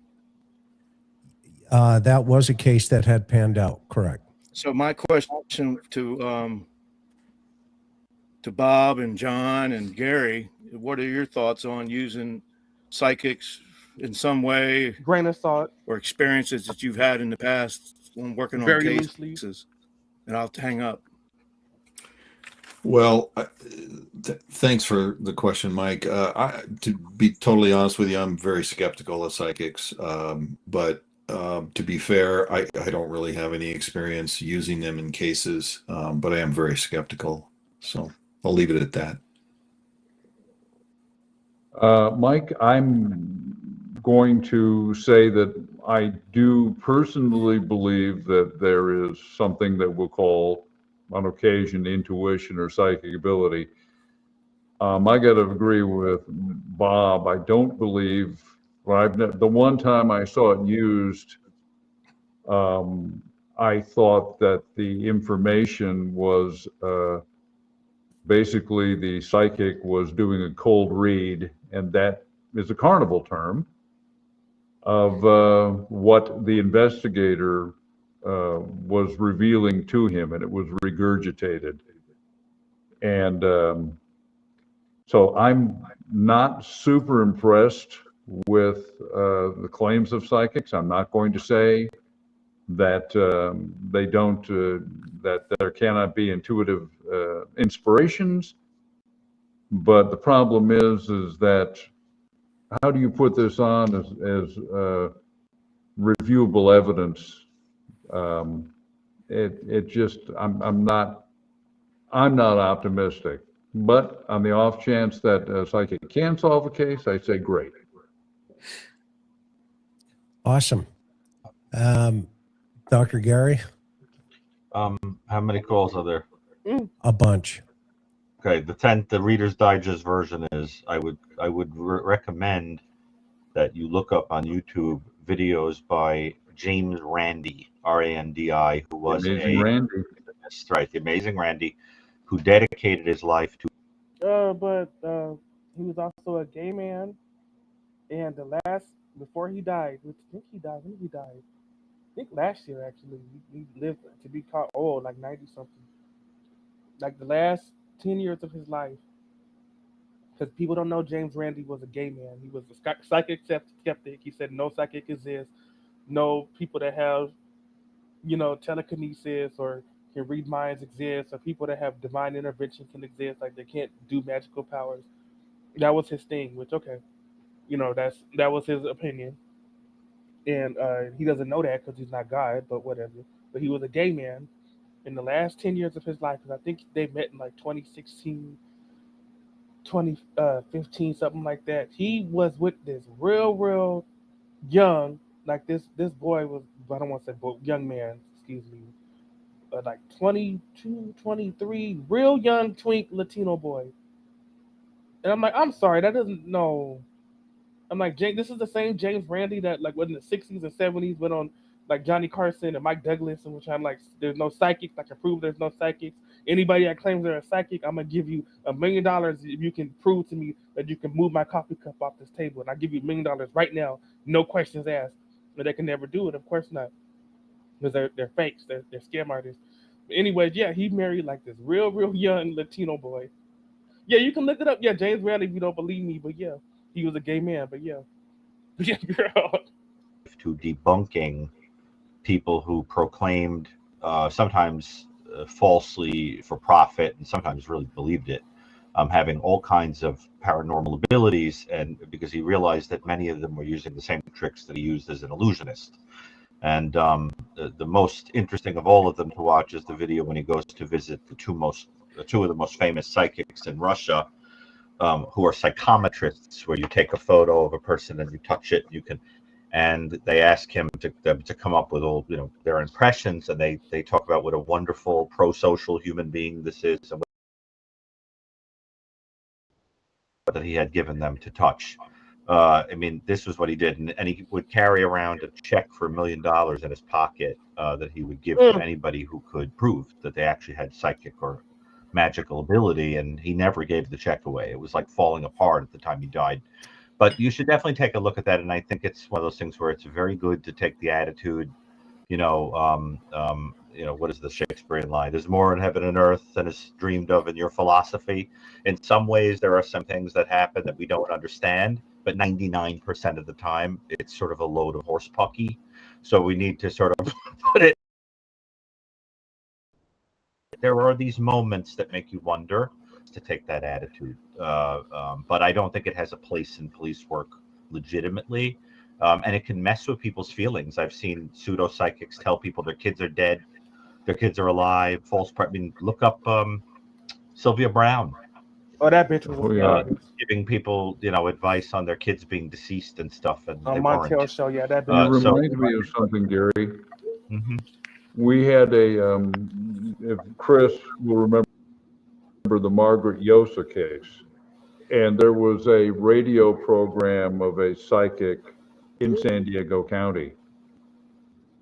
Oh yeah. And Ms. Yosa's family called, because at that point we had not found her, and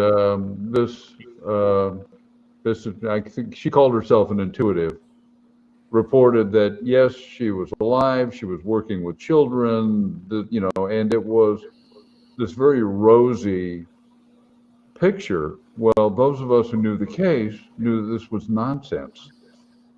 And I hate to think of how the family was given false hope by a psychic reading. You take it with a grain of salt. And so, just what's that? Let the buyer beware.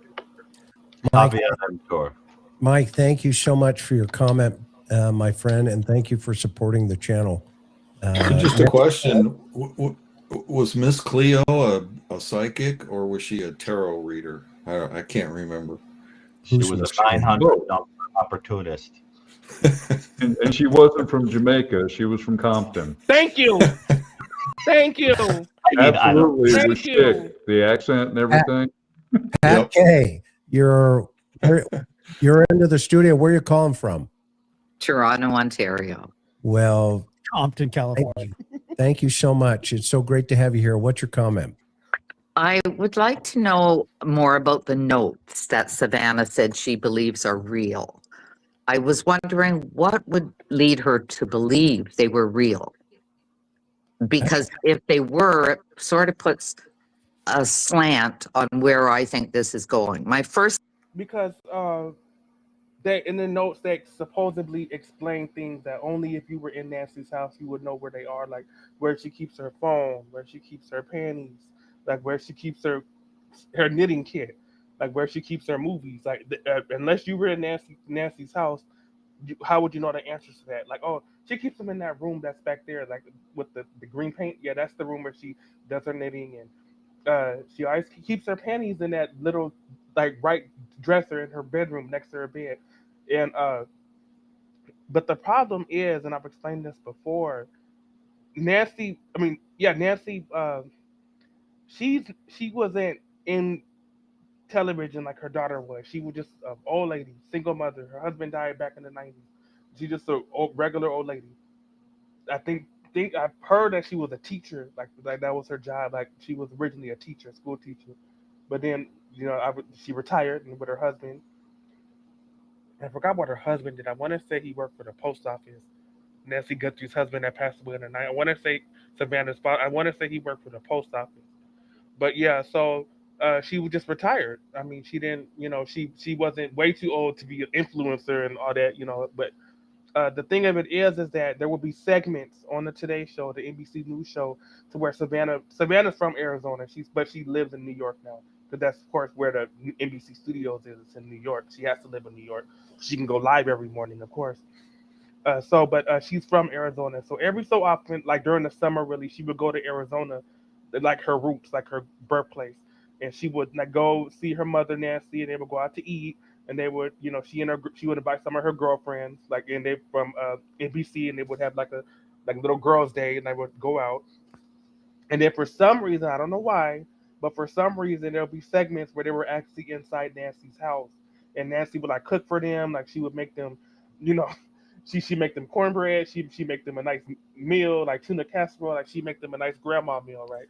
Like bake them a cake, like, and then there's segments you can see inside her kitchen now if you saw that episode, and it was on YouTube too, so now it's archived, so even if you didn't see that episode, you can just go on YouTube and see it if you didn't catch it live. Because there's no episodes of the Today Show. It's a news show. It's not like a sitcom where there's like seasons, DVDs, all that, records, and all that. And then there was also some segments where she would be in her bedroom. Why? I don't know. But she was telling you how she makes her bed, how she puts different pillows on her bed to make it look nice, like so she can be comfortable. And so all somebody has to do was just look at that segment and then, oh, I know where she, you know what I mean? Yeah. So that's why. first thought, honestly, before I'd seen much of anything on the news, just heard that she was abducted, I thought immediately of inheritance. Because you guys say follow the money. So, but and then I started listening to everything going on. But anyway, that was my first thought. But I was wondering if it could be the guy, porch guy. Like we all know, it was ridiculous what he did. So then when the Bitcoin, if it was a real Bitcoin note, came in, I thought, this is probably two guys that sit on their computer since the time they were 10 years old. They're not very common sense. They're computer age people. Once I heard that they were asking for Bitcoin, it sort of went together with the flowers. I don't know. That was my question. What do you guys think about the notes, and how could she have, what would lead her to believe that they were real notes? Well, I actually have a question based on your question for these guys that I've always wondered about. When you're dealing with homicides that are motivated by things like the money you'll get from someone's life insurance or whatever, from a practical perspective, isn't it a bad idea to not have a body? Don't you actually need a deceased person to collect on life insurance, like an actual corpse? Mm-hmm. No, I don't Yes, think you do. I think Yes, you you need do. Proof of death. You need Right? But also, there needs to be proof that the person is dead, so the beneficiaries get their money. It can't be assumed dead. It can't be they're just as they're in uh, retirement or hospice, like they're not there. They're hooked up to different scenes and they're old and they have to be deceased in order for beneficiaries to get money. Gary, if like say somebody disappears in a plane crash like DB Cooper, you can go and get special circumstances where you don't have to wait 5 or 7 years to get a death certificate. Like the people, remember the Malaysia flight? You know, flight. Yeah. those people could have been declared dead after 6 months to a year, just based on the assumption of what happened. So, and no, you don't need a body to collect. No, it's hard to believe. I mean, that No, they'd you be do not. willing to pay out. No, No, that's so not true. a person could be, and I'm not saying that what went on here. I just was always curious about that. That's not true, and that's a very rare circumstance. Like if there was a plane crash, and like your mother or father were in that plane, and that we haven't heard from them since they got on that plane, and there were no survivors reported on that plane wreck. That would be a very, very rare exception. Okay, and that's not what happened here. Okay, this woman was most likely abducted, and we don't know where we're all hoping she's still alive, but it's 3 months later. It's not looking good, but we're all hoping she's alive. I like to hope she's in Mexico and she's being forced to make tortillas at a taco stand. That's my bullshit theory, but at least it gives me hope that she's alive. Like she's in very disgusting, nasty circumstances, but she's still alive. But there's still a chance that Nancy is still alive based on the circumstances of this case. There's no evidence to believe that she's dead except some slight common sense evidence. Blood, that was the trail of blood coming out the front door from the kitchen. Okay.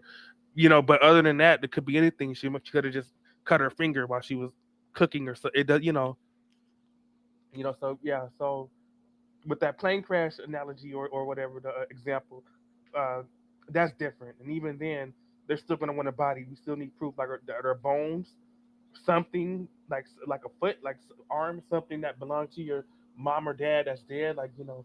If not, I think the best that they can do is I think maybe they can get some type of assistance. Like maybe if their parents were, they were if they had a family business and the parent were they own all the rights to that business, they can go through court and they can get the business rights transferred to because it's most likely this person, our parent died, our mom or dad died in this plane crash. But that's not, in order to get beneficiary money, there has to be a death certificate, there has to be a body. You cannot get beneficiary money without that. So yeah. And if there were some situation like that here, I was just curious, about if it's problematic, depending upon the source of money, that there is no proof that she's deceased. There are people still thinking she's abducted somewhere in a basement. I've worked one homicide related with the goal was the insurance payoff, and another conspiracy to commit. And there was no thought given whatsoever to concealing or disposing of the body. Mm-hmm. The entire purpose was to eliminate the person to get access to the money. Yeah. So if the entire purpose of this incident was to get access to insurance, there wouldn't have been a concern of removing the corpse. You would have to get a court ordered assumption of death that a judge would sign off on, and the insurance company cannot dispute that. But it would have sped it up and made life easier to leave her in place, deceased. Mm-hmm. Yes. If that's isn't that? And that's assuming she had any fucking money. Savannah was the famous one. She was just an old lady that lived in that house. I mean, what? How much would that house be worth? I don't know. In Tucson, I don't know. $500,000, if that. I don't know. So they're like she had millions and millions of money. All they would get is her house. And whatever money she had, which I don't think would be much because she was an 85-year-old woman. I mean, she's not Cher. I mean, she just the mother of a lady that was on NBC News. That's it. I mean, I don't. That what we're saying. I mean, if it's insurance related, and then if it's a will, a different matter. But I was just, it's an interesting thing to think about, actually, that if a person thinks it through, if the goal is to collect on life insurance, there's certain things you would do to speed it up. Yeah, but anyway, but there were a lot of questions in that question that the caller asked. Yeah. And I'm curious, who wants to take the why she believes some of them are real question? I think that comes from the FBI. Now I don't know why they think it's real, but but they have their reasons. But I think the FBI, because now it sounds like there may have been some money sent to a Bitcoin wallet saying that we're willing to. Yeah, they sent like I don't know, like $20 inside the in Bitcoin. So that's like 0.5% of a penny of a Bitcoin. $20 because the Bitcoin is one Bitcoin is 50 grand. I still kick myself. I never forget that. I was in an anime forum. Senior year of high school, there was some guy selling Bitcoin. Like, what the fuck is a Bitcoin? Like, what the fuck? That sounds like a damn video game thing or whatever. Like, and he was selling one Bitcoin for $5. One Bitcoin for $5. If I just would have just bought one, but I probably would have sold it by then because Bitcoin keeps going up and up and up. Now it's 50 grand. But this was in 2010. A Bitcoin was $5. I kicked that's why I don't do stocks and all this and trick because I can't do it. Too impatient. I'm just too skeptical. Like one Bitcoin, if I would have gave this motherfucker $5 and it goes into a Bitcoin wallet, and had I not forgot the code or decided to leave it alone or whatever, and I came back in 2026, I would have 50 grand if I found a buyer. But yeah. To talk is from what I've heard. I think I can't remember exactly where I heard that from, but I think that there was nothing to negotiate because I think Nancy had died. Yeah, I mean it's an interesting thought, but I'm in the camp right now that was all noise. So then there must have been, and this gets back to the whole chef idea, the notion of staging something that elaborate to take everyone's attention, to take their eye off the ball of what this is really about, would take a real schemer.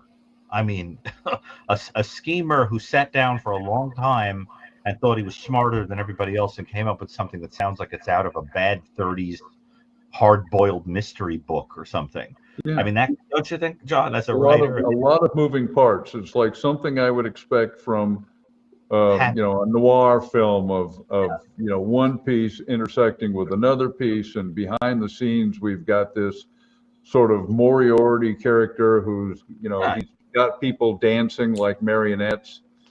It just seems unnecessarily complicated. So Gary, let me ask you a question. What do you make of the letter that had the apology in it?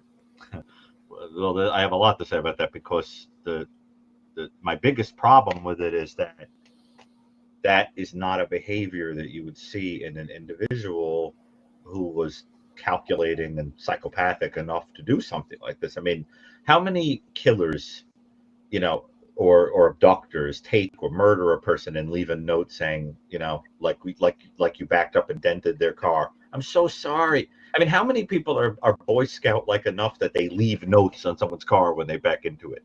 And who lets you note when you abducted someone and they die? Finance a ransom too, Gary. Say that again, Josh. Who lets you finance a ransom payment? Oh, I'd be more than happy to take it on an installment plan. Yeah, No, it gets back, John, to the point of it feels like bad writing. There's no consistency in the character, unless it's two characters and one of them is more sensitive than the other. A point that has been raised elsewhere that I've heard on that was raised on a podcast I appeared on was, is it possible that one person in a group wants to distance themselves from culpability, so that if it ever comes out what really happened, that was their way of saying this was an accident. This was more like a manslaughter situation than a murder. And what do you guys think about that idea? because that's been put out there now on and elsewhere. Do we honestly think this person has feelings? I don't. I think this is a cold No. blood. I mean, if you're willing to kidnap an 84-year-old, it would be hard to believe. I mean, that my problem with it, though, with the whole thing, and thank you, Pat, for your call. Thank you. Yes, talk to you in a bit. I forgot they had a lady on there. My problem with the whole thing has been there's just so much noise here, and I think folks are just making it so complicated that it's going to be right in front of our faces the whole time. Maybe. And I mean, how do we know that there is an apology note other than it's an original concept that's evolved from the family? Well, the whole trip to their house evolved from the family. The whole searching for Nancy evolved from the family. It just keeps it. If you just do that, if there's more math in that than there is this hocus pocus over here, that now there's an apology letter. I mean, I want to find out why a suspect would, put pots, in a back door, and then again, decide, well, I'm not going to take her out that way. I want to go out that way, out the front door where there's 4 lock mechanisms. And I don't know. It's just not sitting correctly with me yet. And I'm not saying they're involved. That just for the sake of the chat and everything else down the line. But let's be honest. Well, not you guys, but just all of us. Let's just be honest about this whole thing. The whole narrative has not come from the sheriff's department. No. In this whole investigation, no. The timeline came from the sheriff's department. But where'd the timeline come from? The evidence, right? The evidence is not pointed to a stranger yet. The evidence is pointed to, yes, somebody who appears to be a stranger on the front porch, but we don't know if that's a stranger. There is no evidence of that person not being in the circle somewhere. And go ahead, Josh.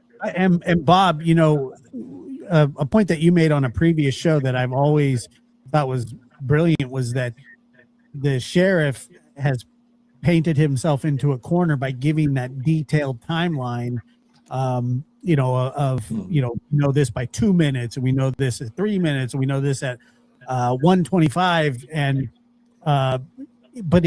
Chris, you're right. I mean, there has been no evidence other than possible ransom notes that the FBI says that, or according to Nancy, that they believed that they're real, but they don't have proof of that from what we've heard. Well, and look at this one off here. I'm going to let Gina in here in a second. Says that, Gina, or, can you hear me? Nancy, that they believe. Okay, here. Think of this one off. Okay, out of all the people the FBI does take down, they take off this guy in Hawthorne, California. Well, guess who he's in contact with? Members of the family. The family. Okay, so has anybody outside of the circle here been, taken down on this whole thing? Even the guy with the Range Rover, they gave his car back, the Luke guy. They gave his car back. They said, oops, sorry. And then even the guy who was the delivery guy for, anything else, the first guy that was taken down, they hit the house with a search warrant. They went, whoops, sorry about that. Have a good night. Oh, you're just a DoorDash guy? Okay, I can see how that could have happened because of the cast team, threw a big net around there, and anything that came into it, they went out and connected it. Right? I mean, we've all done this behind the scenes. Okay. But guess what? They haven't given us. Nobody has given us. And Karen and I were having this conversation today about Nancy. Okay. Where did the medical concept come from? We thought mom was having a medical event. Really? Yeah, she's 85 years old. Okay. I mean, it's possible. You never immediately think of the worst. You always, like I said, maybe she went to 7-Eleven. She was hungry. She went to Burger King. Maybe she went to go see her boyfriend. You always just don't immediately just, oh, she must have got killed. Like, damn it, the Green Bay killer came in here and got her. Damn it, fuck. No, you just, she went to the store. She went to Winn-Dixie to get some ice cream bars or something. Like, she went and got a beer or something. You never immediately, and they thought maybe, she did that because, she's like Alzheimer's, dementia, old ladies that are like that, to where they just do random shit like that. They just get up in the middle of the night and just go somewhere. And, she's 85 years old and she shouldn't be doing that.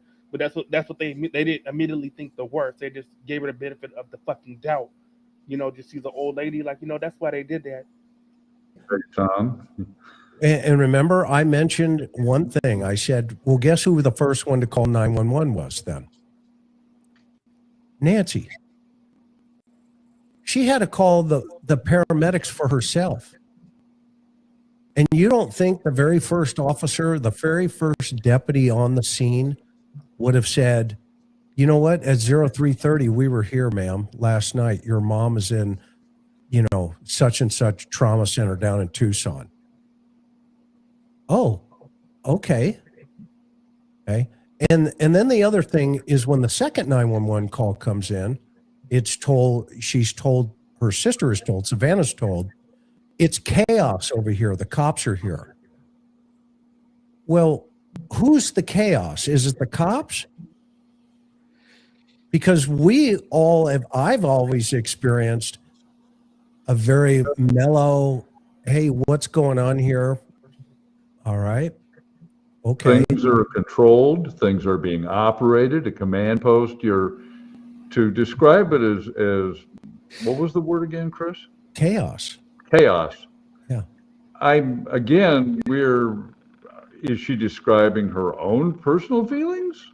I don't know. Because, how many times have we been to something like this? And unless it's like an active shooting where things are in motion, it isn't chaos when the cops arrive. No. They're focused. So anyway, that's just my hang up with the whole thing right now. I was asked by some folks recently, why do you keep talking about this? And I asked them a question. Why aren't you talking about it? Let's use common sense investigative deduction here. Who's the RP? Who was the last person to see her alive? Who was the first person to see her alive? And who did not find her alive? And now you're going to tell me what? Because they said A, B, C, D, E, F, and G, that you don't talk about them anymore? Okay, great. Then where's the evidence? Show me the evidence why that should not occur. But until this point, as an investigator, I wouldn't take them off the plate, and I certainly wouldn't have been the sheriff to come out and say on one breath, nobody is cleared, and then on the second breath say, well, a few people are cleared. Okay. But then the third breath is, but there's still possibilities. What? And then on the second breath, Gina, you're on the air. Can you hear us? Okay. But then the third breath is, there's Gina, you got to close the link if you can, because we can hear you. Can you hear us? Gina, you're on the air. Can you hear us? I can hear you. Can you hear me? Yes, ma'am. How are you? She has to turn the volume down on her link. Yeah. Can you hear us, Gina? I can hear you. Okay. What's your welcome to the program? Where are you from, and what's your comment? Can you hear me? Yes, we can hear you. Where are you from, and what's your comment? So my question for you is, I have two actually. When Savannah's sister asked if the paramedics had come for her mother, why wouldn't they have contacted an emergency contact if her mother was taken to a hospital was the first thing that threw me off. And then my other question is about the pacemaker.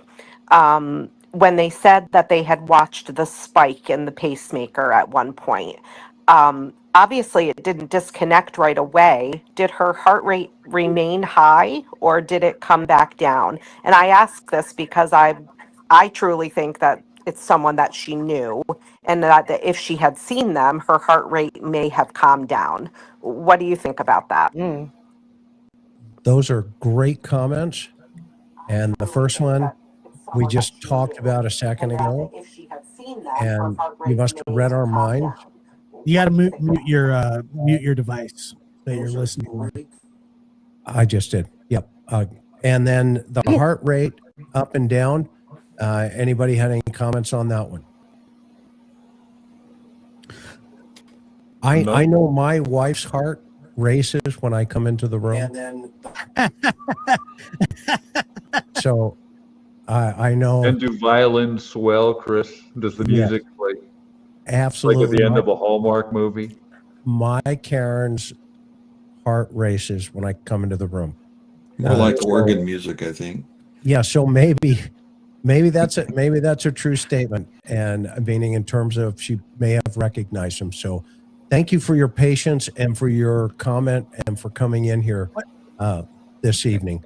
We Chris, really appreciate it.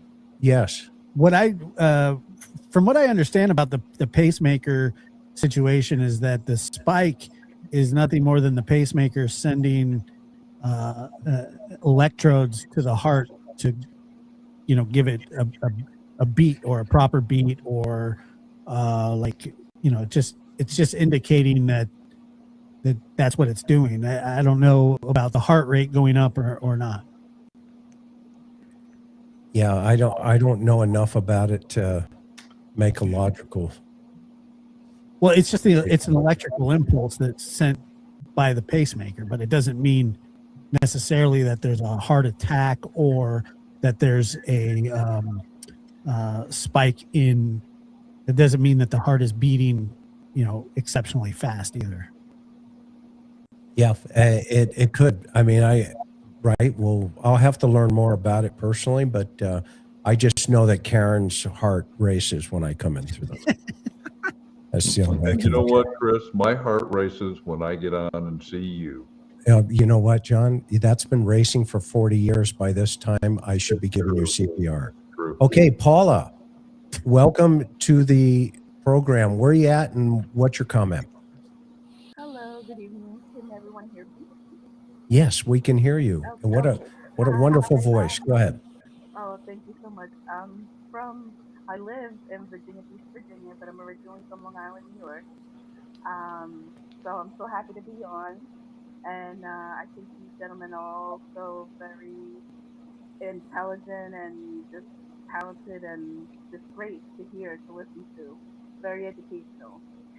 And I'm even more excited to be on because I have these two questions that I'm in shock that no one, I mean, I'm a true crime connoisseur to the fullest, almost to the fullest. And I've never once heard anyone ask these two questions, and it's boggling me, it's been killing me. The first one is with Tommaso. I remember clearly they said that he left right after to Italy. Why? And did anybody ask why he left? And, you know, why was he such in a hurry to go to Italy? You know? And that just was so weird. And then two, hold on, I have to read my handwritten. Oh, Nancy's church friends. That's another thing. We never heard any of them being interviewed by anyone. Anyone. You know, like when Brian Enton was interviewing all Nancy's neighbors and things like that. Why weren't the church friends ever interviewed? It's just so weird. This whole case is just so awkward. It's so weird. It's unusual the things that have been happening like from day one. Yeah, so two comments, right? One from about Tommaso going to Italy, and the second is have other people been interviewed? I think on the second one, I believe let's hope, right, to great comments, by the way. Let's hope that those individuals have been interviewed in the totality of the circle, right? And of course, that always comes down to, what we always talk about, the victim risk continuum. You want to get those people out of there as soon as possible. And trust me, I, like you, have tried my darndest to get everybody out of the circle, because that way you can move on in the investigation, right? And so if in fact he had gone to Italy, that is a very valid point. I don't know if I've heard much about that. Anybody else? It's not confirmed. From what I've understood, that it's nothing more than a rumor. Yeah, that's my understanding as well. I haven't heard anybody confirm it. I heard it right after the case broke, and then it disappeared. So. Oh, okay. Because I feel like I actually remember them saying when you came back, but you could be right. It could be just a rumor. But that was just so weird that no one ever brought that back up, even in just passing. After that time, they just never brought it up. So I thought that was just shady. It's the New York thing. It was definitely just shady. Um, but yeah, no, with Nancy church friends, like I'm saying, not only by the officers being interviewed, but I mean like on camera, just like um the neighbors were interviewed. They wouldn't, I'm just used to seeing in other cases, just family members or any, uh, people that are close to the victim uh, being interviewed on TV. Yes and no, but um, I just wondered about that. Like, what happened with them, with the church center? What do they think, and what are they, saying? Yeah. Yeah, no, those are great comments, and let's cross our fingers that we get some of those answers. Are you going to CrimeCon by chance? No, sir. I don't even know where that. Oh, is that on the West Coast? Yeah, it's going to be in Vegas this year. Oh no, I've never been to the West Coast. The farthest west I've been is Pennsylvania. Well, that way. But Well, when I was in New York, but I've never been to the West Coast. I've always wanted to. It's so interesting well, to me. well, hopefully I can meet you one day. We're trying to put something together, and we'll let people know as soon as we get it together. But Oh my God, it may that's so be. awesome. Yes, And ma'am. last thing, your wife Karen is beautiful. She's Oh, so thank sweet. you. I would love to meet her. She seems like such a sweetheart. She So is. both She's of an you. absolute doll, and I can't figure out what she saw in me still, even to this day. So, when I was Good. born, by the way, they slapped my mother. These knuckleheads around me don't really believe that, but it's a true statement. And then when I was born, they rolled me over, looked at my bottom, and told my mom she had twins. So, go figure. Paula, have a great night, and thank you so Thank much for you your call. also. Good night, gentlemen. You're Nice awesome. talking to Thank you you. so much. All right. Next caller. Paula, have a great night, and thank you so much for your call. Sensation You're galore. awesome. How are you? Thank you so much. All right. Next caller. Paula, have a great night, and thank you so much for your call. You got to mute your Sensation device. galore. Thank you so much. This was like a sense Okay, of deja vu, Chris. I'm here. Mute your device. I'm You have, so glad. you have to turn off the tab. Okay. Turn off the tab. Mute your device. We're getting feedback. There you go. Okay. How are you? Hello. Yes. How are you? Where are you calling from, and what's your comment? Okay. How are you? I'm doing good. Little nervous. Yes. How are you? Where are you calling from? Louisiana, Okay. South Louisiana. Yes, I ma'am. had a couple of things on my mind. Yes. First of all, Louisiana. Okay. Turn down the volume, honey. no feedback. I have a couple of things on my mind. Yeah, that's because your YouTube link is I open. believe that when he took her home that night,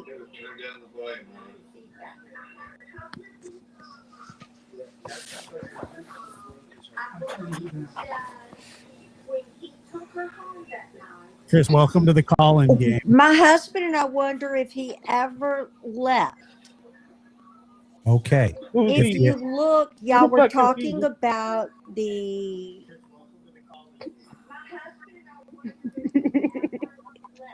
y'all were talking about the heart rate. I'm a nurse, so here we go. The only purpose of the pacemaker is if her heartbeat gets too slow, it will help to get it back into rhythm. So it will pump above, say, 60. In her case, whenever she went in, within a couple of minutes of her being there, her heart rate raced, as in the way they interpreted it, as if she were stressed. Then it settled down, but then it kept getting stressed again. The stress at 147 went sky high, and it never went down. And that's probably when they woke her up. Interesting. As far as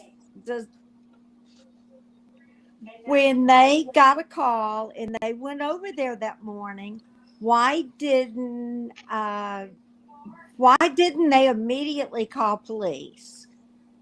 I mean, why would they, first of all, do all kind of things around the house? Why would they wait to call the sister or the brother? It's not, something doesn't add up. There's way too much time that they are wasting. What are they doing? And I think they really need to look closely at this daughter and son-in-law, and Thank need you. to really ask questions in the area, like the other lady said. Awesome. Thank you so much for the education. And thank you so much for those comments. Yeah. And also, thank you so much for being an amazing nurse. Oh, yeah. And welcome to one of the first call-in programs on the interview room. That was an amazing comment. And I did pick up something and learn something there. So, and hopefully you enjoy your next Mardi Gras, and that you find the baby in the cake. Okay. So you deserve the baby in the cake. All right. Next caller, Monica. Welcome to the show. Welcome. Where are you at, and what's your comment? Hello, can you hear me? We can hear you. How are you? Oh, great. I'm from Croatia. That's in Europe. And some Americans have problem with that. But so I, in advance, excuse my poor English. But I have to late, so I'm not really sure if there have been answered already. So the first question is, let's assume that the person on the video had a boss, and that boss said, well, you messed all up, you didn't take her medication, you were too rough on her, so she got injured. you practically gave us, let's say, not to be too cruel, but half dead person, so we don't have the leverage, and therefore now you are, how you say, well, you're getting punished for that. So what are the chances that the person on the video is still alive? That is the first question. The second is if they actually.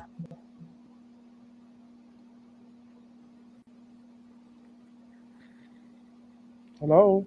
You broke up towards the end. What was that? The last part, Monica? Yeah, she's gone. I think we lost Monica. Like Europe connection. Yeah, we almost lost you. What was the last part? The first question, the last part of the first question was assuming that the person on the video had a boss, and that boss said that you messed the whole thing up. You were too cruel on her, so she started bleeding. You didn't take her medication, so we don't have a leverage now because the person who's practically, let's say, half dead, not to be too cruel. That is so. We are now going to, liquidate you, execute you. So, what are the chances that the person in the video is still alive? That is the first question. The Yes. second is if they.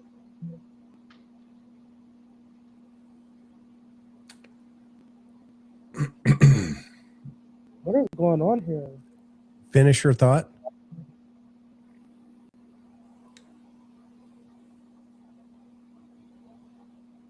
Okay, so the first question is, do we believe that the individual is still alive? Well, there's no reason to believe that he's dead, so we just simply don't know. And there's no way of knowing at this point. It'd be useless speculation at this point. Yeah. Yes. Next caller, Miss Jennifer. You're in the program. Where are you at? And Hi. Hi, what's your comment? How are Hi. you? Oh, I'm from Washington State. I'm so excited to be on here. I love the interview show. I look forward every time there's a new posting. So my question, I have two. One is kind of a timeline. The only person who was actually arrested associated to this case so far is the person from Hawthorne, California. And was the timeline I'm not sure about, was he the first one to contact the parent, the relatives, the family, excuse me, about a ransom, or were the email letters, ransom letters that went to the local TV station TMZ first? Because I've tried to look that up and it's kind of hard to find out. Was he the first one that contacted the family, or did the letters come first, the ransom, so-called ransom letters come first, and then he did it afterwards? Because it's kind of interesting if he was the first one. And there was speculation, not sure if this is even true. He's a performer, some kind of singer, goth singer, whatever, that has possibly played at clubs in Tucson. So there might be a connection. He's actually been there, not, just in California. That was the one question. And the other question is the homecoming show or segment from NBC or the Today Show or whatever it is that was aired on November 1st of 2025. I think that was kind of interesting because Savannah grew up there. She's, went to school there. I think even the university is near there. Is it possible that someone that either knew her personally or knew of her growing up, sees this, and sometimes can be jealousy or covetousness or something, this person who has fame and fortune? Was this maybe the piece that could have triggered somebody that is local there? Because you can't take away someone's fame and fortune, but you could ransom for money, but you can also shame that person because her mother is now gone and it's because of her fame. It's kind of a twofold. You can get possibly money from it, but you can also shame somebody. So those were my two kind of questions. Who wants to take a shot at that? Josh? Well, I'm not really sure that I completely understand the question, but Yeah, I don't really understand the question, to be honest. I think I think her question was the Hawthorne guy. Was he the first letter that was received by the FBI? And I believe that he was. If I'm wrong, Oh, the one somebody. from Los Angeles. Yeah, the Hawthorne area. I believe he was the first one, and of course the FBI they were all over him like a cheap suit, so they got him wrapped up real quick. Yeah, And they then were the on him like second, a yeah, cheap suit. the Go ahead, second question was, could it be somebody from Nancy's, Savannah's past in the Tucson area who motivated by either being covetous or jealous of her success, targeted her mother? I suppose it's possible, but what would be the foundation for this to carry that sort of grudge, that sort of jealousy for that many years?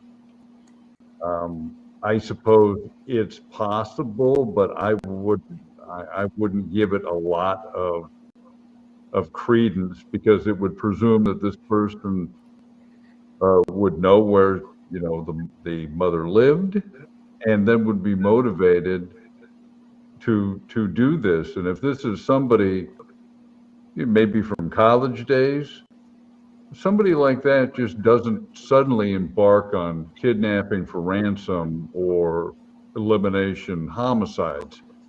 They have a background. Am I right, Dr. Gary? Yeah, I think generally speaking, yes. That help you, Jennifer? Yeah, I'm sorry if I babbled too much. No, you didn't babble too I didn't much. mean to. I was nervous. No, You're fine, Jennifer. The only babbler Fine. here is probably Gary. Gary's the babbler. He volunteered. We as former cops all know that you never volunteer for anything, but Bob just did, or Gary just did. So we're for now Oh, on. I can't deny it. I'm the grand poobah babbling. So Babbling Rucato, BB. All right. Next. We have the Riddler and Thank the you so much Babbler. for calling in, and please hit that like thumb if you wouldn't mind. We're so grateful for you. Yes, I always do. Okay. Thank you. Have a good one. Thanks, Jennifer. What a great call that was. Okay. Yeah. Erica, welcome to the program. Erica. Hi, thank you. I'm calling from Madison, Wisconsin.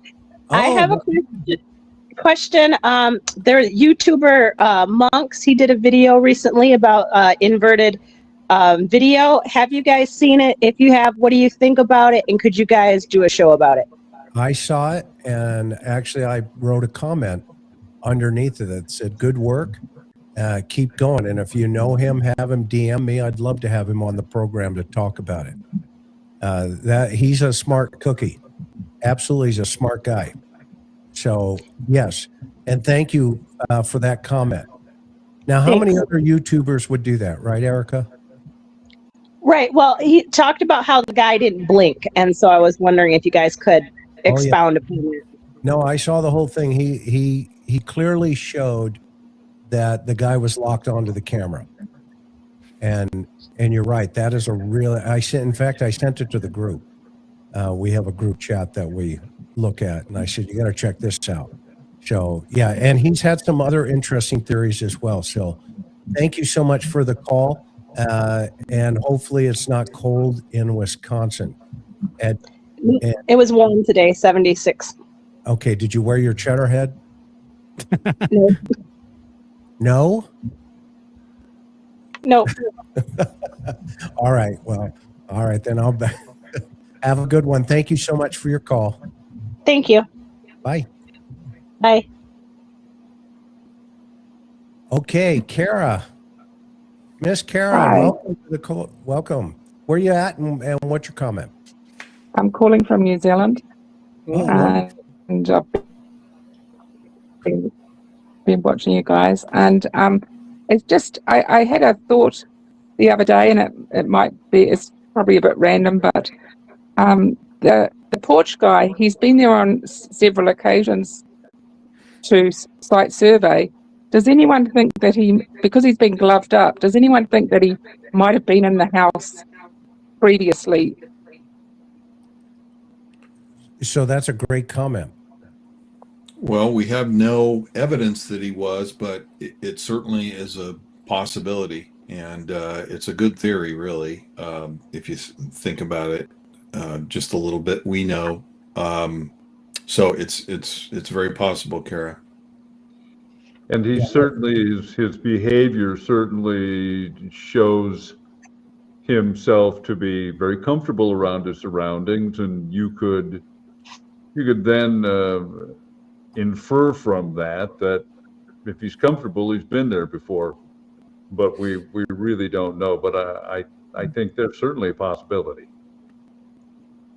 Yeah, most definitely. And it wouldn't surprise me, based on the victim continuum, the risk continuum, that that right now is telling us statistically somebody is associated to that environment. Now, what that means, I don't, we never know until you get that person in custody and they go, well, the reason I knew the layout of the house is because of just what you said. I was the painter, I was, whatever, the repairman, etc. Is that a possibility still on the table? Absolutely. And don't take off the table the offender not only hadn't been there before, but had been there a lot. So keep that in your mind. So thank you so much for your call from New Zealand. We certainly. Yes, I was more meaning. Yes, do the haka. I was more. Thank you. Thank you. Bye-bye. Sis, welcome to the program. Hi guys, how are you from the Jersey Shore? Oh, Jersey girl in the house. Go. How are you? Doing So well. I Thank have you. a couple of things real quick. I want to know how Savannah didn't know her mom didn't have shoes on. And I want to know, I think this has never been said, if Nancy recognized the perp. And where is the 911 call? I know, right? The first comment, who wants to take the shoes comment, that's a great observation. Well, I mean, maybe it was just, maybe her shoes were just still there. Besides the Come bed. on, I mean, how many pairs of shoes? I mean, really, though, that's kind of like. well, we're not you know what I talking mean? about a fashionista. We're talking about a. I mean, come on, 84 84-year-old. years old. You know she's got more than one pair of slippers. Look, most 84-year-olds, trust me, I'm very familiar with my grandmother is 82. She has two pairs of shoes. One of them are her church shoes, and one of them are her everyday shoes. I would realize if her shoes were still there. I mean, I don't think we're not talking about somebody who's going to Coachella, and things like that. I'm just saying. So I think that they could know because there weren't that many shoes. Okay. I think that it's just the person envisioning a scene and saying it as if it's factual, but you mean it more like what you're imagining. Like a horrified woman waking up in the middle of the night, taken with it. It's like you say it that way because in your mind it's just probable that that's what happened. You know what? But I'm on Sis's side here on this one because think about this perp had 40. Take Sis's side. This one had 41 minutes. This suspect had 41 minutes in that house, or around the house. Okay, or around the house. But either way, 41 minutes has to be accounted for. And how would they have known that mom's shoes weren't there unless obviously there's an inventory, like you just said, Josh. There's two pair of shoes and one's missing. But Or they're withholding information on foot impressions. But Chris, what I mean by that is, how many people wear shoes and put them in the closet before they go to bed? They don't. They're next to their bed. So if they go in there and they say, well, her shoes are next to her bed, it would stand to be accepted that he didn't leave with shoes. Okay, I agree. Yeah, I agree with Josh. Yeah, or there's the possibility that this is another instance where case-specific information has been given to her, that there were maybe there were foot impressions observed it somewhere within the house.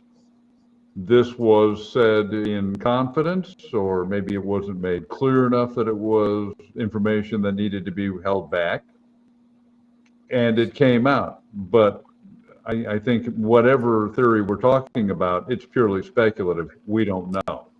Yeah. Well, sis, thank you for the call. Wait a minute. I want you guys to think the second part of my question is the most important. Do you guys think that Nancy recognized the perp and things went a different way? Okay. Oh. That's why we love Jersey girls. Go ahead. Who wants to take that piece of the puzzle? Well, I think that that's part of the reason. Well, I mean, I've always speculated that if she woke up and recognized who it was, that's why they had to take her out of the house. Right. But I don't know that. I'm just saying that could be a reason. Right. She recognized Tommaso's boy for sure. Ooh. Well, we don't And I know. want to say, You're on a this roll. guy's a mastermind. Anybody that fools the feds for this long is a mastermind, and he is in Vietnam by now. He don't have to come back in Vietnam. He ain't getting extradited for nothing. That boy is gone. Are you going to Crime Con? No, but I Okay. do have a page on TikTok. It's called First Class Media. I am all up on this.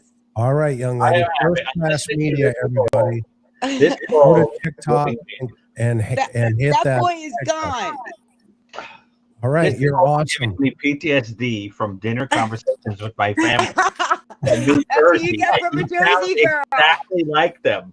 I mean, I'm listening to you, and I'm like, this is like Thanksgiving. I've had this conversation 100 times. Anyway. You're awesome.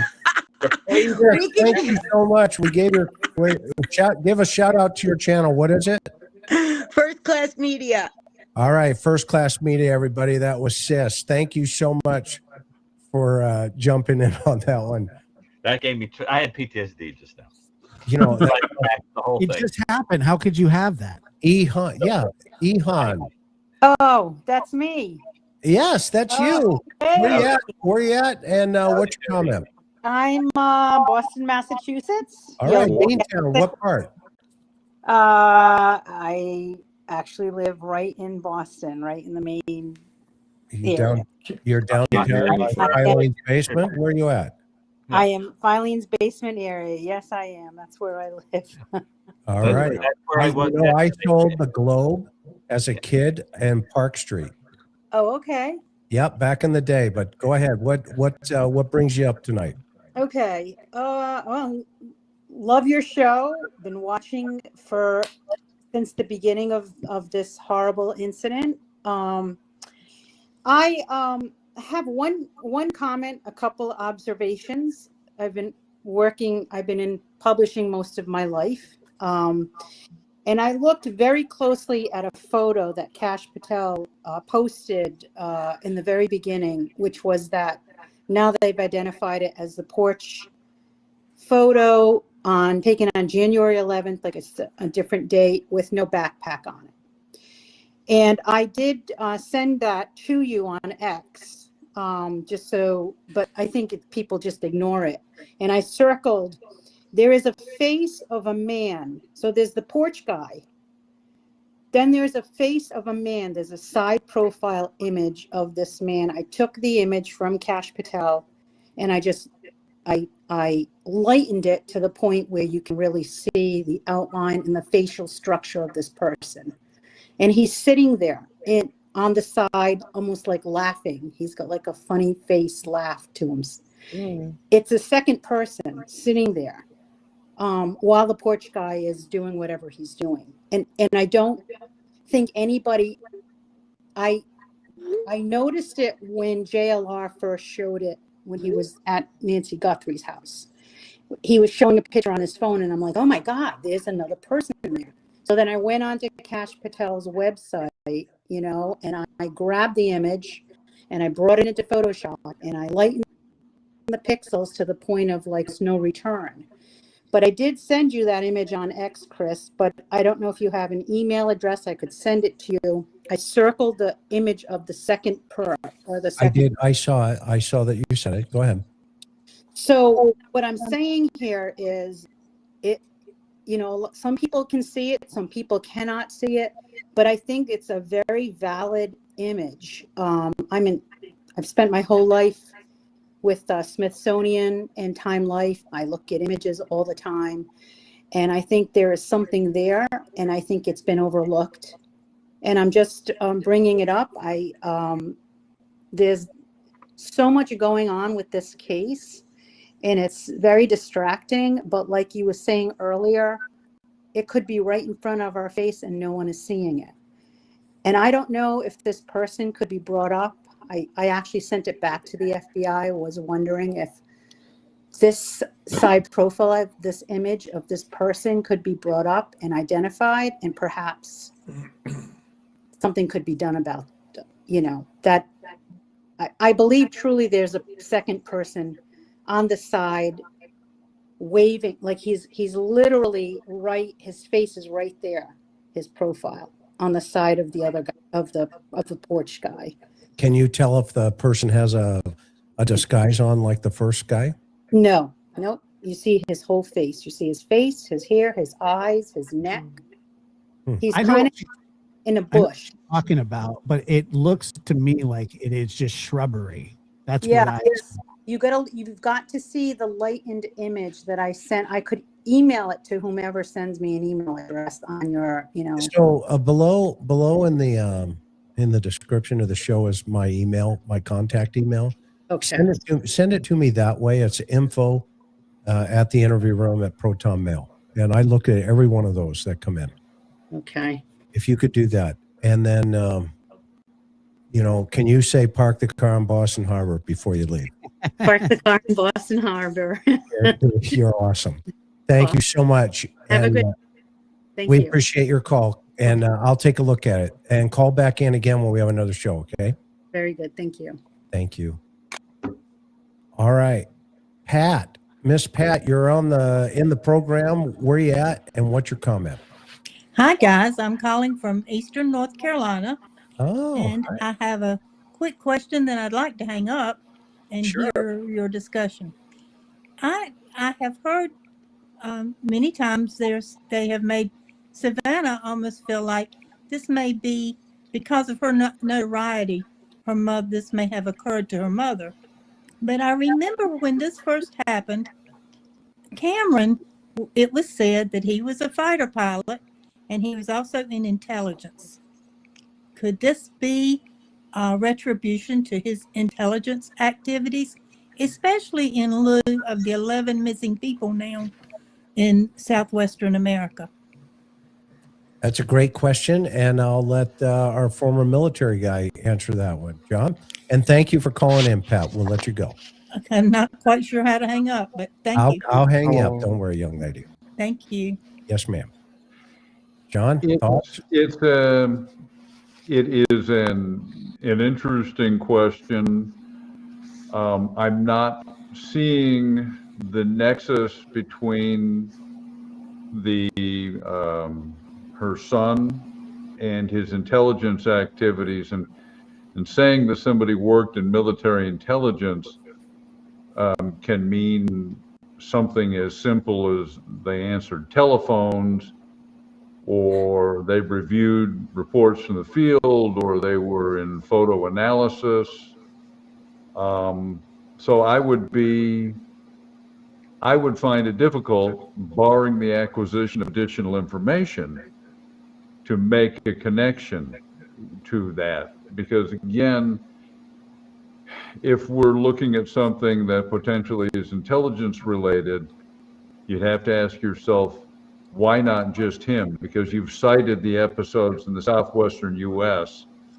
The people that are going missing there are all actually involved in, apparently, the space program.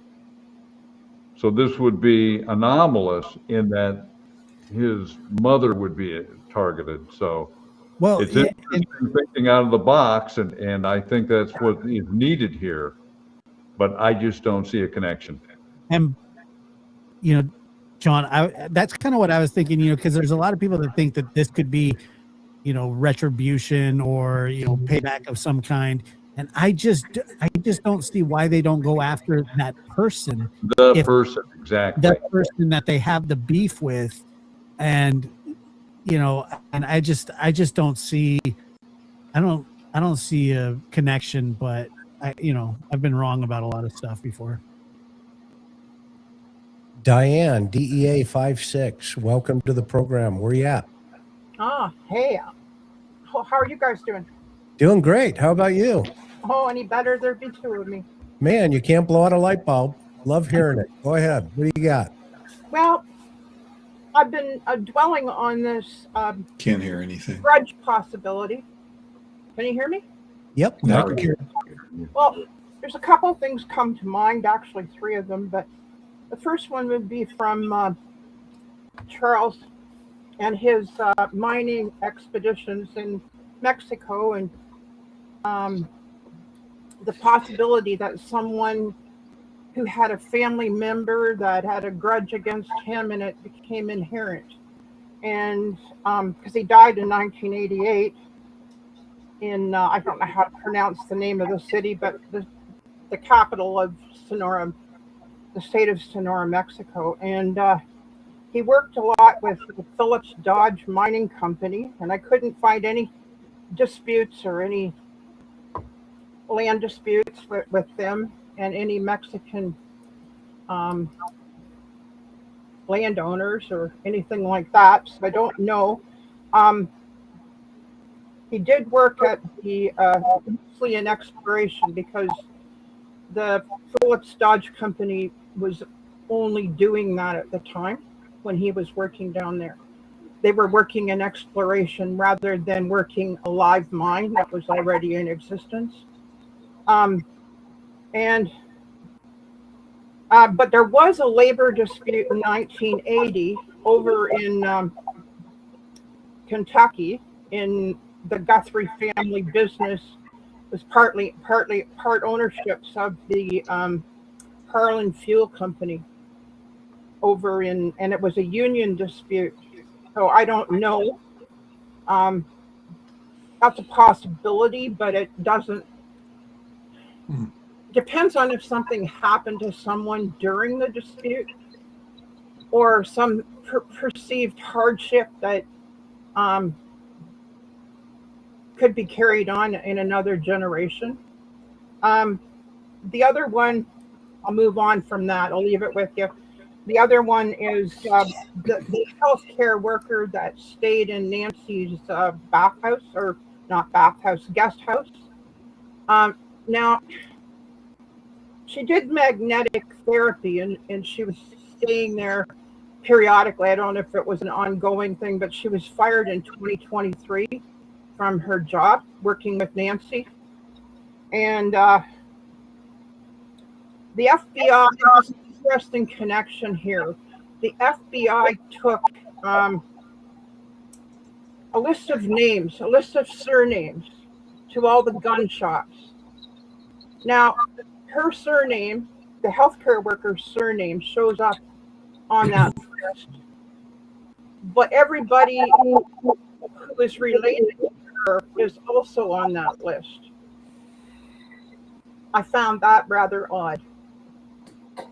Like when I did a deep dive on her, she also has either a young son, or like she's 66 years old. And she is also involved with, like most of her family is involved in engineering of some sort and companies. So I don't know. It's just something that when the names crossed over, it was like, okay, what does that mean? And why would they go with that list with all those names on it? One of her ex-husband lives in Massachusetts. Not sure how all that goes together. And the other thought is that Nancy was very opinionated about being anti-ICE, And I wondered if there was some kind of a possible, I don't know what to call it, but I can only think of a white supremacist group or people that couldn't possibly get into ICE that were acting on her anti-ICE remarks. And the other one was, I don't know if you guys have heard about this Richard Nolette, who called into one of the. Yes, his brother. Yeah, go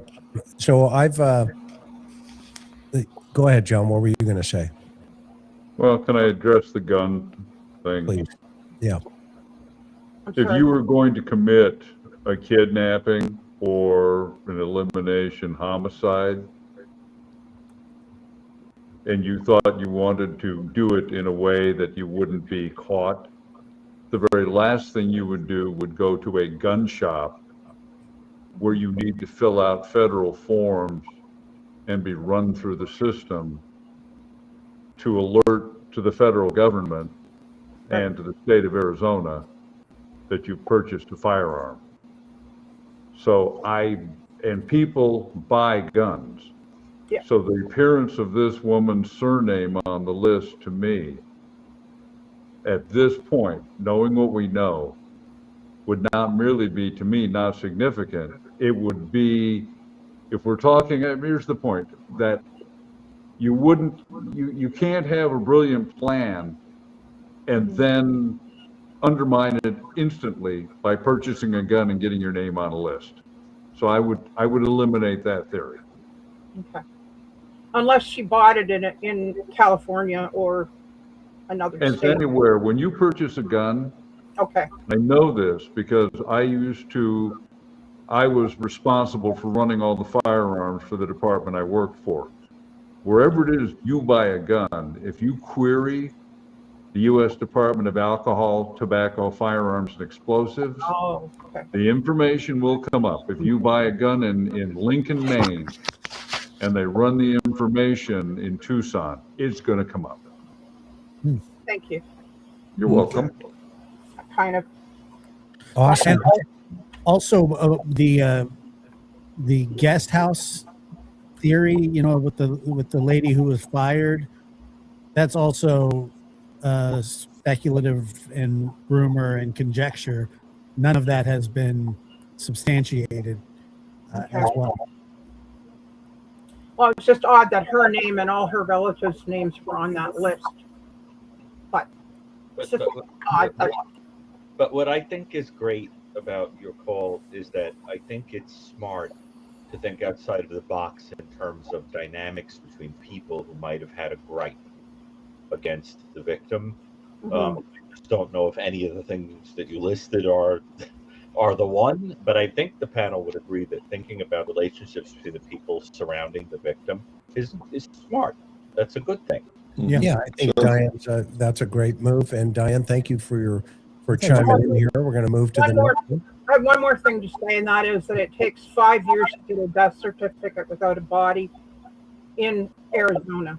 So, but you're not going to come ahead too quickly. But not on special circumstances where somebody is presumed lost at sea or in a flight or in a fire or something like that.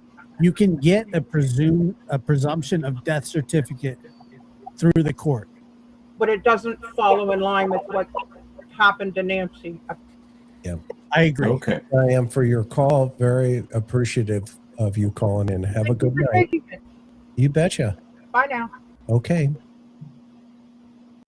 Sharon, next. Sharon Kirk. Where are you at and what's your comment? I'm Sharon Kirk. I'm from Baltimore, Maryland. Nice. I'm not too far from John.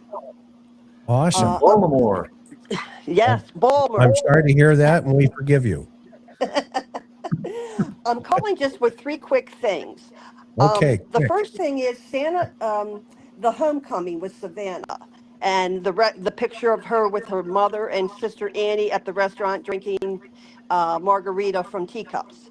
I think that was the catalyst for this whole thing happening Mm. because one of the things I learned from watching all the interviews and everything, even the people in Nancy's neighborhood did not know that Nancy was Savannah's mother.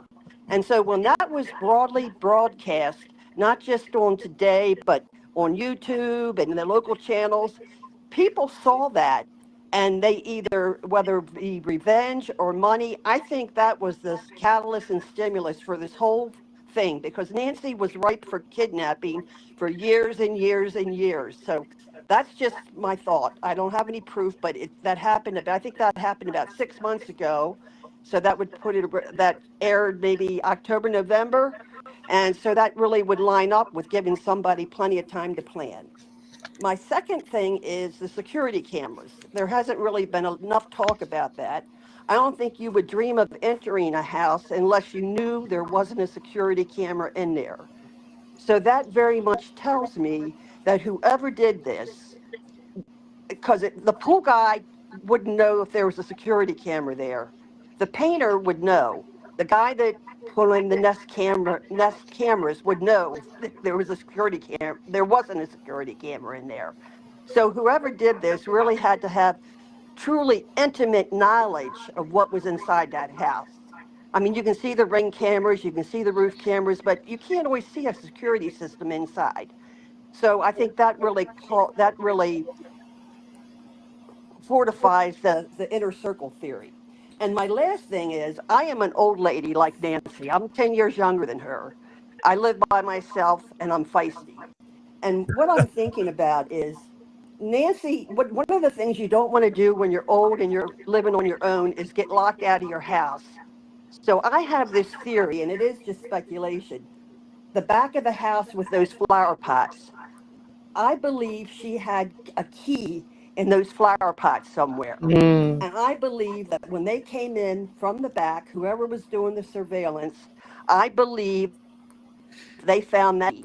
And I believe that's how they entered the house, that they probably, I agree with you wholeheartedly, that they were inside that house to know what was going on. And I believe they used that key to do that. And that's how this happened. I have no proof, but it's just, I'm an old lady. I know how Nancy thinks, and I've done that. I've put keys in flower pots before, and I hope I'm wrong. But anyway, I would appreciate your thoughts on that, and thank you for your time. Thank you for your show, and say hi to Karen. Sharon, you are amazing, and you're not as old as Josh. And so thank you for your comments, and we're going to let you run, and then we're going to put up the next person. So thoughts on what Sharon was just sharing with us? Anybody? The security cameras, I completely agree. 100% that the suspect Somebody hadn't had have to know, but we've been saying that from the very beginning, Chris, that this was somebody that was intimately aware of the layout. Yep. And the lack of security. Yeah, absolutely. And you know, it had to be. It had to be somebody in the inner circle, and you know, and there may have been a hide key out there somewhere. I mean, we talked about that before, so spot on. All right, next, Cynthia. Where are you at, and what's your comment, Cynthia? Had to be somebody in the And Taylor, you're next, so get ready. Cynthia, can you hear us? Okay, we're going to let her get ready here. Cynthia? Hi there. Hi, how are you? Can you hear me? Yes, aloha. Oh, big time. Can you hear me? Yeah. Excellent. I just have a quick question. I'm Cindy from Calgary, Canada. Okay. And I was wondering, is it sort of what I guess would be like an SOP that sometimes they will say that they clear a person when they really haven't? A little bit of a backstory is I met a person online, told me that he had been investigated actually for something very serious. I went online, I checked it all out. He was cleared by the RCMP. And 4 months after we broke up, which we'd been together for 7 years, he was arrested for murder. Holy cow, Cynthia. What happened? I mean, well, you know, that's another story, but he killed somebody, Chris. Well, I know. Go figure. Go figure. You know, this poor young lady here is stuck with a guy who was able to pull the wool over her eyes. And do they believe? Do they tell you one thing and then it turns out to be another? Sometimes they can use. Sometimes they can for strategy, but typically no. And sometimes it's just new information comes in and changes the paradigm. Yeah, and seeing how you're in Calvary, hopefully you hit him with a hockey stick, and then gave him a hip check out the door because that guy need to go to prison. Or throw a beer at him. Yeah, throw a beer at him, but cut loose Theron Fleury on him. That little guy can skate. But Spray thank some you, maple Cynthia. syrup in his eyes. I hope these answers helped you out there. Yes. Okay, she's figuring out her the other side here. Taylor, you are up. Well, hello, gentlemen. Can you hear me? We can hear Yes, you. go Where ahead, you at? Taylor. What's your comment? And Denise, you're Excellent. I am from Dallas, Texas. Yes. And I am such a fan of this show and all of you. You're just each one of you are just very endearing and special. Anyway, I want to say, first of all, I found you through of course, I was concerned about Nancy Guthrie, and then I found y'all. And I love that you're teaching people critical thinking. It's been not in our society for the most part. And so I'm glad that we're all doing this critical thinking and trying to figure this out. Josh, thank you for helping Chris to do these lives. I think this is wonderful. Yes. And my question goes to the lady before. When do they do the 911 calls? I know with the Human case, that's that lady who did the 911 calls, what kind of helped get them started and they found those bodies. But I was just curious about at what time do they release the 911s? I'd like to hear if there was a 911 call for Nancy. I don't think we're going to hear the 911 calls for a while. And there could be a myriad of reasons for that. There's probably some investigative information in there that the detectives don't want out to the public. So don't hold your breath. I think it's going to be quite a while before we hear anything like that. So it'd be closer to the trial date. Yeah, a trial date. And then the other thing is with Nanos, when is he supposed to answer? And do you guys really think that I know he won't resign because of his personality, but I just hope that in my heart that if he was to leave office, that would free up to where, it would help people use his law enforcement officers be able to do more. I just feel like he doesn't need to be there anymore. And talking about responding to the Inquisition. Yes, I don't know what the date was. I forgot what it was. I believe that just dropped just recently within today. Yeah, we're going to talk. Yeah. Okay. Well, I don't want to keep everybody. Are you I really appreciate you. Yeah, we've got a statement from the PIO, actually, Karen. You know Karen. She's and Taylor, by the way, do you go watch the Rough Riders there in Frisco?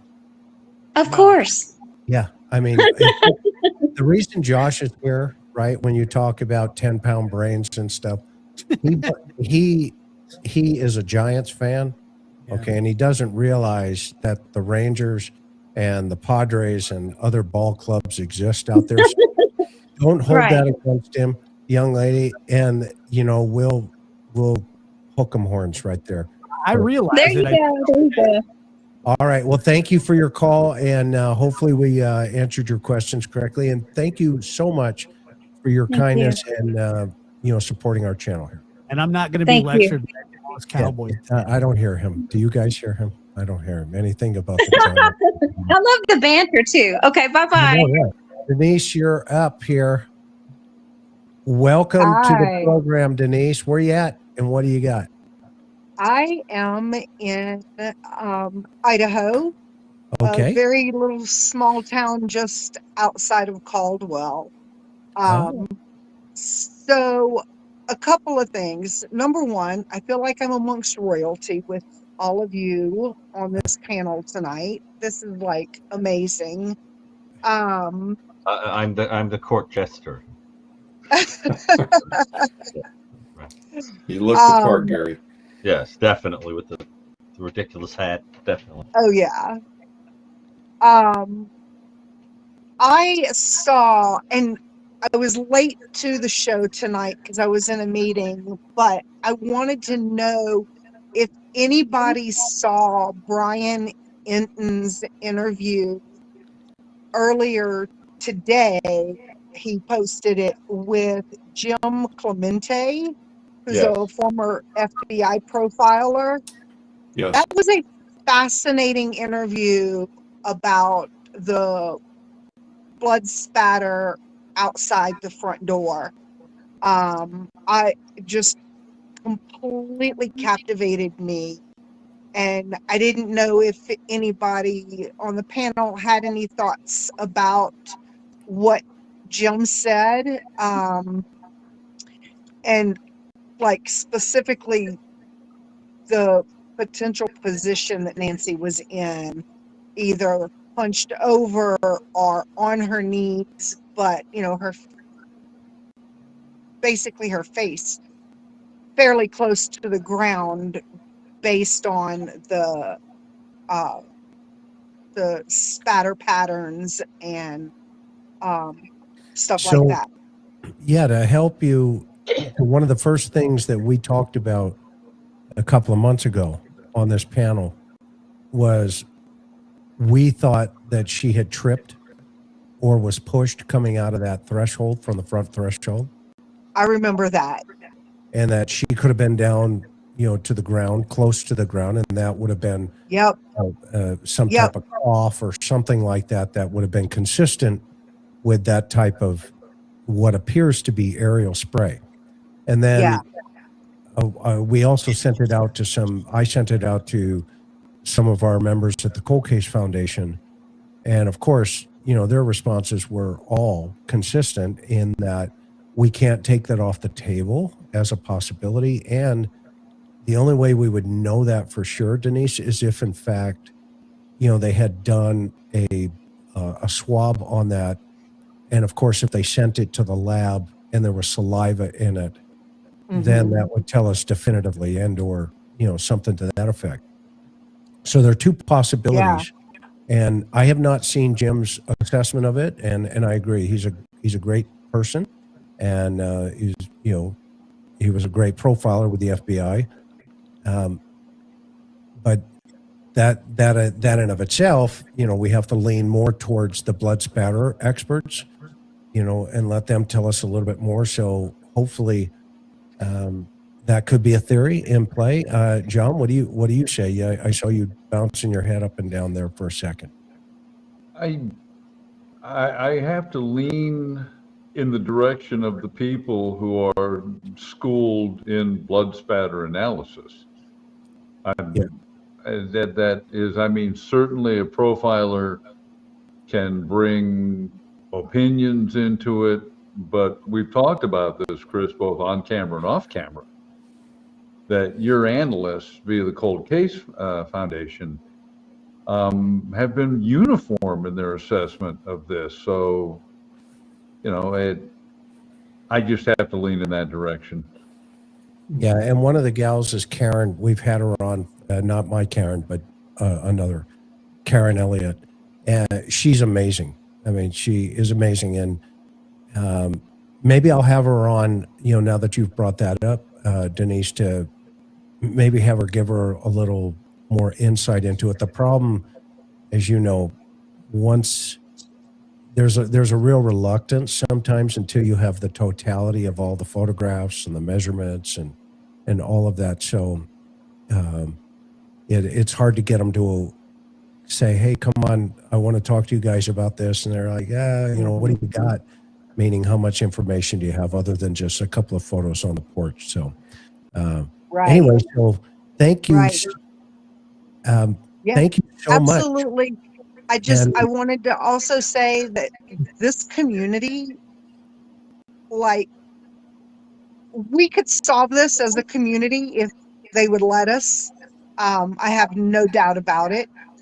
So, also, I'm not going to be at CrimeCon, but I'm hoping that if you happen to be in town for Stacey Wandra's trial, we will probably get to meet because I plan on being there. I'm like 15 minutes from Fruitland, and if they move it, I'll be even closer. You're awesome. Denise, thank you for supporting Brandy and Tyler in that case, Joe. It was a treasure. Absolutely.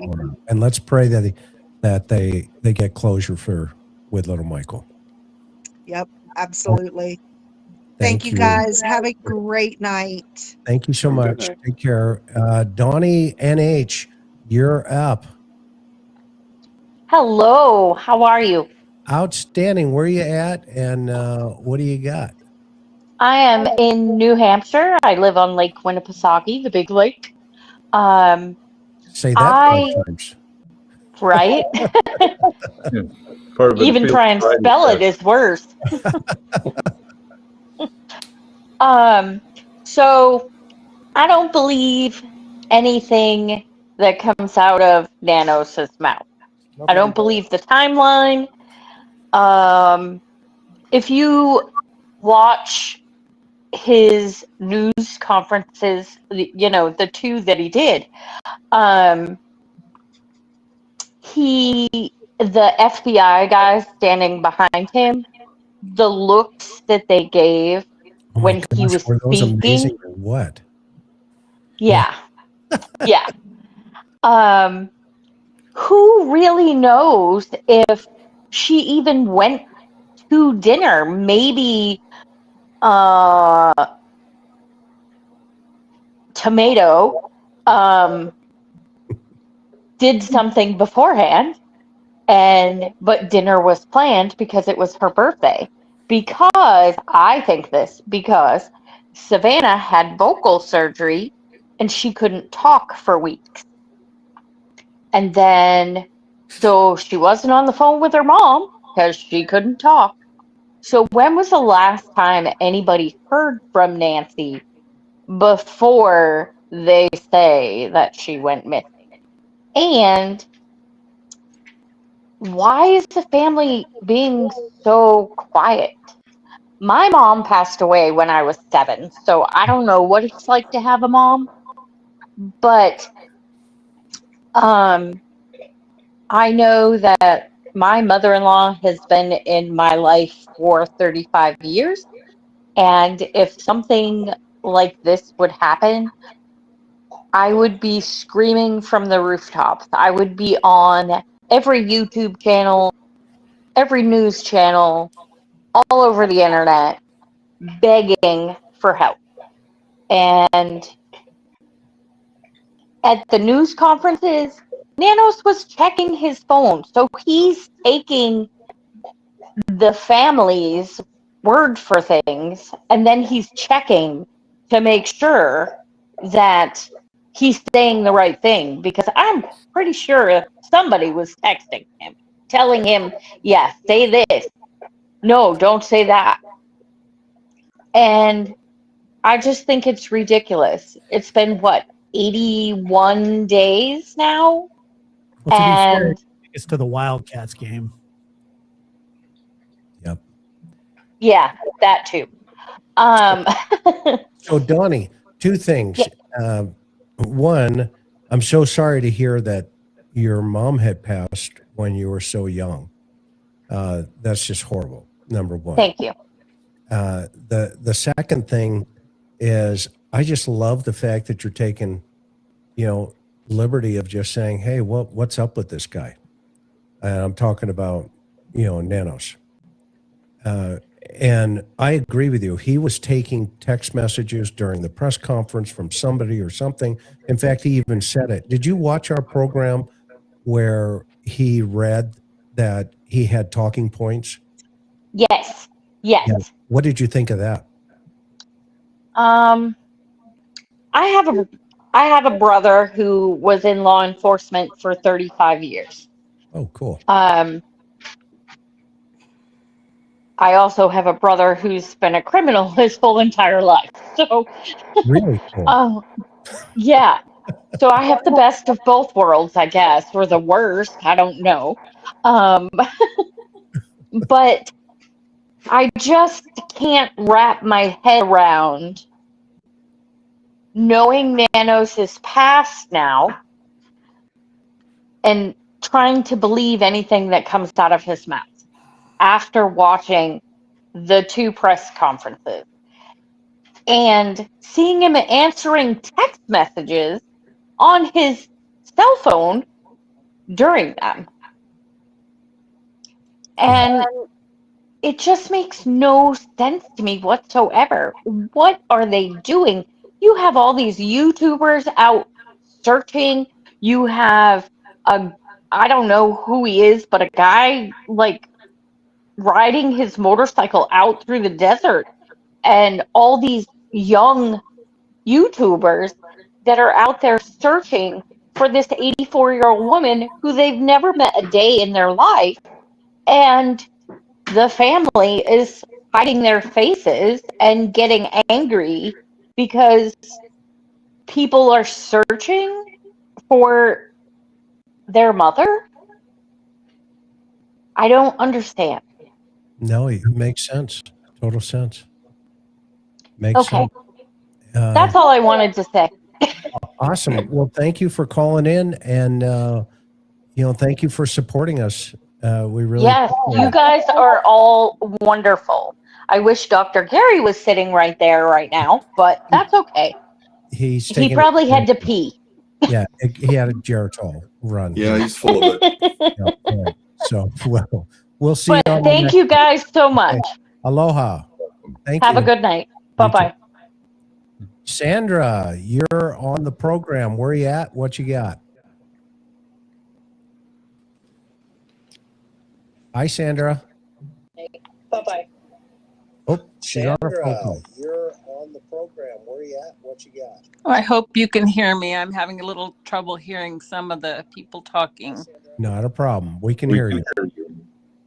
Sandra, you're on the program. Where you You have to turn the volume down, dear. You can hear. I'm from Bakersfield, California.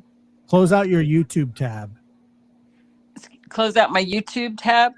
Yeah, not the StreamYard one, but the YouTube one. That way you'll be able to hear better, and there won't be a delay.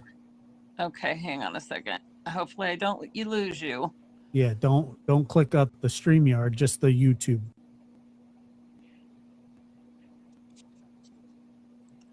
You there? Hello? Okay, now I'm having a hard time getting the StreamYard. Don't close out StreamYard, just the Yeah, YouTube. Hopefully, that's better. Yes, Go ahead and sir. try your question. You can hear me okay? Yes. Yeah. Yes. What's your question? Can you hear me? Yes. Yes. Hello? Yes. What? We can. There you Can go. you hear me? Yes. We can hear you. Okay. I can't hear you. I'm just going to go ahead and say what I need to say. Okay. Then I'll get off and let you guys respond. Okay. Basically, I think this is one of the weirdest cases I've ever heard in the whole crime area in my entire life. They have family and friends. Nobody is humanizing this woman at all in the media. And she's is kind of two-dimensional. It's weird that friends or families or even like her nail person, nobody is being interviewed, nobody's talking about her.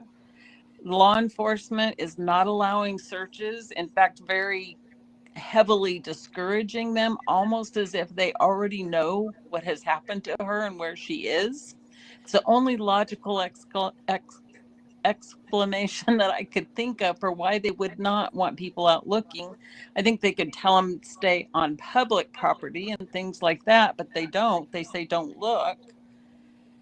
There's no police sketch of this individual. It was done by somebody who was retired after 40 years of this experience. Is the only sketch we have. There's no profile at all that's been put out. Nothing as far as possible clothing that she was wearing. Nothing that could help the public, help them solve this case. It's almost like it's being managed for maximum confusion. The sheriff's lack of integrity is allowing for corruption and these wild theories. They're also not taking key evidence, potential evidence. I've heard this example taken on several, from several different people. There's really a lot of people. Example is there was the whole thing about the occult part of the linkage between people from Tommaso to a lot of the people in the music industry and Annie and some of her different writings and things like that. They kind of like dismiss things before they are even really investigated or looked into. One of the things that bothers me is how the sheriff's department very quickly says, not related to this case, not related to this case. Example is the 84-year-old that was life flighted to the hospital, who they said was talking and was reported it was Nancy. All those, there's just tons of questions that come up to me with that, because that was the same time that the Rio Rico thing happened, same night. The utility box being destroyed, and right away saying not related, but then we're hearing about jammers afterwards. It seems to me that this is being managed for actually trying to cause confusion. The fact that they've not put out any kind of car that they're looking for, a getaway vehicle of any kind on any street, is suspect to me. For me personally, I think it was murder, not a ransom case. I don't think dollars are part of this equation. I do lean towards anger, revenge, bitterness, maybe even stress for caregiving, which landed on 2 people in the family. The other 2 were allowed to go about doing their lives, and everything fell on them. And if you tend to have a little bit of a dark personality already and being taken advantage of like that, a lot of resentment can build up.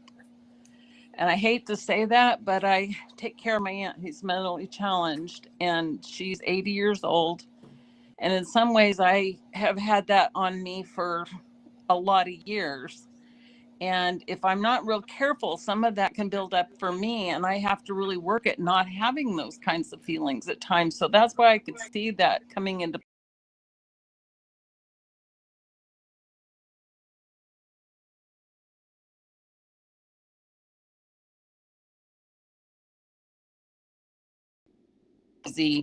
even to the stalker, a crazy killer type situation. But I don't lean that way, but that is a possibility. I understand that. So I'm going to get off. I've said a lot. I'll let you guys respond. Thank you. Okay, John. She brings up an awful lot of very valid points. And some of it you could say, well, the information's not being released because it might be case specific. But she brings up very valid points regarding what was the clothing description. Which would then lead you to wonder, well, if they're not providing a clothing description, if they're not encouraging people to look, why is that? What is it they know that we don't know? Because they're working suspects. Yeah, you would want to, if we presume that there are remains, you would want to find them, which would lead me to wonder, do they already know there are not remains, and they're just trying to keep people from going out to places where they're going to be trespassing situations, or people are going to get injured and they're going to need search and rescue? I suspect there's an awful lot that's being held back behind the scenes. Anybody else? Yeah, well, Chris, to her point about, the way that this has been managed, the whole investigation, I truly think that Nanos took this opportunity as a political move because he thought that this case was going to be solved and solved quickly, and that he was going to be the poster boy for the Nancy Guthrie, investigation being solved, and he was going to use that as political fodder, and it just hasn't happened. And the longer that this has gone on, it's made him look worse and worse and worse. And so he stands up there and sort of pontificates, in these press conferences when he has, a public information officer that should have been doing this, or the FBI. So as it being mismanaged, I agree with that. I just do not think, I think that he thought that they were going to get this thing solved quick. It didn't happen. And now it's a mess. I can't disagree with any of that, personally. Well, okay, TJ, you're up. TJ. Hi, can you hear me? We can. Where are you at? And what's your comment? Good evening, gentlemen. I'm in Northern California. First, I just want to thank you for doing this podcast. It's wonderful, and I enjoy it every time I'm able to tune in, and I appreciate all of your minds coming together and sharing what your years of experience have given you. So thank you. I want to ask, and I apologize if it's been brought up before, but has anyone noticed in Savannah's interview, I believe it was the very first one that she did of the three, she commented at the very beginning that she had had like a beautiful fun night at Carson's house. And she returned home from that and got the call. And it's disturbing to me that it was that late in the day when she got a call. I know there's a couple-hour difference, but it seems to me that if Annie showed up at her mother's house at 11 to 12 in the morning, that call should have come much earlier in the day to Savannah. And I think it's really odd that it took as long as it did, if what Savannah said is accurate, and she did get the call late in the evening. So I thought that was odd. And my question is, has anyone made note about when Cameron was called, or do we have that information at all? Those are great observations. Bob, what were you going to say?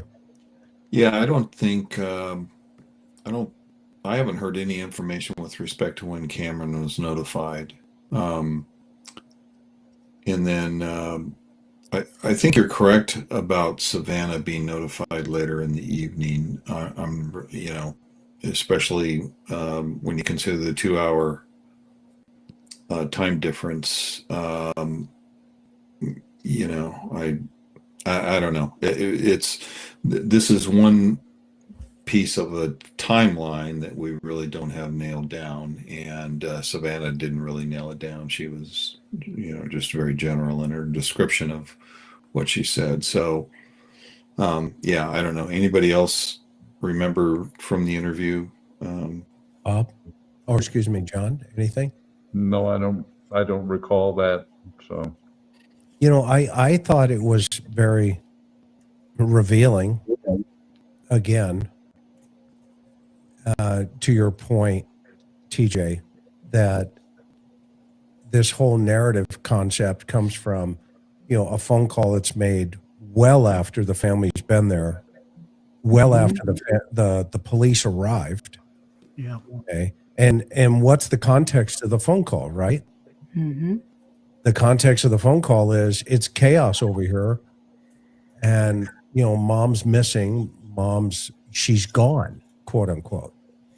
Well, Yeah. what does that mean?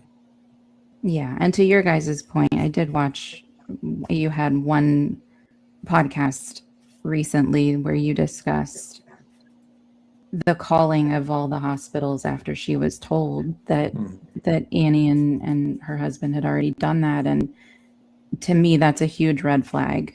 I agree with all Sure. of you that Yeah. there are evidently some trust issues there, because if my brother had told me that about my mother, I would take it at face value because I have a high measure of trust with that person. So I think it's very suspicious. And I just wondered about that. It seems odd that a call would come in that late. So that's all. Are you a San Francisco Giants fan? I try to be a baseball fan. I'm much more of a football girl. I am a 49er fan. Okay. All right. Yeah. That's Yeah. acceptable. Thank You you. have a great voice. Oh, I'm sorry thank to you hear so that. much. I appreciate it. And thank you again for this podcast. It's wonderful and I appreciate it. Maureen is my favorite. Don't get me wrong. Oh, She's she's my awesome. favorite person to have on, but she's I think she's brilliant, and I'm 100% sure she's my best friend, and we just haven't met yet. Okay. Bob, my favorite. Thanks, guys. Bob's the FBI's favorite. Thank you, TJ. Let's see here. Next in line is our one and only Holly. Holly, thank you. Hey y'all, how y'all doing? How you doing? Where you at? And what's your comment? Houston, Texas. Yes. What I part? have one What part of question. East Texas? What? Sorry? Where at in East Texas? Houston, Texas. Oh, Houston. Okay, I'm sorry. I thought. Yeah. Yeah. Got the accent and all. Born and raised here. Okay. So, longtime fan of the interview room, the lab, and all y'all. New fan of John Lamb and Bob. You guys, I just love it. Josh, you need to have Bob on soon. I'm just going to say it right now. No doubt about it. There you go. Yeah. So, my one question is this, because I've been thinking about it, but I've been sick, so I apologize. I haven't spoken up. I got a reason. It seems to me that from what I've seen on the streets about the case, that lots of people are wondering when the blood droplets were left on the porch. Now, I know that it's been tested to be Nancy's. That's been confirmed, and I did enjoy the interview room's show on the blood spatter and that it was aspirated and the details. That was just so helpful. And for all y'all newcomers here, side note, the interview room has a great playlist on this case. So after the live, check it out. So,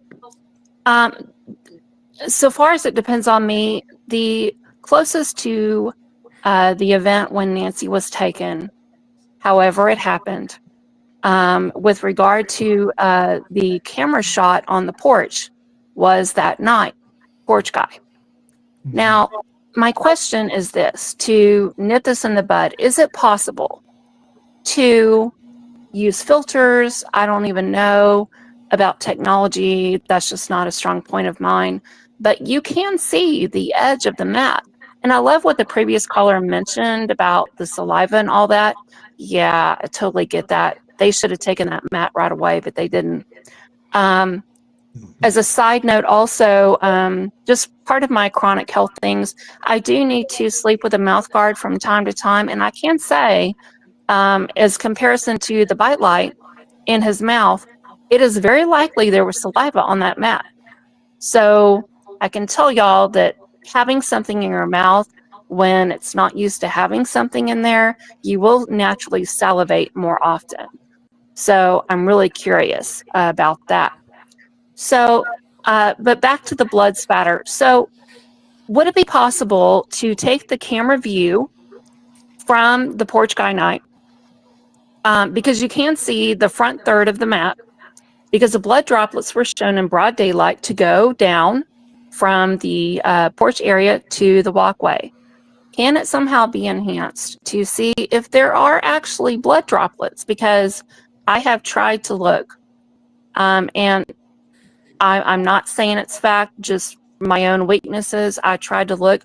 I didn't see any blood droplets when he approached the porch. So I think that would be something that would really be appreciated by people to, answer this question. When did the blood spatter happen? Was it there when the porch guy came on the porch? Or not? So that would be my question. To comment briefly on LOXI 13, yeah, I agree with you. Bite Light is nothing like a mouth guard in that regard by the way it fits. But when something is fit between your teeth, per my dentist told me, you will naturally salivate. So I think it's worth a deep dive. It's possible. And he had to take it out of his mouth at some point, right? So he could have spread saliva on anything he touched after that point. So is it possible to see if there's blood spots to enhance the lighting or the filters, however it comes, and then compare it to the video that Brian Enton showed with, broad daylight, showing it on the porch and down the walkway, and determine, was the blood there or was it not? And that's it. So through the photography, so you'd have to write what you're asking is a reverse engineering. Can you see? Yeah. Yeah. There has got to be a way to do that. And okay, just like we just saw the negative, reverse negative engine, where you're starting to see the suspect's eyes and where they were focused. I mean, that's pretty intriguing, right? To your point. I think there's only one time you would see some type of anomaly in that video, and that's when he turns to the right away from the camera and he bends over the very first time on the porch, not before he even makes it to the brush where he picks up the brush. So almost immediately from when he turns from the, putting his funky little hand up by the camera, and then he turns right, he turns to the right, and then you would have to freeze frame it right there because that's where the blood anomaly would be. Okay. And then of course you'd have to go in there and hit that with some type of, negative filters, et cetera, to see if they can, you're not going to be able to tell if it's blood, but you're going to be able to tell if there's some type of liquid anomaly in there. And that's, I think, what you're saying, correct? Yes, sir. Yes. Okay. And then, so that would be the only way in my opinion. Anybody have any other thoughts on that, John, or anybody? No. Yeah. Okay. And then the next question. So I have a question for you. Have you listened to Ella Langley? I didn't hear the name. Could you repeat that, please? Ella Langley? No, sir. I've never heard of that person. Okay. You have to go and listen to her song called Choosing Texas. Oh yeah. Okay. She's the new girl, right? Yeah, she Ella Langley. Holly's gonna go listen and Choosing Texas. I will. All right. Yes. Well, hook 'em horns. Thank you so much for the call, and we'll see you in a little bit. Awesome. Thanks, guys. You bet. Thank you. Bye. Bye. Isabel McFadden, great name. My mother was an Isabel.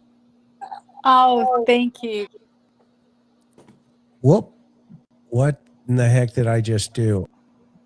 Oh no, Isabel, I am so sorry. I hit the wrong button. When you pop back up, I will get you right back up here because you've been holding, and I was just a doofus. It was not your fault. It was He goes to lunch and you got to retrain him. I am so sorry. I meant to put her back up and I hit the wrong button. Yikes. Forgive me. I'm so sorry. Man, oh man. Okay, Isabel, come back. Cindy, welcome to the call. Hi, I'm Cindy. I'm from Southern Tier, New York. Can you hear me? Yes, welcome. Hi, this may be crazy. I've been thinking about this for a while. But some of the behaviors of the supposed perpetrators of this crime remind me of episodes of the Three Stooges. That's the only way that it makes sense to me, because and there could be people that worked for her, and one of the knuckleheads got the idea, oh, we could just, kidnap her for a day and get some money or whatever. But it just seems like a comedy of errors. And for them saying it, I heard a long time ago,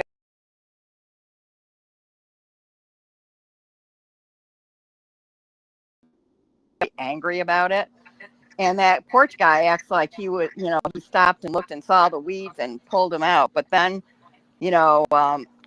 offering Bitcoin, options like that, and going to TMZ, and also saying, the apology letter saying that we're sorry she died. And I don't know, it seems to pull all those crazy things together. So maybe I'm just off the mark, or maybe it's late at night and I'm, throwing out all this crazy stuff. But I've watched a lot of Three Stooges in my life, and it just seems like the perpetrators could have been just somebody got a brainy idea, and then they all, oh yeah, we'll get in on all this. And it just was like one bad decision after the other. But I don't know. Well, let's just say that if there is a mastermind behind it, selecting people that would successfully abduct someone would be of no practical importance, because it's just to create the show of doing it anyway. Do you understand? No, what are you saying? Do you guys know what I'm saying? John and Chris and Josh?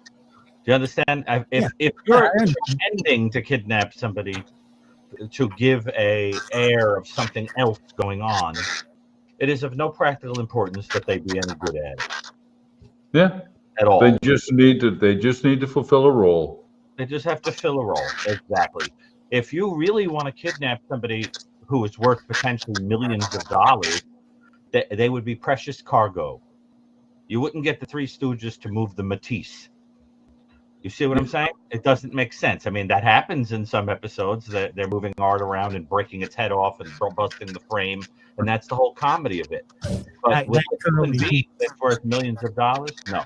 What? No, I'm not saying that somebody hired them to do that. I'm saying that some knucklehead who worked for her got it in his head that he could have, had a scheme and got other people involved in it, that they're not very smart, and they just screwed it up from the get-go. Right, it's possible, but what I'm trying to say is that one could make the argument that if there's a chef right behind the script, on the other side of the wall, then these people, or this person, they were of no importance. Their job was just to give an impression of an abduction attempt. So you're saying that there could be, you said it before, that there could be a chef, and what I'm saying is that I don't think there's any chef. I just think it's a conglomeration of knuckleheads. Well, that's the other of the statistics-based, the likelihood-based hypotheses. The only two that seem, that's really funny. I hear what sounds like a duck. You mentioned Three Stooges, it's just feedback. Right? And I was going to say why a duck? Like the Marx Brothers.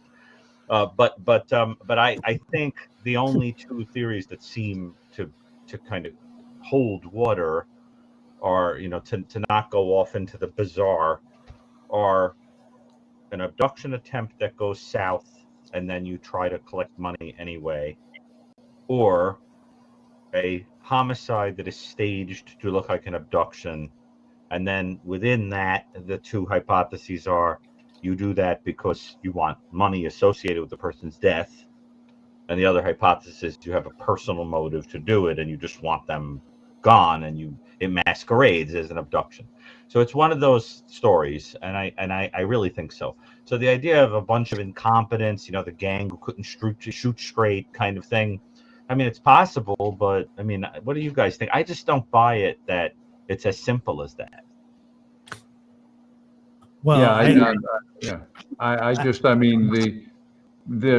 and actually, when she says Three Stooges, one of the actual definitions of stooges is somebody being used as a cat's paw.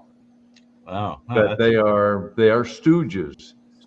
And Good point. so I'm inclined to agree with you, Gary, that there had to have been somebody behind this, because the idea that you're going to abduct this woman, even if we are talking about people with like room temperature IQs,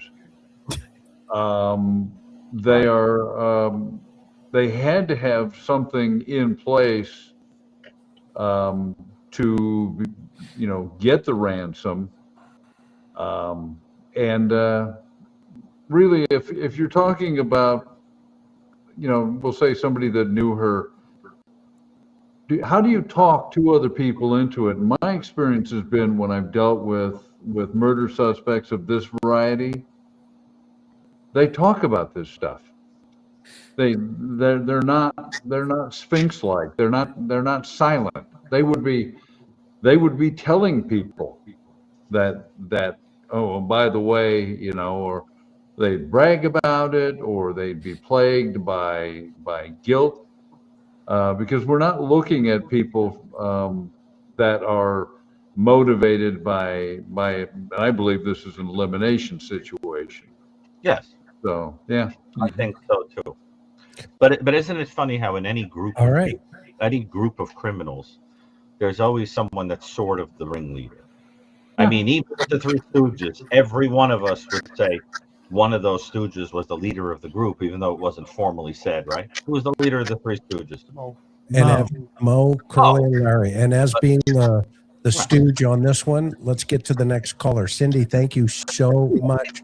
And I'll give you one of these. Yeah, one of those. Okay. We'll see you on the next one. Appreciate you. Yeah. All right. Oceanside Lady. Hello. We can hear you. How are you? Oh, What's hi. up? Hi. Well, I waited a long. You guys, first, Josh, you're new to me, and I'm enjoying very much getting to.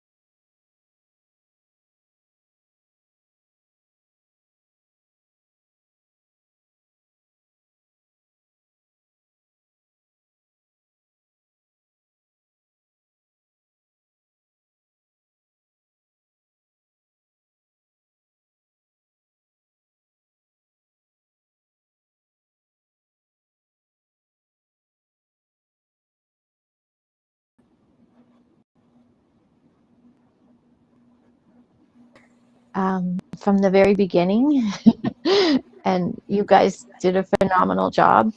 And I'm involved with my neighborhood watch, so I get to meet a lot of cops, and I tell all of them about you guys. Thank you so much. We appreciate that. They're just young pups. Anyway, so have a wonderful night. You too. Thank you so much. Thank you. Love your cat too, by the way. Thank you. Okay. Aloha. The You K-Dub. guys did a phenomenal job, and K-Dub. I'm involved with my neighborhood watch, so I get to meet a lot of cops, and I tell all of them about you guys. I've heard this show before. They're just young pups. You have to turn off your feedback. Anyway, so have. All right. Shauna, welcome to the program. Shauna. Hi. Oh my Hi. goodness. Sorry. I've been waiting. I didn't think I'd get in. Hi, can you hear me? Uh-oh. That's not me talking. No, we got you. Can Oh, okay. Yes, Shauna, welcome to the program.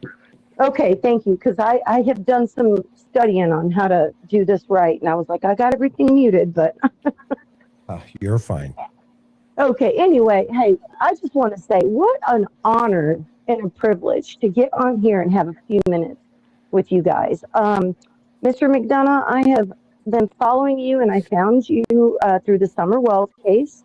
And through that, I have found these other gentlemen. And I just want to say it's amazing to be on here with some actual professionals. I say that with all due respect and no hate or disregard for others covering this case, but it's way different when you're dealing with prior law enforcement and whatnot. So I hope that doesn't come across rude. Thank you for your to kindness. others. So, okay, hold on. Let me get my thoughts together. I had them all together. So I live in Nashville, Tennessee, and I am affiliated with law enforcement in many different ways, professionally and also family. And you know, I kind of had to take a step back and just stop like following this case because I completely appreciate and respect everybody's theories because I mean, who else is going to give us answers? But the biggest thing that frustrates me is that I feel like I get stupider every time I listen, you know, to anything about this case. I feel like, and that's why I'm excited to be on here with you as prior law enforcement. Thank you so much for your service, Mr. Bob, and oh God, I probably messed it up, Mr. Lamb, Mr. Chris, and is Bob and Lamb the same one? No, they're I two. can't see. Okay, I apologize. Okay, you got me. I'm sorry. Rated them both. Oh, okay, John. I okay. John Jesus, I messed. who you're thinking. Thank you. I messed that all up. Okay. You're fine. Mr. John, Mr. Bob. John Bob. Yeah. John Yes, Bob. okay. With the fourth Walton. Yeah. Yeah, there we go. Hey, if you can't tell, I don't get on these calls ever. But You're fine, young lady. Don't worry about it. well, so first of all, thank you guys for your service. I wonder, with you guys and your background, do you feel? I mean, I know you guys can be honest and forthright because you're retired, correct? Yes. It's not like you have to. Okay. So I think I've dealt with a similar case. Well, a case that reminds me a little bit of Miss Nancy's case here in my local area, where our sheriff, he's in the neighboring county. He has dropped the ball completely. And do I think Nanos dropped the ball? Absolutely. But I also think it's beyond that. I've never seen anything like this in my lifetime, and I'm in my early 50s, but the closest thing I can think of to anything like this, not even in my lifetime, but just that I know of, is the baby Lindbergh case. And I don't think it's got anything, I don't think it's got anything to do with ransom. I don't know. My question is this, and I'll stop. Okay, sorry, quick. And I don't mean to be ignorant, but I've stepped away from social media quite a bit. But when we, and you guys, everybody's probably going to beat me up, and that's okay. But when did Miss Nancy go missing, before or after we got the president from, was it Venezuela? Yes. Okay, so was it after that? Yes. Okay. I only bring that up because nobody's talked about it, and my little brain just goes off here and there.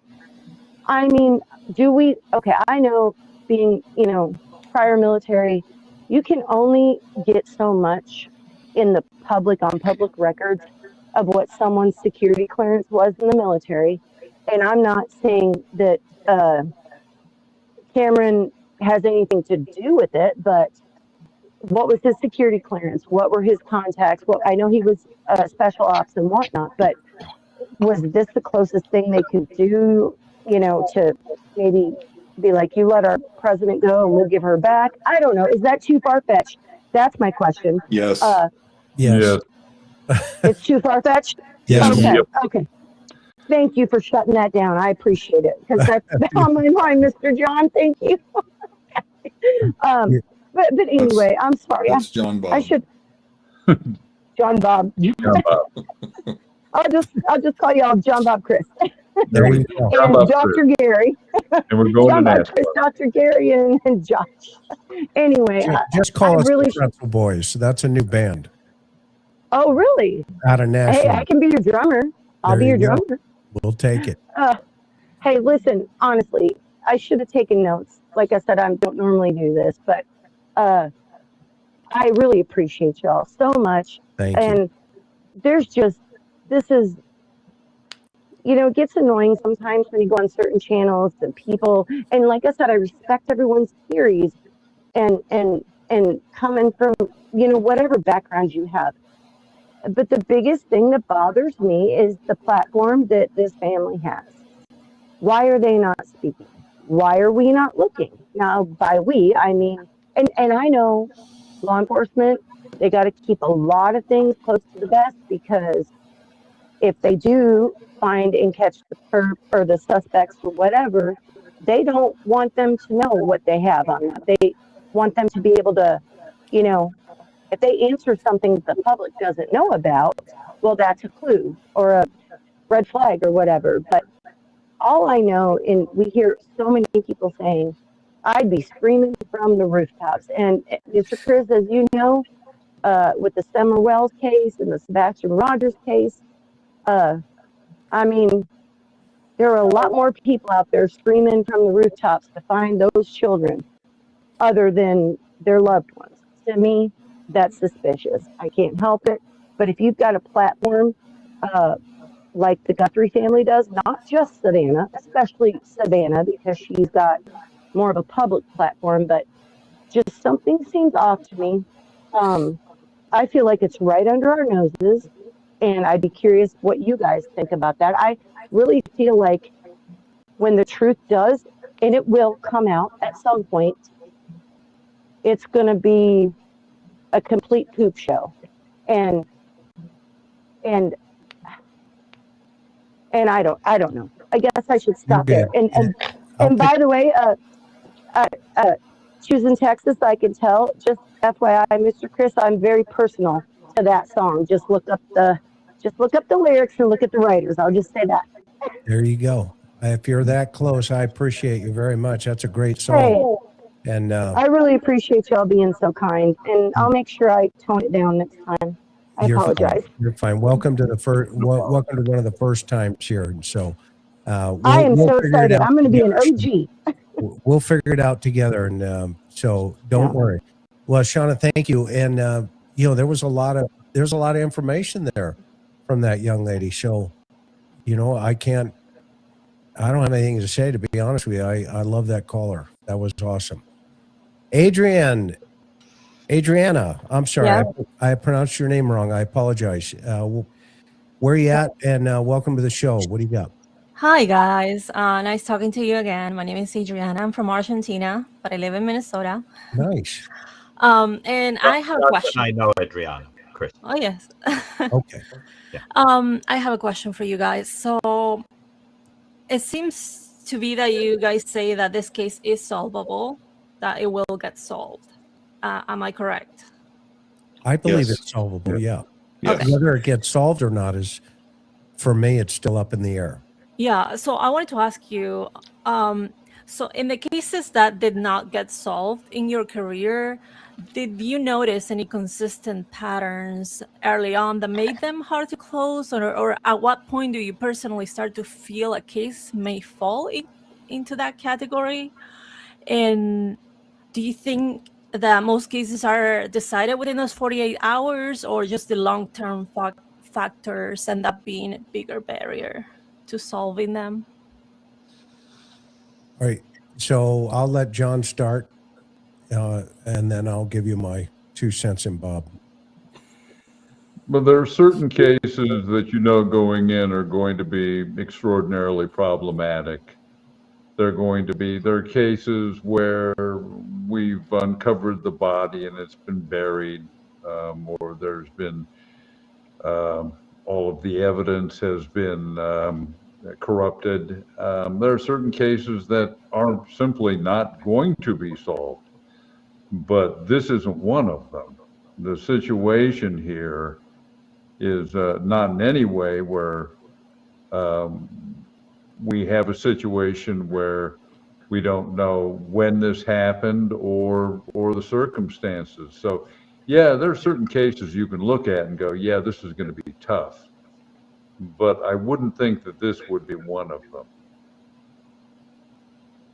Thank you. I appreciate it, John. Bob? Well, with respect to knowing or having some, an intuition or knowledge of when a case is starting to go south or go cold, each case is different, and so it's very difficult to say.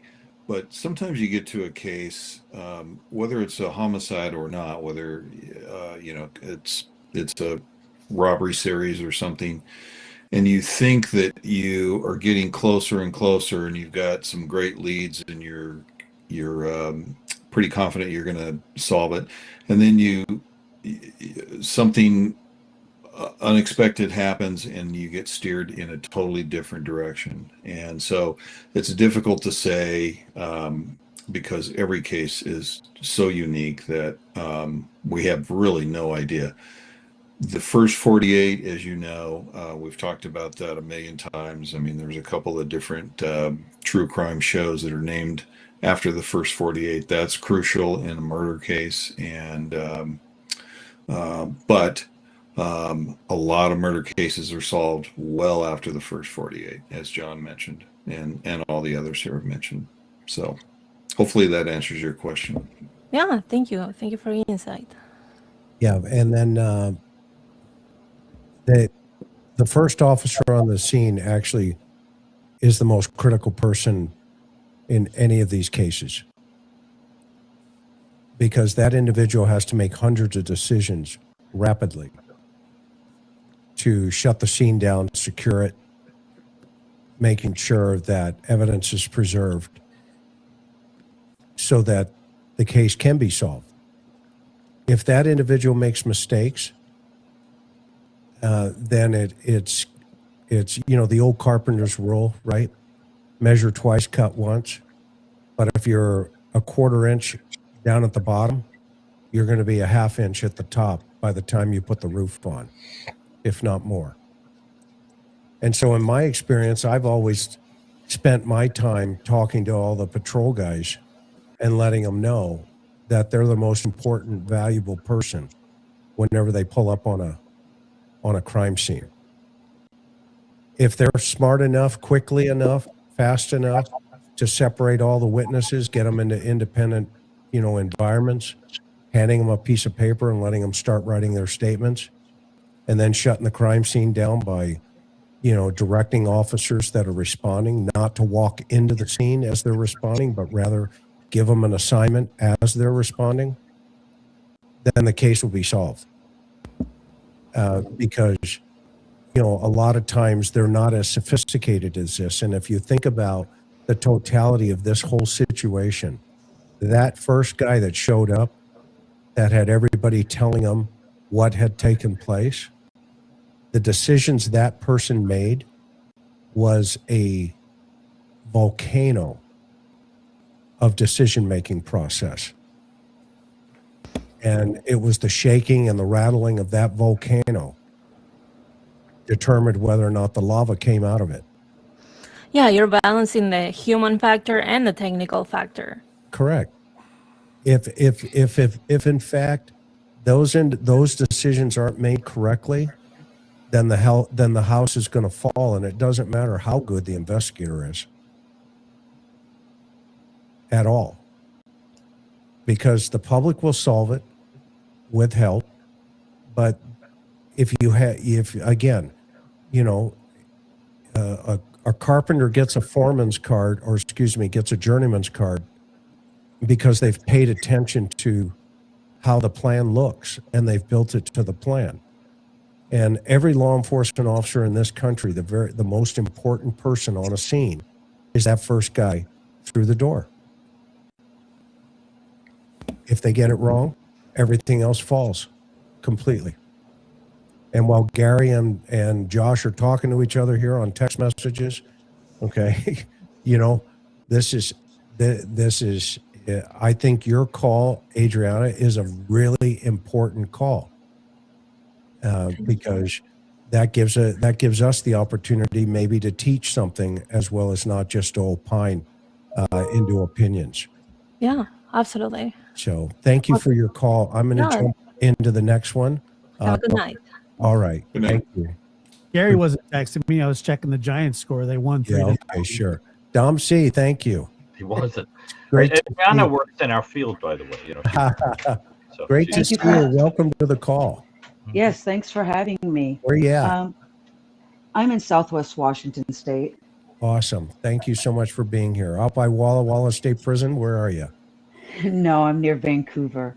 Okay. Washington, not BC, but I've been to I'm Washington. sorry. That's beautiful up there. Yeah, Vancouver's beautiful. We have a new waterfront down here too. You'd love it. Oh, nice. I only had two questions, and it was mainly about the FBI. So, if the person was thinking that they were in a parasocial relationship, could that be why the FBI is telling the Guthries not to go on media, so it doesn't feed that person's need to be with Savannah or near Savannah, and also maybe that will draw him out, getting frustrated that why aren't they paying attention to me? Well, you know, so you're asking if that's an investigative strategy for... Yes, for the FBI to tell the family to stay off social media. Well, it kind of defeated the purpose, right, by having Savannah set up an entire presentation on the Today Show and come out and just kind of welcome to the world. Right, but it was so limited because a lot of people are complaining, why aren't they on every day? Why aren't they out searching? Why aren't they advertising? Why aren't, you know, they've done little bits, but not like they did with Nancy Woodrum. I mean, her daughter and the whole town was out every single day with flyers and searchers. And I mean, I watched that case and those people were on it all the time, like 24/7.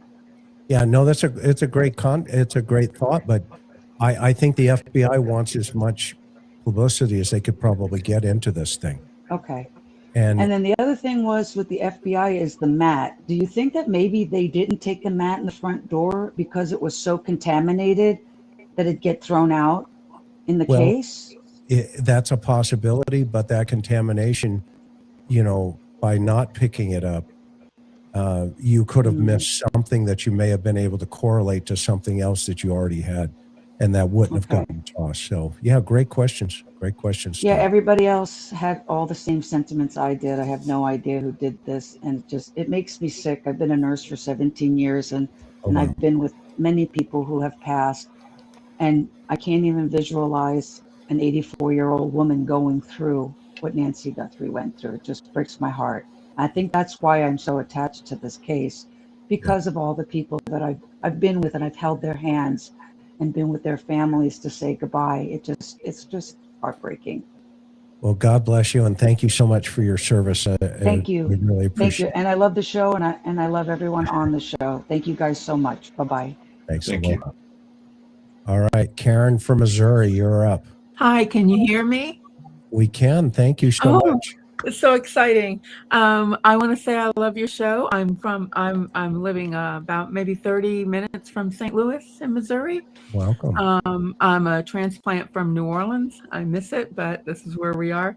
I enjoy the show. I wish I had time to watch every minute of it, but I work full time. I'm 72, still working full time doing legal transcription.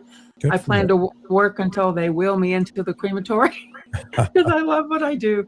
So I can only catch things in fragments, but I enjoy it. So I have a two-part comment mostly and a three-part question. And the comment is one part of it is I have seen in a lot of the YouTube content that I've watched, there always seems to be somebody making a comment about, when we talk about the timeline, about, well, we know she didn't take her meds that evening, which is significant. But I have not seen any YouTuber, like I've not caught anyway, like on your show, Brian Enton, anybody talking about that kind of officially. It only seems to be spreading in the comments section. So I do kind of wonder if you've heard anything like that, because that would be very significant about the timeline.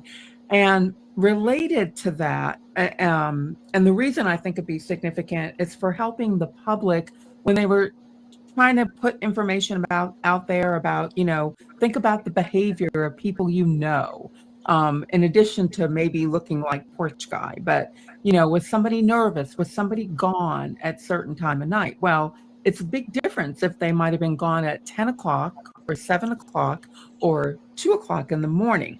So that timeline could be important. And also related to that, as far as pacemaker info, I don't know personally the ins and outs of a pacemaker, but I have arrhythmia issues. I have PVC, SVT, and AFib. And so I've had an implanted loop recorder for several years that monitors heart activity. And the way it works is very, very similar to a pacemaker. It talks to an app on my phone, or it could be a watch, if you have a watch. Talks to an app on my phone. And just like Nancy, you have to be within a certain amount of feet for it at least once every 24 hours. And it sends data to the phone. And then the phone sends data to my doctor's office, where things get monitored. Once a month, of course, when I go to the doctor's office, they read it there. But once a month, I get a report in my chart that tells me tells me everything my heart was doing, not only arrhythmia wise, but heart rate wise, which a pacemaker does also. And I also, it sets up for alerts. So I'm fortunate that I don't have symptoms of any of my arrhythmias, which I'm so grateful for. But once in a while, I'll get a message from my chart, from my office, my doctor's office. Hey, you've been in AFib for 7 days. How are you feeling? Because, the monitor is telling them that that's an alert, an event has alerted. So, and when we talk about it, if I send a symptom to them, they can look at the report. They can pull a report immediately. They can look and see what's happening right now. So all that to say that the very next day, probably not that Sunday, but the next business day, Monday morning, Nancy's doctor's office would have been open. And even though she was no longer near the watch and no longer sending data to it, they had the data up until 2:28 in the morning. The doctor probably already has told, I'm assuming, told law enforcement what her heart rate was looking like that whole evening. Did it start kicking up at 10 o'clock or 1 o'clock, 1:47, or whenever? They knew that. So all that to say, it would have been helpful for the public to know that Nancy, that whole event started, whatever time her heart rate kicked up, we can pretty much say that's when things kicked in for her. And that's when we, the public, or, public in Tucson, not here in Missouri, maybe, could start looking at friends and family members and acquaintances, why did you go out at 10 o'clock at night? Why did you do this? Or neighbors looking at camera activity, things like that. So that's a comment I wanted to make about pacemakers and about information. Now, my 3-part question, and I'm surprised I haven't seen anyone say this in all the time that we've now known about, DNA and stuff. So I'm assuming when they were collecting DNA around the house, whatever kind of DNA they were collecting, whatever that looks like, they were logging where it came from. So this came from the bedroom, this came from a chair in the bedroom. Now we know the planter, a doorknob, the Ring camera, whatever. So there's that. And I don't know when you get all of that stuff logged and collected and gathered, and you get back to the lab, if the lab is able to tell if the DNA is from skin cells or saliva or sweat. Obviously, hair would be obvious, but when it's body, or fluids or whatever, can they tell if it's saliva? And the reason I think that could be very significant is because we keep hearing that they have eliminated, basically, is at least what they're reporting. They've eliminated family, friends, connections as suspects or as persons of interest. At least that's the story, that's the narrative that we're hearing. So in a case like this, you have kind of a double whammy of a lot of times, statistically speaking, it is someone they know. It is a family member, a friend, or someone who had contact with them.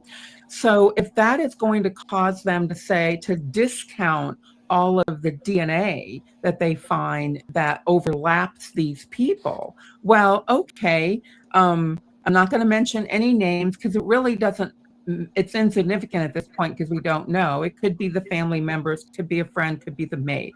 But let's say these people have legitimate reason to have been in the house, and now they have this DNA that shows up and it matches them. But hey, why would their saliva DNA be on the back door? What would be the reason this person would have saliva on a door handle, as opposed to just sweat from your hand or skin shedding?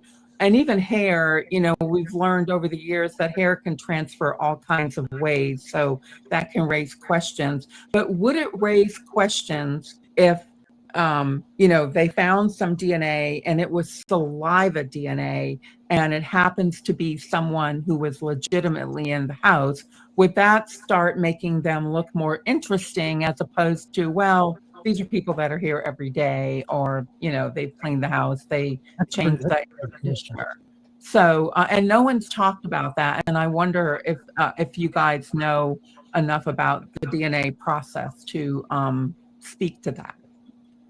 Well, the bottom line, right, will come to, the point here about what the defense is going to say. Mm-hmm. The defense, right, but in terms of just DNA in the house, more interesting at somebody, starting to look closer at somebody. Sure. I mean,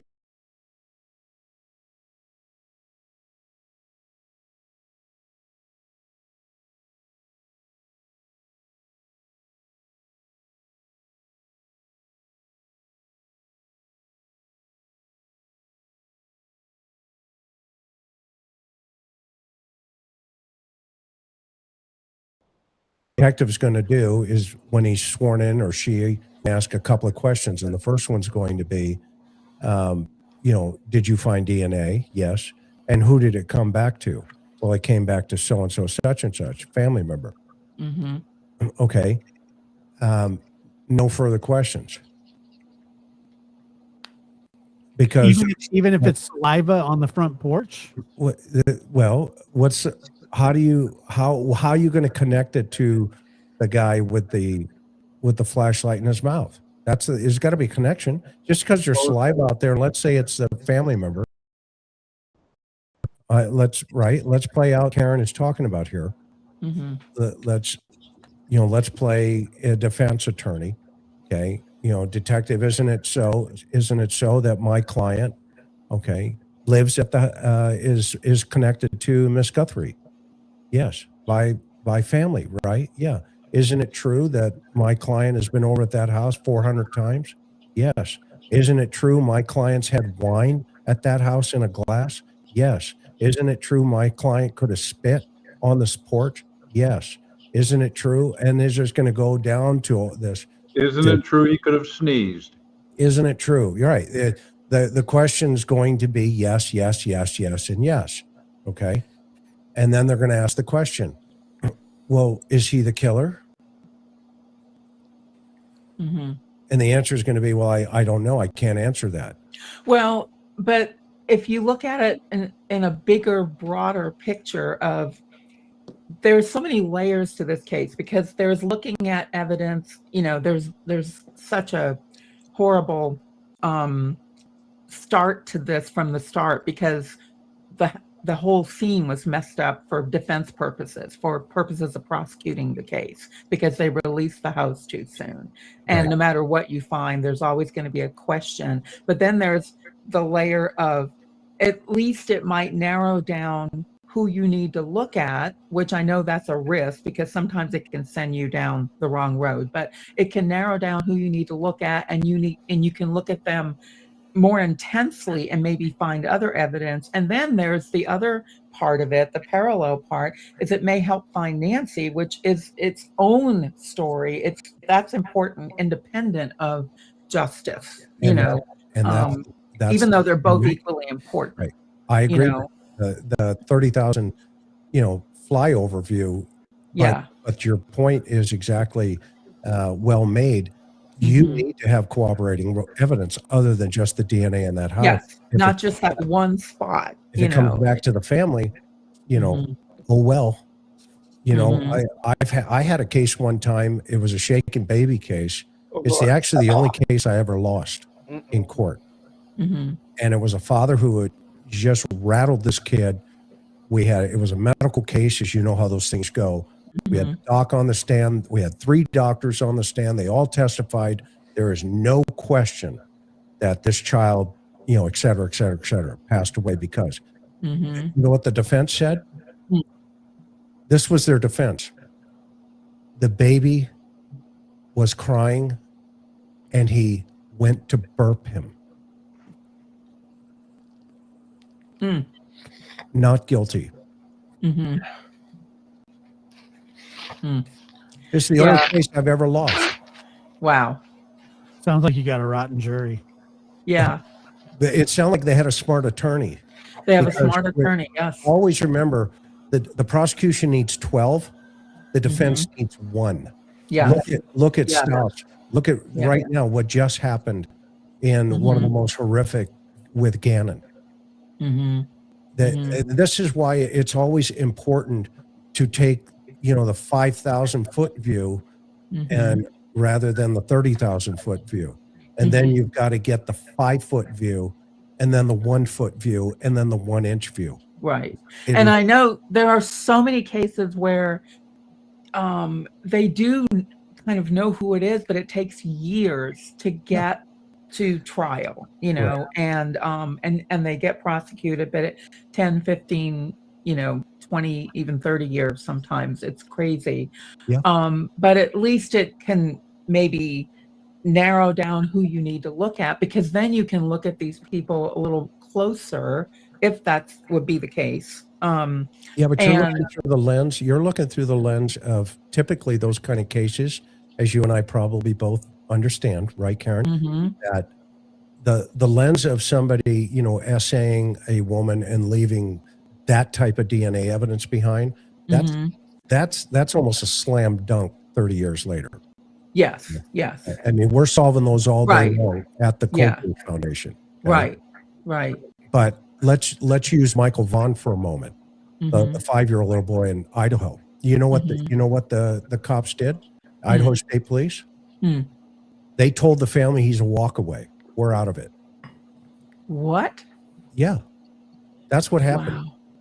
And they reached out to the Cold Case Foundation. Actually, they reached out to this guy sitting over here, who reached out to us, and I made connection with the family. And guess what? They just bound Stacy over for murder, first degree. This is that's the point. Okay. that this, you get down this scope of things, and it's like it's the very small little tiny details when somebody says, yeah, there were pots in the back door. Mm-hmm. What? Mm-hmm. Yeah, I called my sister and she said, or I told her, yeah, mom's gone. Yeah. Eh, I've replayed that conversation in my head so many times. Does that make The sense choice to of you? words, the Right? You're a timeline. No, jerk. not at Does it all. make sense to you? No, not at all. Okay. No. And And not then waiting hours too. Right. You stack them up. This has been a great call. I don't mean to cut you off, but I have, Mhm. I got to keep moving. We've got That's about okay. I appreciate 9 it. others It was running worth the behind. wait. I feel honored and Oh, I'm you're just awesome. excited. You made my day. What a great call. And we're going to do this again. And I'm still learning here tonight. And so please forgive me for those who No were waiting. worries. Thank you all so much. And thank you Okay. for your service. Have a Thank good you. night. Okay, great. Bye-bye.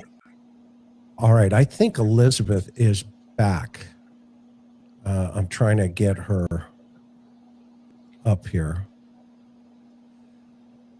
Okay. True Crime. Whoops. True Crime Uncensored. Welcome. Hey, Hey. I'm Sarah from Georgia. Well, welcome. Thank you. So, first of all, I just wanted to say to Josh that I am currently a Giants fan. I've been coaching 5-year-olds, and the team is the Giants. Anyway, Giants. so We won tonight. We won. We beat the Dodgers. I Another wanted to traitor. Hey, you should be happy. We beat the Dodgers I have 2 to games in a row. So there's a screenshot going around from the Pima County Sheriff's Department's website, and it said, on there it says that Nancy went missing on January 31st at 7 p.m. I was just wondering if any of you have seen that and your thoughts on that. I haven't seen it. I think somebody sent me I message. actually sent a screenshot of it to the email address on the interview room's Facebook page. Okay. So maybe you can look at it Is it and possible they're let us dating it know from the what point you with the think Uber about driver? it the next time you come on Yeah, here. John made a good point. Did you hear that, I didn't. John? Is it possible that they are dating the appearance from the time that she was last seen by the Uber driver? That's the time when we know that there was somebody that we can actually document it, because I guess they have video. Yeah. So Yeah. that would occur to me how they've come up with that 7 p.m. time element. Did that help? And by the way, do you have a YouTube channel? I see True Crime Uncensored. I have one, but it's not. It's small, and I haven't even uploaded anything on it in a while. Well, that's Um, okay. Go ahead. Also, I wanted a caller earlier mentioned that maybe Nancy's caregivers were, frustrated or whatnot. And I have caught a bunch of flack for even mentioning this channel on certain platforms. People just don't agree with the thought process, but I read today something interesting that Tomato, it was wanting to move back to Italy.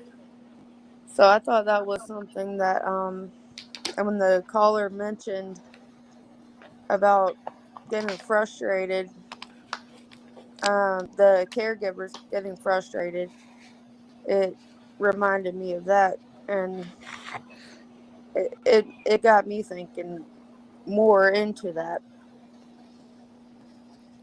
Well, that's an interesting thought for sure. And it would be one we'd want to keep an eye on, right? Right. And the And last is the call that Annie made to Savannah. I have a brother, and if my mom were missing and he called me, the first thing he would ask me is, have you talked to mom? Not, mom's missing. And maybe it's just me, but I thought that was weird too. Well, great feelings, great thoughts, and thank you for sharing them. And drive safe, would you? Thank you. Yes, ma'am. Talk to you in a bit. Okay, Rhonda, you're up. Rhonda. How are Guys, you? I'm great. How are you guys? Doing well. Where you at? And what do you got? I'm in Florida, and I actually have two things I would like to try to address real quick. But first, thank you guys all for your time, Thank you. your insights, and your education that I get every time I watch. So I appreciate that so much. Recently, Savannah came out and said that her mother was begging and pleading for her life. Do you guys recall this? Yes. Yeah. Okay, so my question is, we know that the camera was not a subscription, but yet they were able to obtain the videos. Do we know for a fact that her mother was maybe caught on video begging and pleading for her life, or is this something that maybe Savannah's just doing on her own? What's your guys' feelings regarding this? Anybody? Gary? I don't really know the details of that to comment on that. Can you explain a little bit further what you're referring to? She was talking about how her mother was begging and pleading when she was being taken or being hurt in the house. You're talking about And when she made Savannah did the interview with Hoda? Yes. I'm not certain which interview, but possibly. That's what it was. I think that's the one. Well, I Okay, mean, yes. again, this is very similar to the whole she didn't have her shoes on. I think that what that is somebody envisioning what happened. Okay, that's what I was going to ask. Or I was going to ask if you guys thought there was actual video or audio. And if so, why would they not release this man's voice? Right. No. I really honestly think that, no. I How is don't. that I how is really that think it's just, what'd you say, Josh? How is that the same as somebody? I mean, if her shoes are right by the bed, how's that the No, same? I don't mean that. I mean, it's just that I somebody's got buried in the presenting comments. a narrative. What'd you say? I said I got buried in the comments for saying that. No, I actually thought that was very smart. It's just that Your guys I just think that what it is, it's like, for example, if you knew someone who perished in a house fire, and somebody said, "What are you thinking of it?" You would say, "The thought of them with the flames and the heat and the smoke and running." You know, in other words, there are these things that you would envision happened, and it would be common sense that they did, but you weren't there to see them. Yeah, it's like conjecture. It's conjecture. Right. It's like when you say, a kid gets hurt, and they say, "Well, I can just imagine them screaming for me." You know, I could imagine them wanting their mother or their father. Right. To be perfectly honest with you, first, I think more and more that we're envisioning her very alert and kind of like reacting or whatever. But I'm picturing more a situation where she's not that reactive. Like she's sleeping and somebody comes in and just assaults her and maybe takes her life. Or I would something like that. Or she's not alert. I don't picture her being, but I don't know. I only know that if you were going to go in there and take her, or eliminate her, she doesn't even have to be alert for that. The point is simply that she has to be removed from whatever. And so I don't know that happened. But if she was alert, yeah, she would have maybe not had her hearing aids in. She could have been very frightened. She could have been. But technically speaking, if you wanted to do this expeditiously, she wouldn't even have to be alert. Yeah. Okay, so even though they were able to recover the video, we don't feel that they were able to recover any sound, or if they have, they're keeping it to themselves at this point, is what you guys That's an are interesting thinking. comment, but I don't. I mean, I what would do you hold it guys down. think from an investigative perspective? What do you think, Chris? Would you say? I would hold it back if there was sound. Oh, absolutely. But you think it exists? It could be.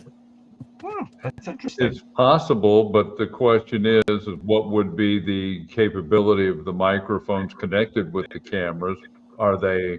Can they pick up sound from basically a bedroom? And can they pick it up with, such clarity that we can hear voices speaking? I mean, I don't think that you're getting top quality microphones into these cameras, and they'd be pointing in the wrong direction in any event. Well, it sounds like the FBI is the one that put out the porch guy video. So if Pima County is in charge of the video that's inside of the house, they're probably not going to let that go, because I don't think Nanos even wanted or knew about the porch video. Am I right, Chris? Yeah, I thought that was a tit for tat, and we all talked about it. Yeah. It was like, okay, they did this, now we're going to do this. Right. And that was pushback from not allowing them in the very first place. I mean, think about it. That was like a fastball. It's over the center field fence, home run. Right. And Cash Patel ran, back to his headquarters and said, "Look what we just did." Right. Ron, a great call. Thank you so much. I'm going to jump, and we got to One moment, please. Can I get my other comment, please? Well, okay. My question is, I just want to know if you guys 10 people feel behind you. And okay. Then I'll let it go for another time. I appreciate your time. Is that okay? Thank you. You guys so have a much. good night. Appreciate Yeah, your that's fine. I appreciate this. Okay. Bye-bye. Joe, you're up. Thank you so Hey, much. Chris. Hi. Chris, am I muted or can y'all hear me? And is there feedback? No, we can hear you. Okay, fine. Okay, great. Hi, gentlemen. I really love the podcast. And like many of your listeners, I've got introduced to you in January. So I'm going to try to be as succinct and as clear as I can. But this has been bugging me since the interview with Savannah. Let me first say and preface that she said that her sister Annie and her brother-in-law took really wonderful care of her mother. And I'm not doubting that, and that they were in constant contact. Okay, so that's one thought. I also know that with older people, they're very independent and they're very stubborn. That being said, when my father was alive, he also had a pacemaker, but he also had someone with him, okay? I also know of people with older parents that have guardrails in place and procedures in place that if their parents want to be by themselves, that they have like an alarm system, or if there's a emergency that they call 911 and have 911 call the caregiver that's next door, something like that. I found it very odd that for a long period of time, and Savannah went on and on with Hoda about it, that they thought it was an emergency health event.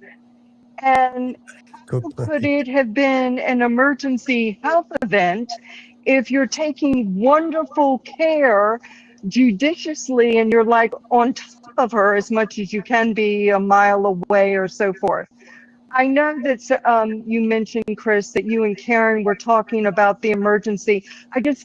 I can't reconcile. I can't reconcile that they're taking such great care of her.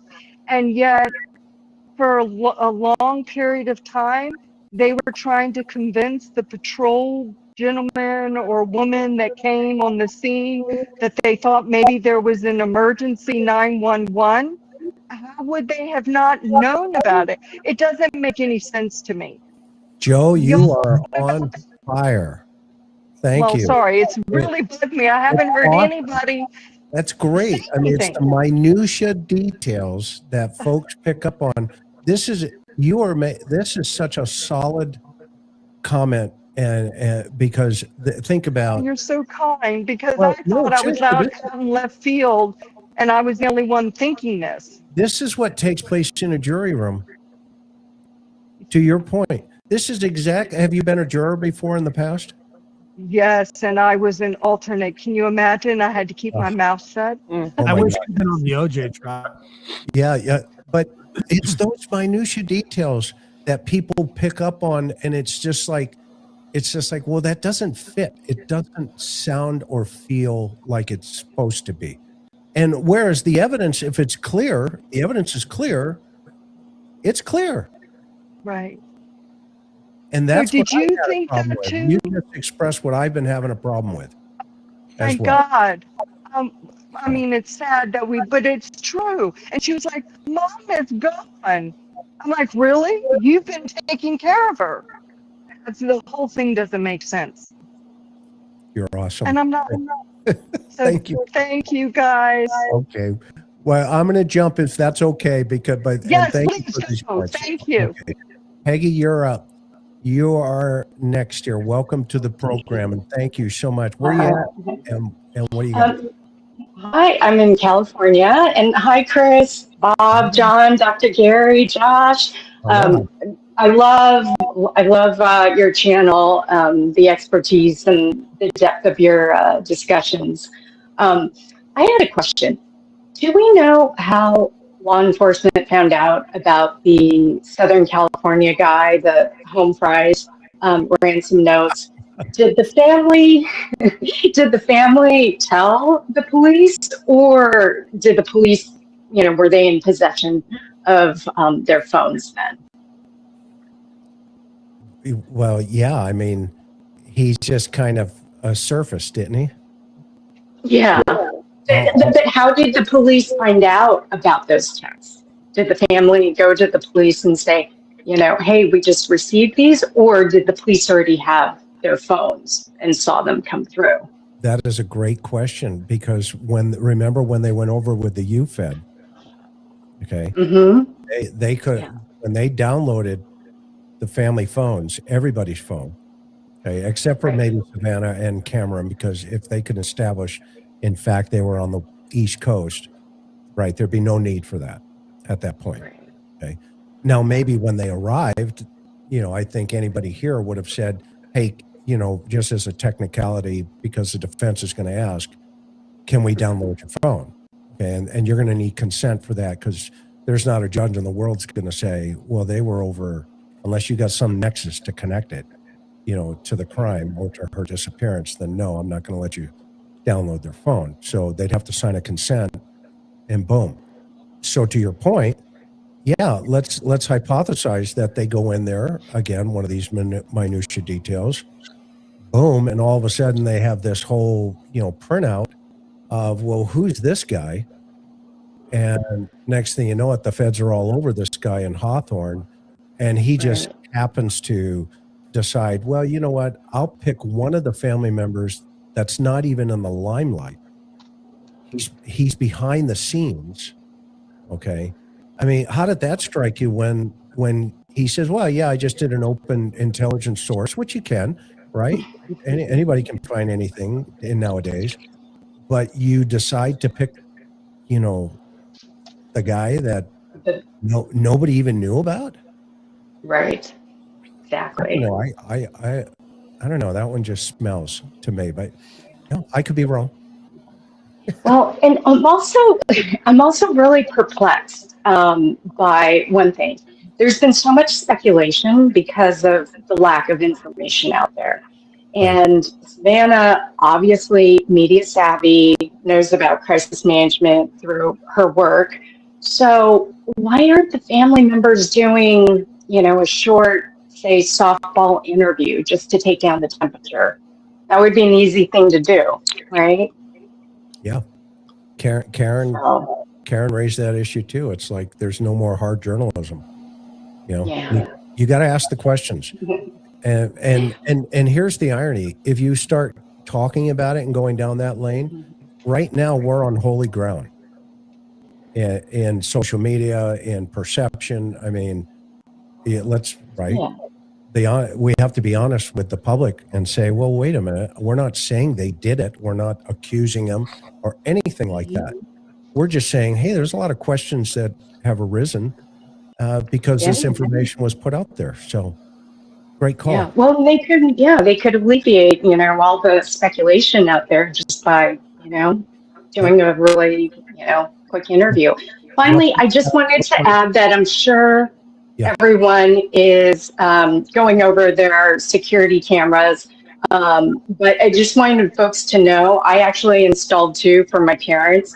And you can go onto Amazon, and there's security cameras out there that you don't need a subscription.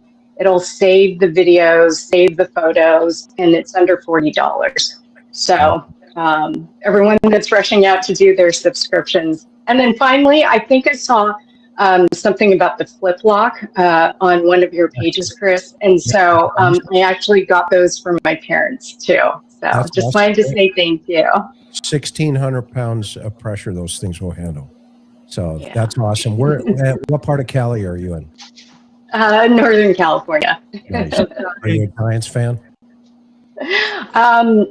Yes, I am. Peggy, you're I am. You are forgiven. Great. Thank you so much for calling in. Thanks. See ya.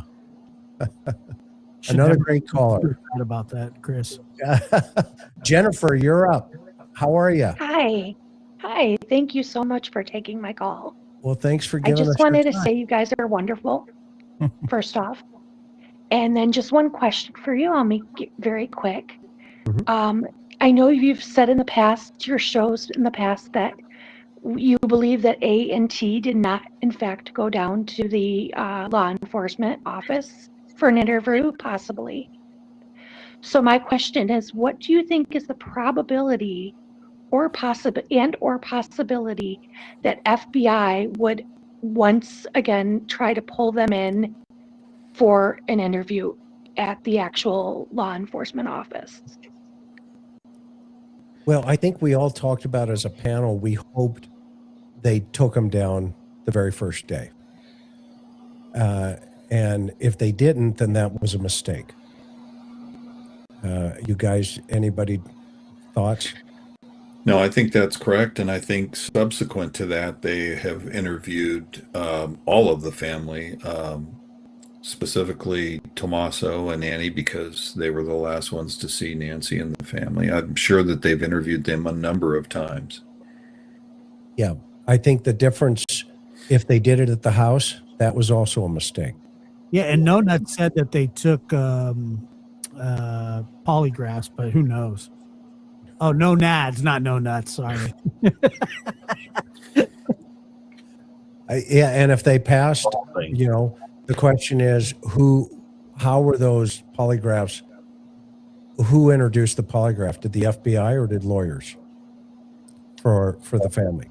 That's a good point. That's a good question. Because if the FBI did it, then fine. But why do they need a polygraph for somebody that hadn't done anything?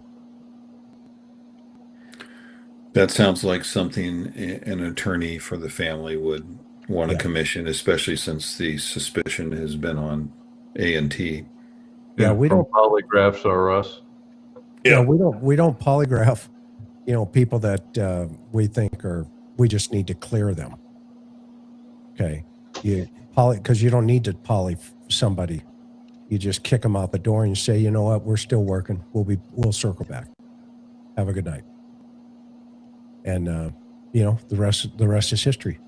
Did that help, Jennifer? Absolutely. Thank you so much. And you guys are all wonderful. You're awesome. Thank you so much for jumping in here.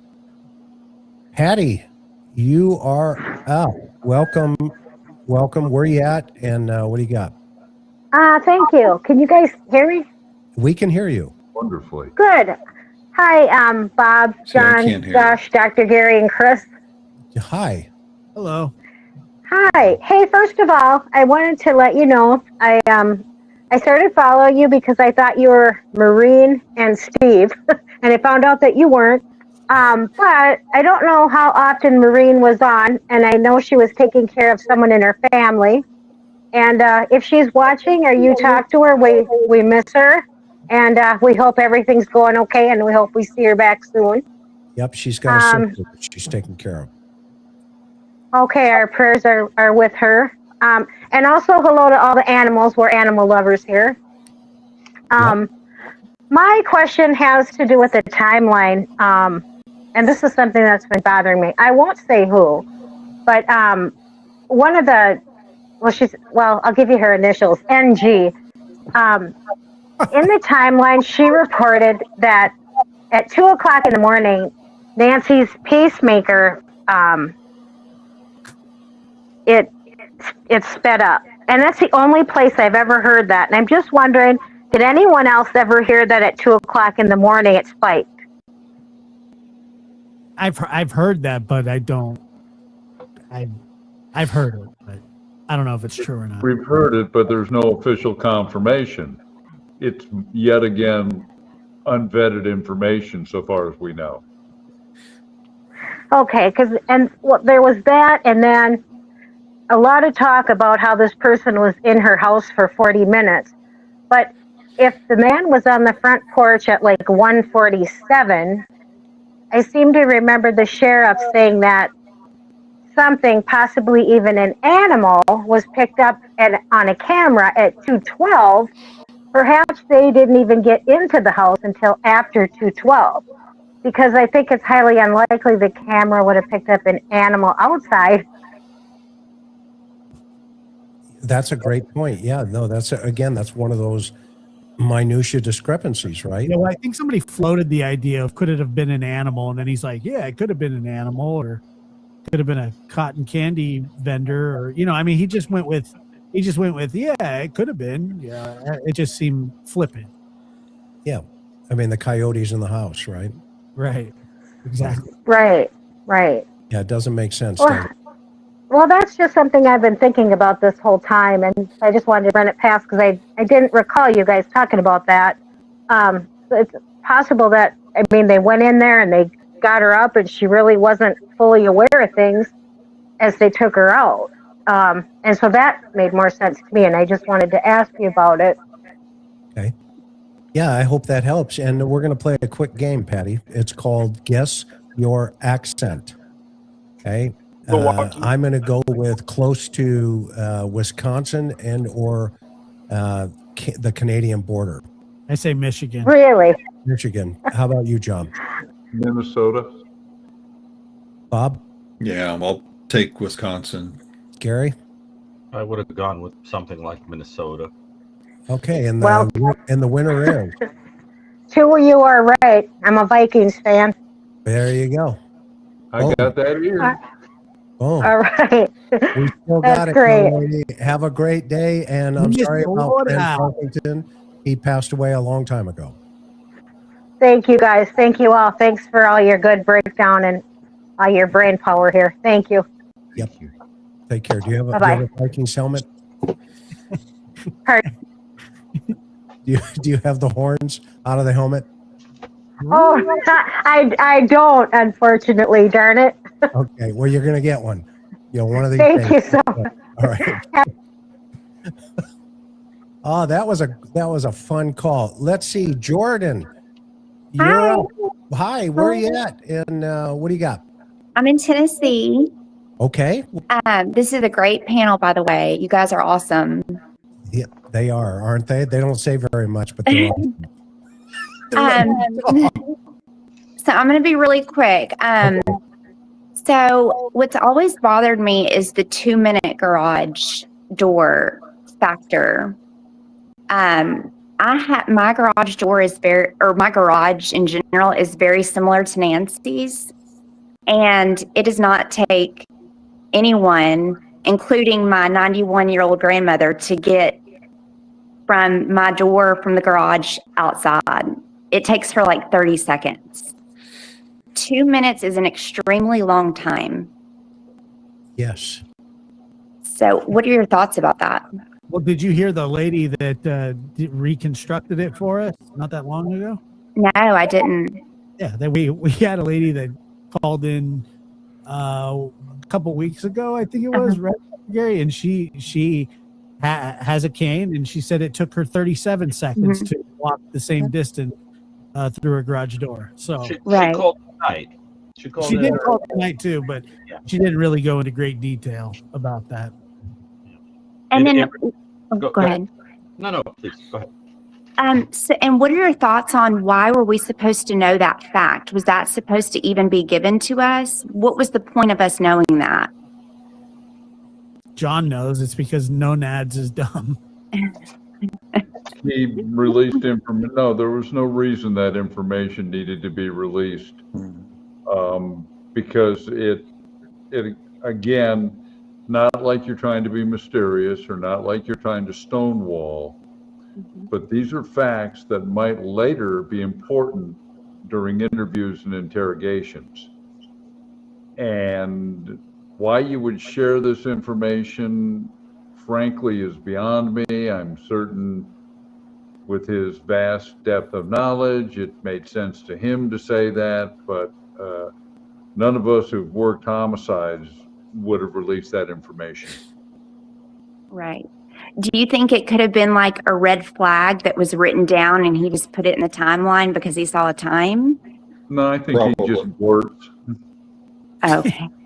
I just think he says whatever it is that comes out of his mouth. I mean, we've all worked with people like him.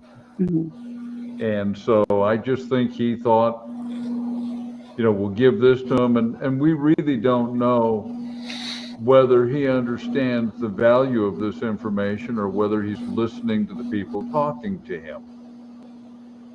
He impresses me as being a loose cannon, and he may not feel that there's anything wrong with what he said. So that's my opinion. Well, that's all I have. That was it. Well, thank you, Jordan. We appreciate you very much. Thank you, Jordan. Thank you, guys. Okay, have a good night. You too. Bye-bye. All right. Isabel McFadden, I owe you a huge apology. Oh my goodness. I am so sorry. I hit the wrong button earlier. No problem. Oh my Huntington goodness. Beach, California here. And I always love when you guys talk about Oceanside because I'm a coastal girl in Orange County. So I'm always very familiar when you guys, do a little chit chat about our neck of the woods. So Sounds like a thank you Padres. for that. So first of all, I'd like to say your panel is always very honest, and that's very important to me. And this is why I keep coming back to you. I'm on Twitter. I have 30,000 followers, and you've actually liked a few of my posts that I've done. I think there's a huge, I am European, I'm Portuguese American, and I've worked with the Madeleine McCann case for many years, Scotland Yard, journalists, everybody. And there's a lot of PR that's going on in this case. I feel that Savannah Guthrie has the greatest megaphone in the world, but I don't see a lot about her mother. When she did her interview, I found that her interview, if I could quote the late Peter Hyatt, he was a profiler, and he would always say, listen closely to what people are telling you, but she's not telling us much about her mom. She's basically gave us a resume of her family, her brother being this great fighter pilot and her sister being a poet. With all due respect to Miss Guthrie, and I feel horrible what has happened to her family, but I don't need her family's resume. I want to know what have happened to her mom. What was her mom like? What were her finances? Was she on top of her finances? Dr. Brocado, I love your statistics. I'm all over your statistics. And I feel like the reason why I feel your panel is very honest is because you are going by the rules, all the things we've learned over the years, what is most likely. And I feel like a lot of people have become, a lot of even retired FBI that are on X and YouTube, whatever, they do what's popular, that it won't hurt their popularity. They don't want to go against the grain and actually go with what we know. Another thing I want to run by you, I feel like I'm the only person.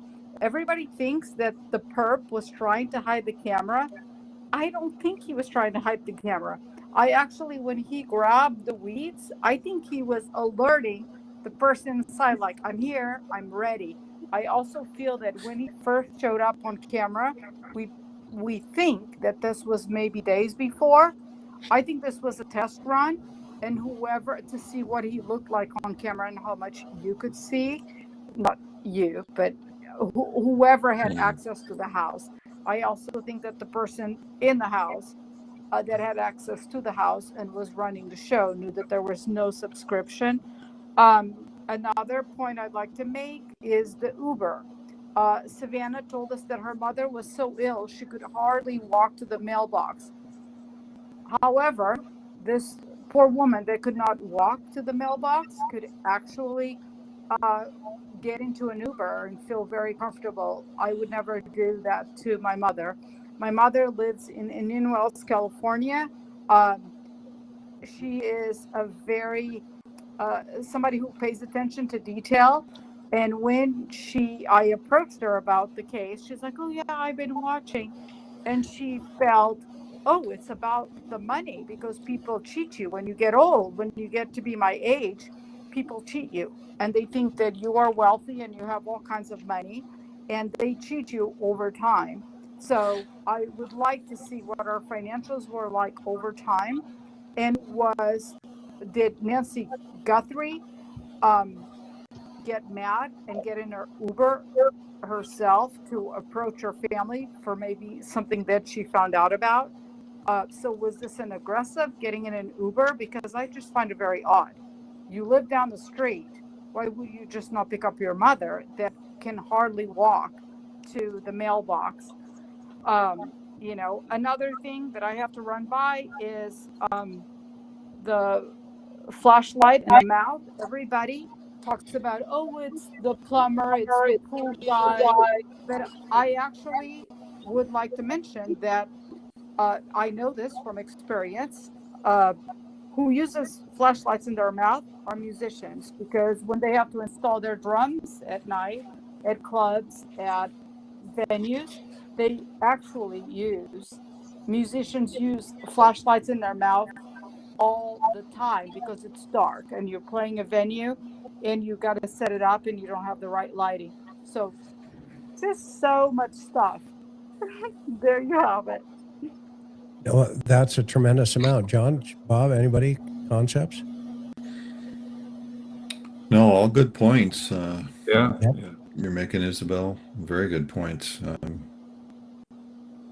Yeah, Yeah, I've there's been doing this since 2007, and all of the things from Scotland Yard to DCID in Portugal, everything that they've taught me, I feel like it's being ignored in this case, and we're just being fed like fluff. And you should never have fluff in missing people, and there should never be PR and politicians. And the right fact on. that it was a politician that was first called, and that just automatically also the fact that when your loved one goes missing, if I absolutely love my parents, and I think that I'm not the only person saying this, I just don't see enough urgency, even when you have access to that kind of money, um, to wait until the last minute. A month later, it's like, well, yes, we'll offer you some money.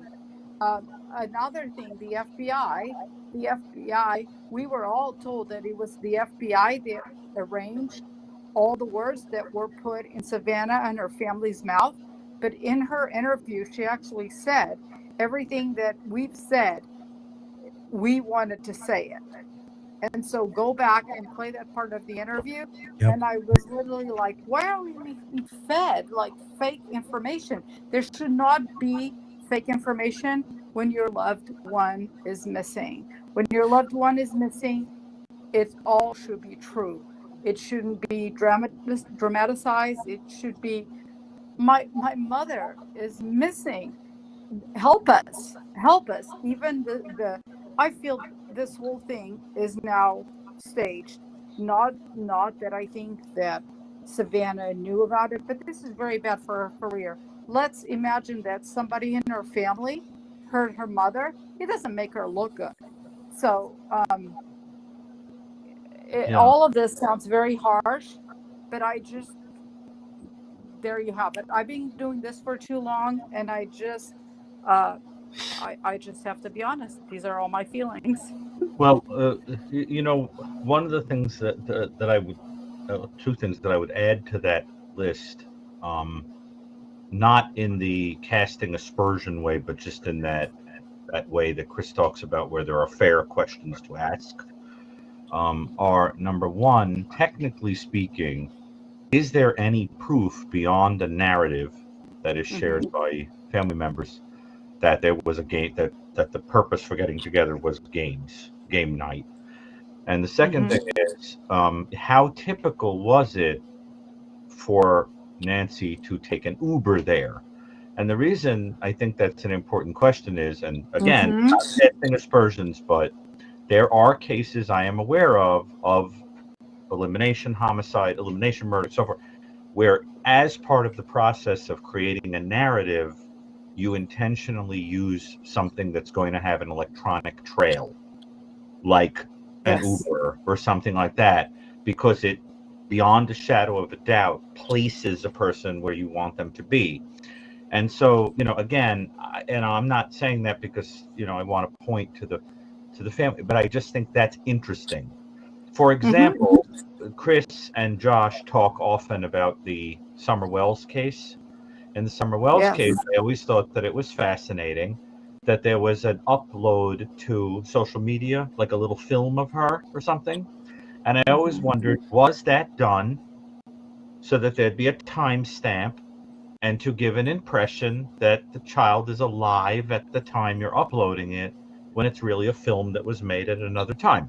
Again, not casting aspersion, but I just think it's interesting, and one of those things that demands a response. And as part of this new evil that I talk about all the time, I'm always thinking about how technology can be used in new ways to commit offenses.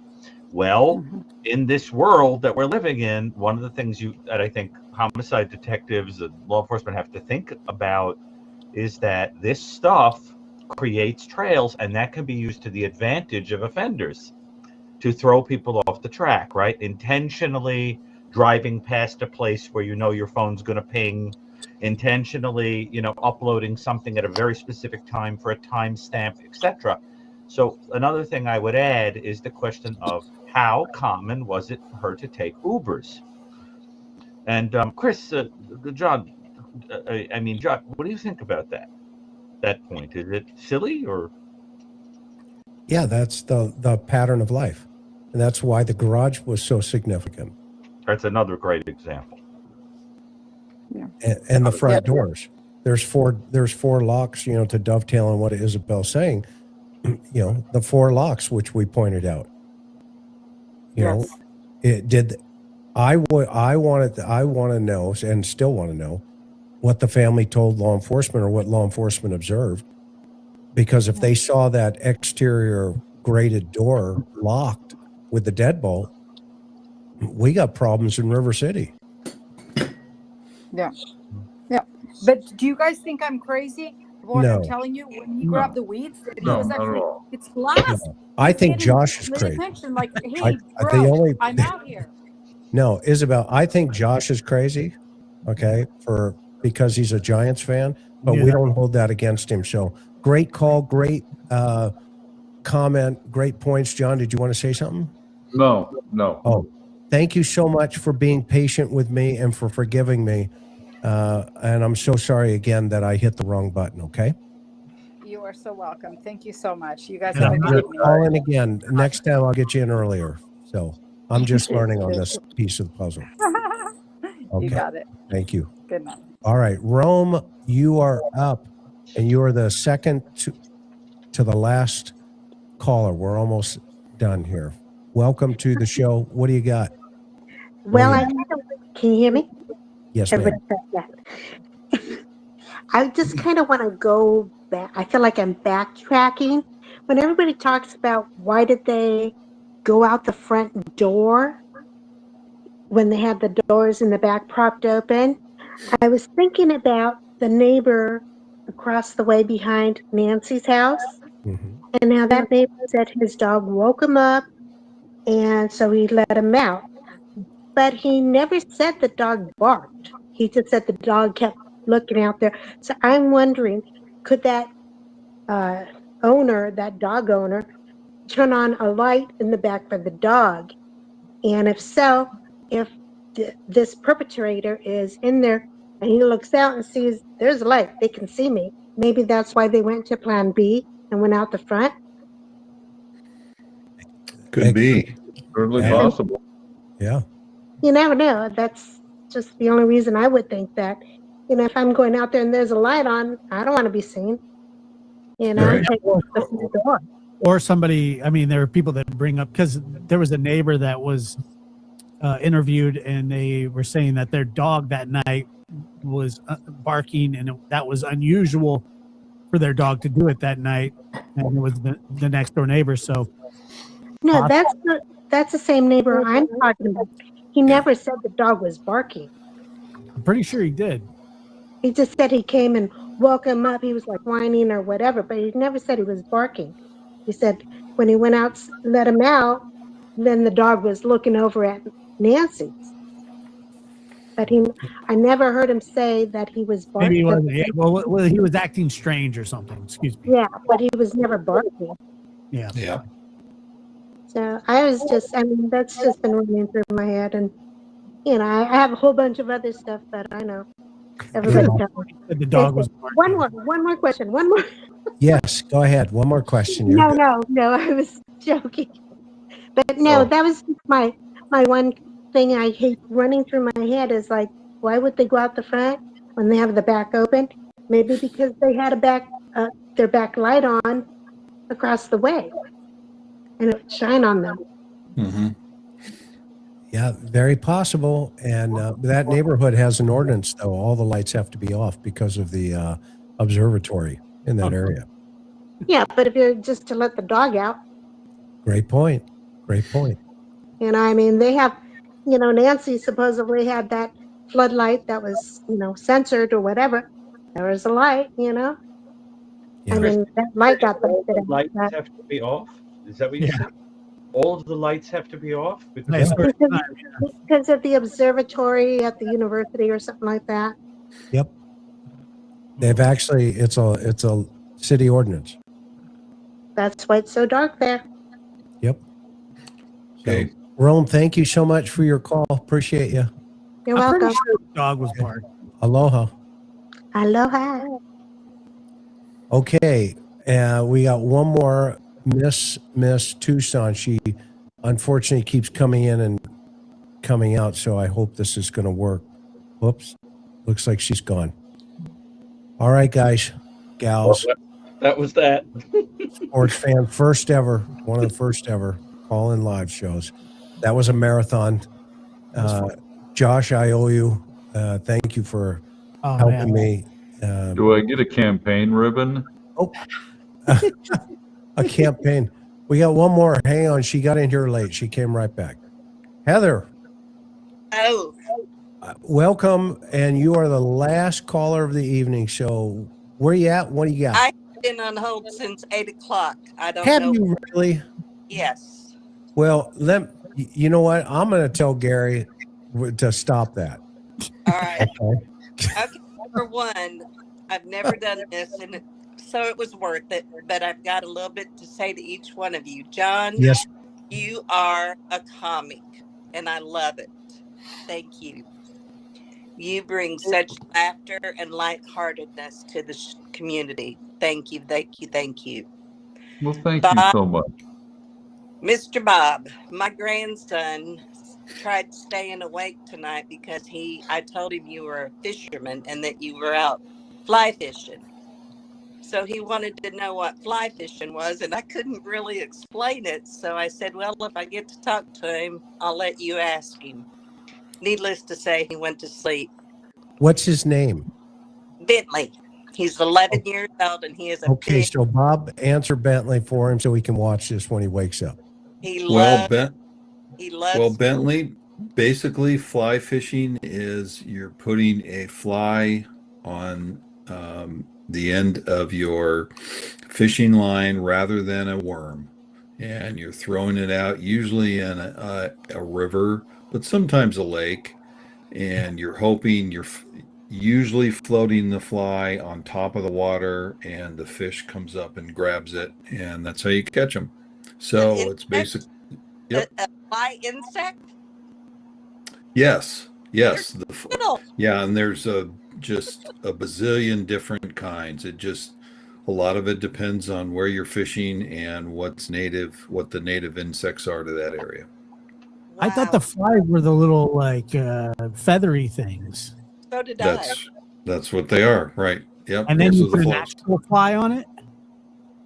No. You mimic the natural fly with the artificial fly. Usually. Although, yeah, you can take a native bug and put it on a hook and throw it out there, and you might catch something. Like a June bug. A worm on there, that's for sure. He likes that Yeah. gross stuff. And Josh, for you, my heart goes out to you, hon. You have been through hell and back, but you are a wonderful man because of where you've been. Hang in there. I appreciate that. Thank you very much. Chris, thank you for your lightheartedness, but you always seem so damn serious. Do you ever lighten up? I do, young lady. I do. I don't think so. Dr. Gary, after having all this crime talk going on, I feel like I need to schedule a meeting with you because I'm going to need it.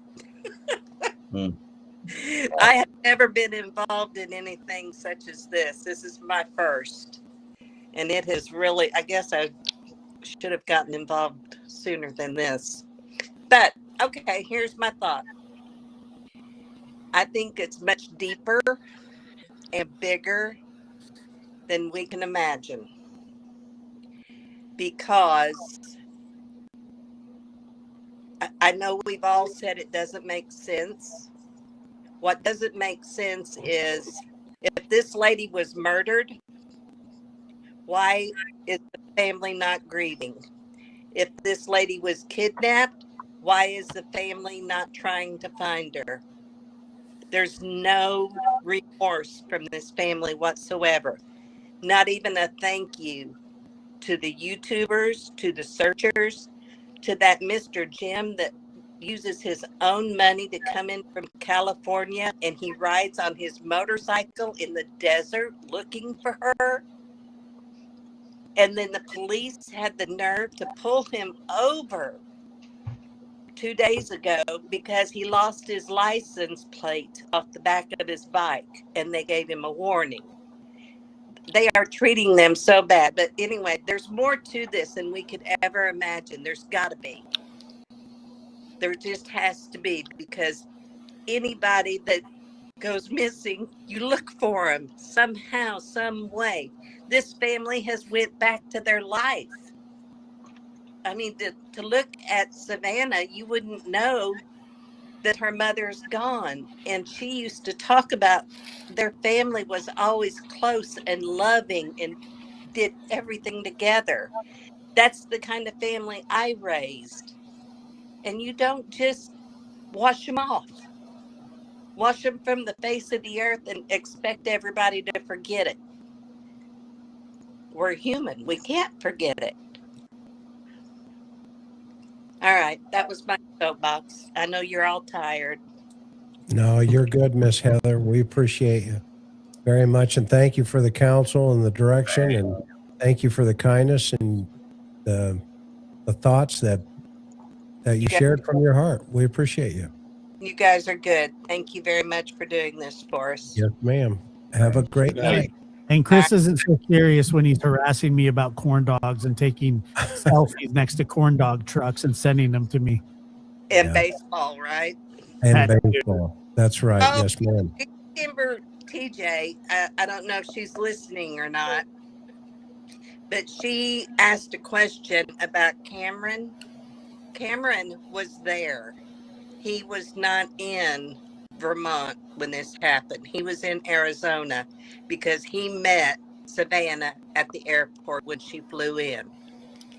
And then you guys talked about nonads. You can go, sorry, you can go on the website and read what the lawyer wrote up, and it's a bunch of BS. It's going to Yeah, make we you saw mad. that. It's going to make you mad when you read it. We're going to go over it Sunday night. Good. So, The nads needs to get some nads. okay, Miss Heather, put your right hand up. You are officially sworn in. So, welcome to TIR. Come Good on night, up. gentlemen. Okay, Good young night. man. Yeah. Bye-bye. All right, Miss Tucson. Miss Tucson. Welcome. Last call of the evening. I know you've been trying to stay in here, but you keep falling out. What's up? Oh, my son keep getting kicked out. From Tucson, and getting a few cases in the past that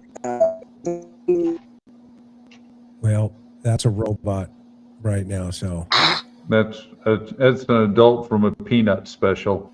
Yeah, unfortunately, her internet's not. Yeah, Keep it's not coming and going. You guys hear the Can last type caller? it, Chris? Could you type it to us so we can answer? She can type it in the chat, Miss. Yeah, Miss type it in the Tucson, chat. Type it in the chat. We'll